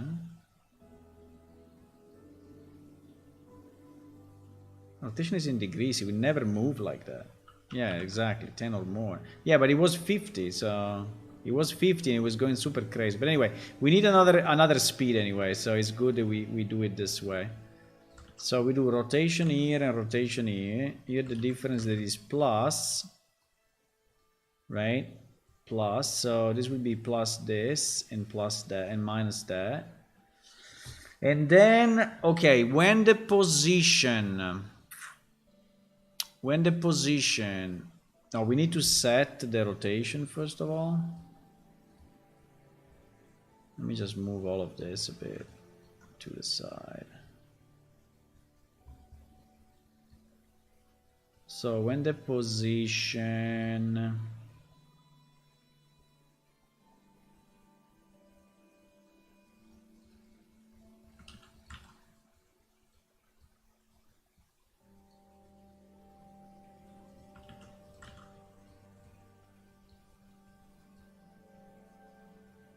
nah, what? Wait, no, wait, sorry. Rotation is this and rotation is this. Okay, so we set it minus, we set it plus, right? And then, yes, based on the position, we are changing anyway the rotation direction, which I think is good, right? Which I think is good. And then here we have, for the rotation, we just take the current rotation and we add our rotation variable.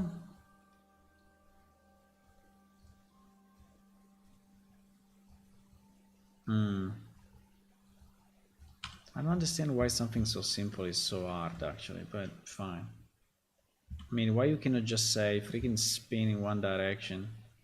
Oop! Uh-oh.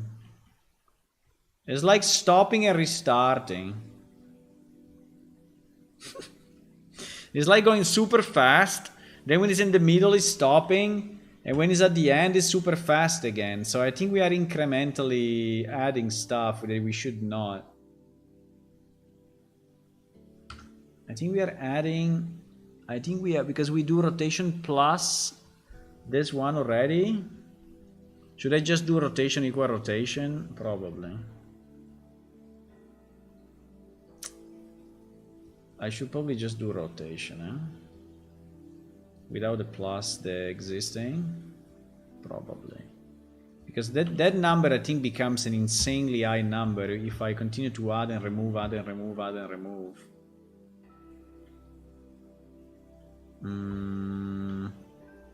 The problem is always finding these freaking traps.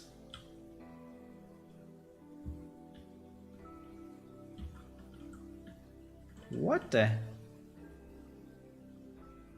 Is it rotated this way? What the fuck is going on?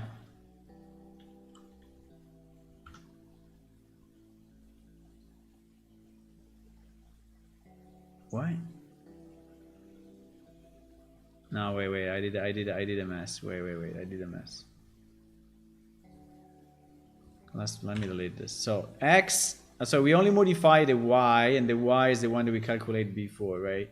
I don't understand why it becomes slower at a certain point, but fine.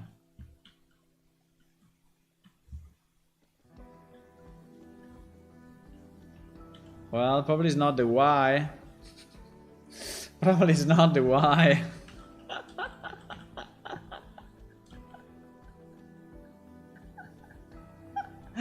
Oh, this is kind of hilarious though. Imagine doing it like this. Damn.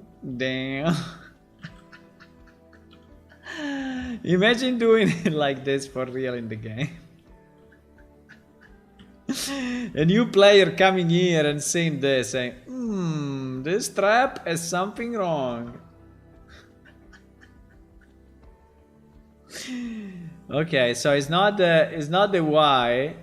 It's probably, I don't know, the X or something. But it was working before. I mean, it was rotating. Before all this mess, it was actually rotating properly. When I added in the...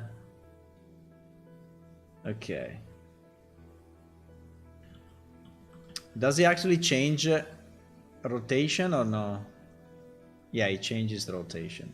Okay, so now it's just a matter of increasing our speed, right?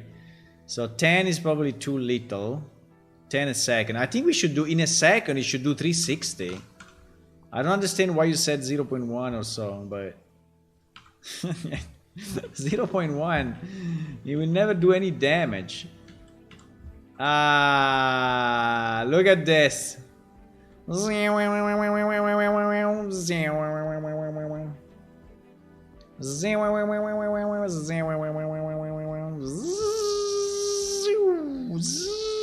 Okay, so it kind of works, right? Now the funny thing is, if I move my camera, the FPS go to shit, and the thing is actually rotating slower.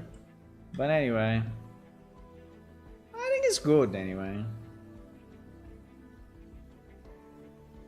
Now the only problem we have is the 200, right? The 200 is pretty bad because this thing does not go inside the...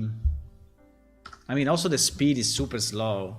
Then the other big issue will be, how do I detect the player collision with the blade? Well, I think I will disable the collision on the trap, which are the two things on the side. And I will just enable the collision on the blade, right? And then I will do like an on overlap, whatever. The speed, I think the speed should be, I don't know, 2 times higher. 3 times higher. I don't know. I mean, it should be really, really more than this. No, maybe 3 times is too much. I mean, you should be able to avoid it. It is only 3 times? Okay, but it seems to be okay, no? It's too slow? Meow. I mean, it is very slow too. I mean, it's very easy to avoid. If you are walking, it's very easy to avoid. But I think if I make it faster, it becomes impossible to avoid. No? I don't know. I mean, I can make it... So there is a movement speed. And there is a rotation speed. Come on. I should change it to C++ because having blueprints for such a thing on tick, I think is super stupid. Hello, Silent Intensity. Hey, thank you for the follow. And welcome. We are messing up with our dungeon traps. Zoom. Zoom. Zoom. I mean, like, this seems to be reasonable. I mean, you can also jump, I guess, no? You can try to jump it, but... seems to be a bit slow. I mean, it seems to be quite slow. 400? Wow, 400? Holy shit. And rotation 150? Okay. Let's try. I mean, it should give the sense that it's rotating fast, though. Otherwise, it doesn't, you know, it doesn't make sense that it does damage. I think we have too little traps. Wow, wow. Okay. I think it's fine. Yeah, I think it's fine. I mean, I have to time it a bit, right? Or to jump. Now the only problem we have is how do we do it? I mean, if the room is larger, right, like this. Because if the room is like this, right, this is okay. But if the room is larger, holy shit, this one is annoying. It's in front of the door, is very annoying. So, well, I can do this. But, so how do I make it so that it's as big as the room? How do I make it so it's as big as the room? Well, I could have a, yeah, 150 maybe is low. I could have... Did you set up the Tiger in a real engine? No, the Tiger is a program named Animates. This one. It's called Animates. And actually it's tracking my face through the camera. So if I say no, it's doing that. If I say yes, it's doing that. If I move my thing, you know, if I open my eyes, I close my eyes, you know, it's tracking pretty okay. The program is free, by the way. It has some stuff you can buy in the program, but it's actually free. So if you download it, you can be a tiger right now.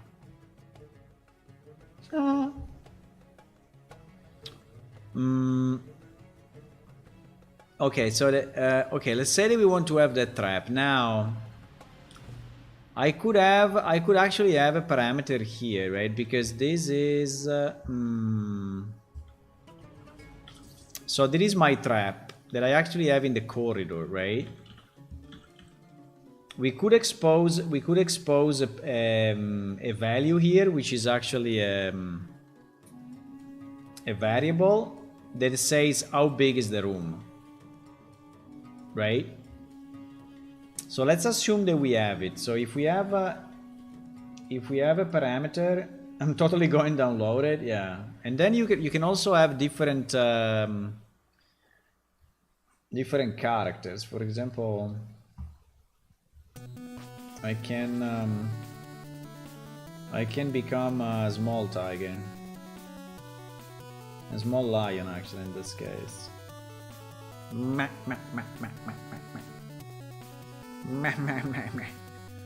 I can become a small lion like this. Time to get serious. It's pretty cute, eh? The small lion is pretty cute.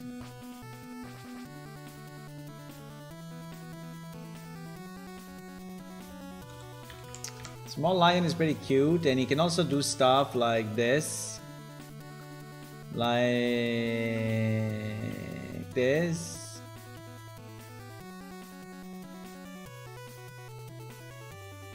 Yeah. I can become also other stuff. Can become this.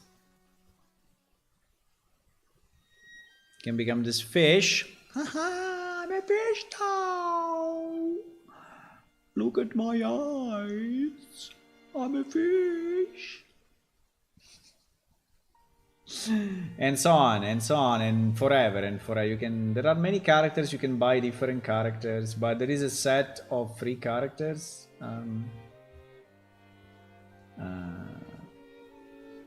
There is a set of free, and then you can. Now I lost my tiger forever. No, where is it? You can be Dodge the dog. Fuck.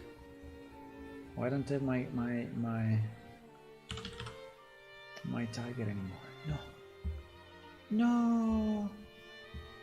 I see. And you can also import the character, so you can design a character and import it. Okay, so if we put a parameter here that is saying how big is the room, right?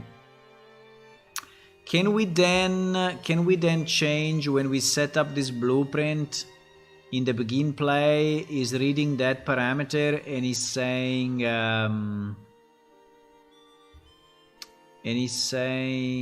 but this is actually what? That is my trap BP. No, the trap BP will not know, huh? I can pass it to trap BP. So let's assume that I have a variable here, which is my sides, right? If it is my sides, what I do then? I have to go dinner, by the way. Let me see my dinner a second. 1 second, dinner. I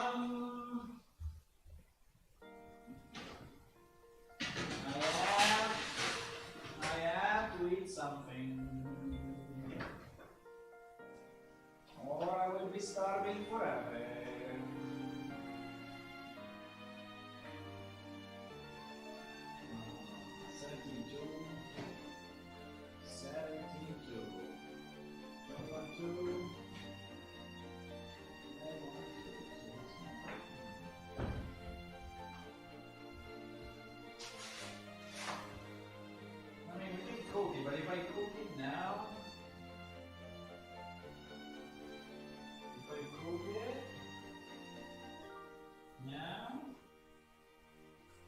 Then I have to go dinner immediately because the cooking of this thing is instant.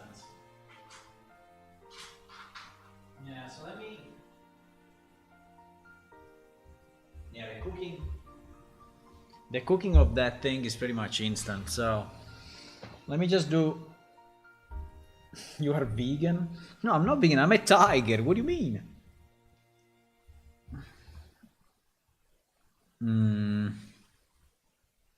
Have you ever seen a vegan tiger? Why you think I'm vegan? Why? Okay, so let's say that we have a variable which is sides, and let's say that the sides is set to 300, right? Well, let's say more, because I think that if I have like a block of 2 is 800. So let's say 800.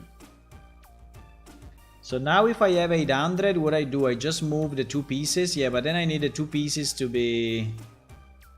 yeah, but will be easy. So I will just have this number different, right? Yeah, exactly. So it will be super easy. It will be super easy, boys. I will just pass in the sides, right, to this. And then I will pass in minus sides, right? Sides negate or something, yeah. Oh wow. I mean, I cannot just do minus. Okay, fine.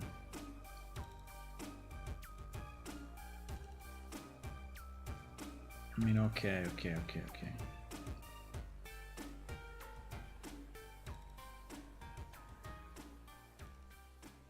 What? What am I doing? I'm doing this. No, but sorry, I just do 0 minus. What the fuck? I just do, no? Why I have to negate? Why I have to negate something? I just do 0 minus this, right? Okay. Okay, so now my thing will move between 800, no? Now this thing will move between... Exact. What? Ah, because I'm setting the position. I'm resetting the position. I have to reset the sides here to this and to this. Yeah. So...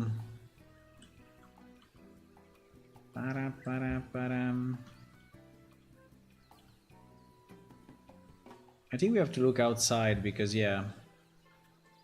Yeah, so I think we can do it this way, actually. So the trap has a variable, and that variable is passed to the blueprint when I instantiate it, right?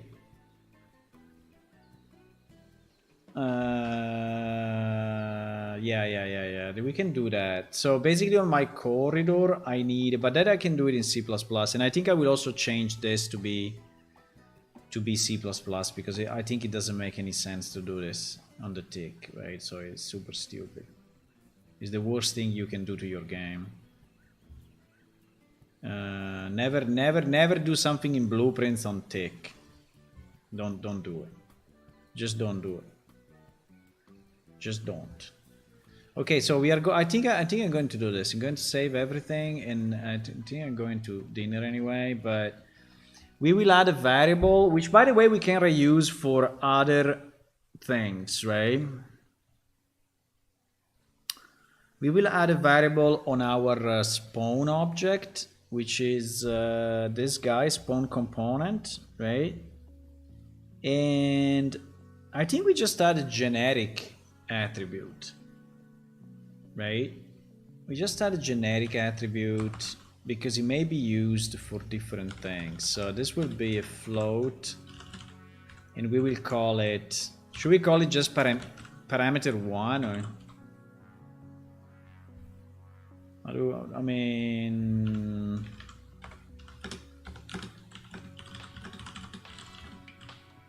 or we can also call it trap sides, right? We can call it rooms. We can call it room sides. And maybe we can. I don't know.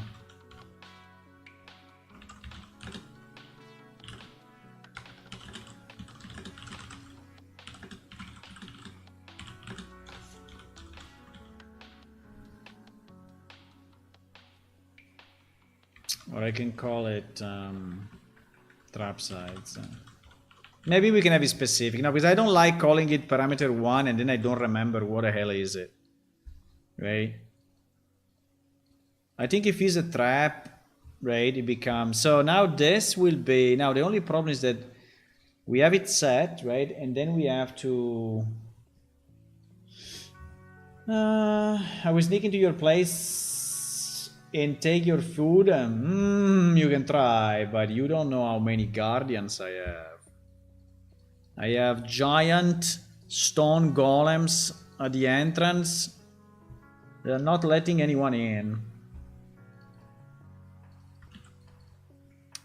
So now this trap, so basically we will have to read, because this will be on my thingy, right? This will be on my thingy, but it will not be on the blueprint. So whenever we are instantiating the blueprint, we have to pass that variable. So does the blueprint also need to become... No, because we can just call a function on it, which is setting a variable in blueprint. I think is okay.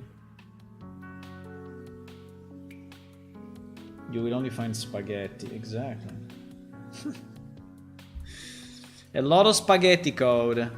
But I think, you know, guys, that if we want to do this, we have to transform this into a trap object.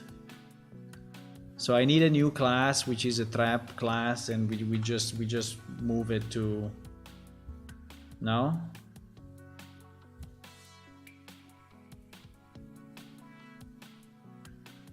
I don't want to keep the tick in blueprints. And so I move everything in a class, which, by the way, I think it will happen for everything, right? At the end, it will happen for everything. But at the moment, it's happening for that because we are just... what is going on? I wanted to close this navigation. Oh my god. Let's not think about that navigation problem. I'm so mad. I'm so mad. I'm so mad. So we add a new class and we call it trap. What do we call it? Dungeon trap. Do we want it specific for traps or do we want it? Yeah, I think we want it specific for traps, no? And he's an actor. An actor cannot move, huh? I mean, he can move if you move it, but we call it dungeon trap. We call it dungeon trap. And we already have the tick and everything. You see how nice this is. So we call it dungeon trap. So now what we will have to do after compiling it, we will have to. Uh-oh. What is happening?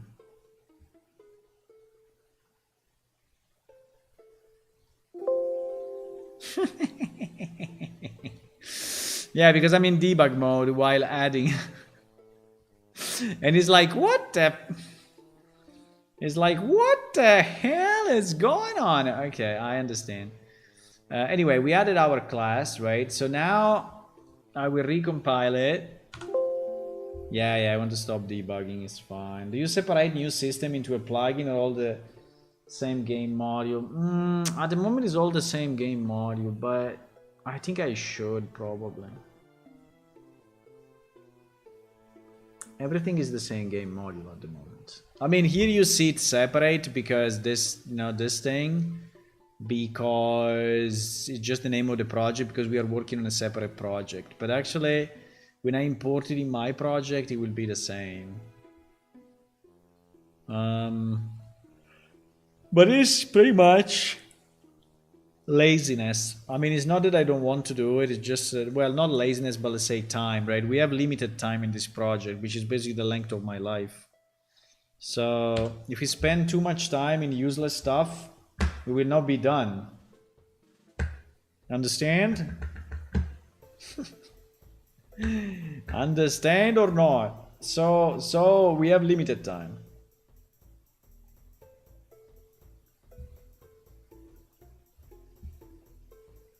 And I need to decide what to work on, and yeah, like I can make it a module, but then I think a module is good if you are collaborating with multiple people, and so everyone works on the mod. I mean, maybe you work on a module, he's working on another one. Yeah. Yeah. So should we just ditch these two things on the side, or do you like these two things on the side, or they are completely useless? I think they're kind of nice, but if we want to keep them and we want to enlarge the sides, then we need to have each one separate, right? I cannot anymore have them. So they have to be two separate objects. At the moment, there is a single mesh. And basically, I need then to do this. I need to take all of it and split it and move it to 0, 0, 0, right? And on the Y, and then export it again, and then we will have two. And then we will move them based on the parameter that is sent to us, right? Agree? Agree, huh? I want to go dinner, but I also want to finish this thing.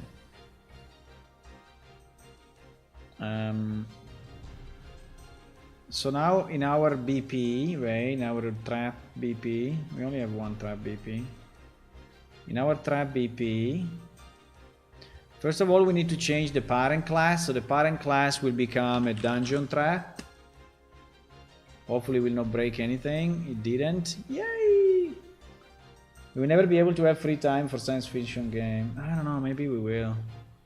We just have to go a bit faster. I mean, this is why I need you guys to help me with this game, so we can make the next one.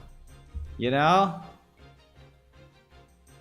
Now, can we please translate all of this in C++ for me in one click? I take this and I say right click, transform to C++, no? Fuck. It's so annoying. That is so annoying. No.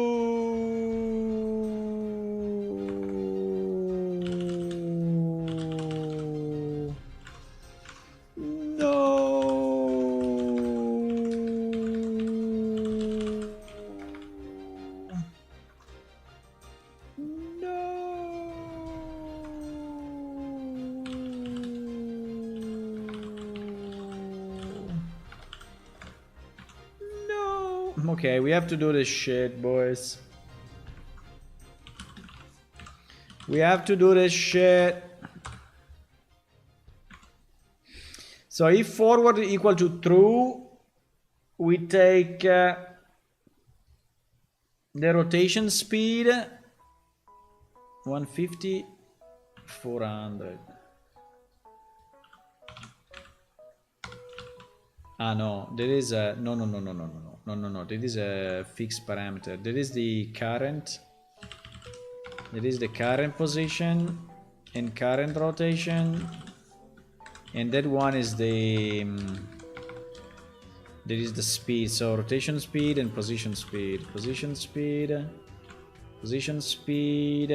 400, and rotation speed.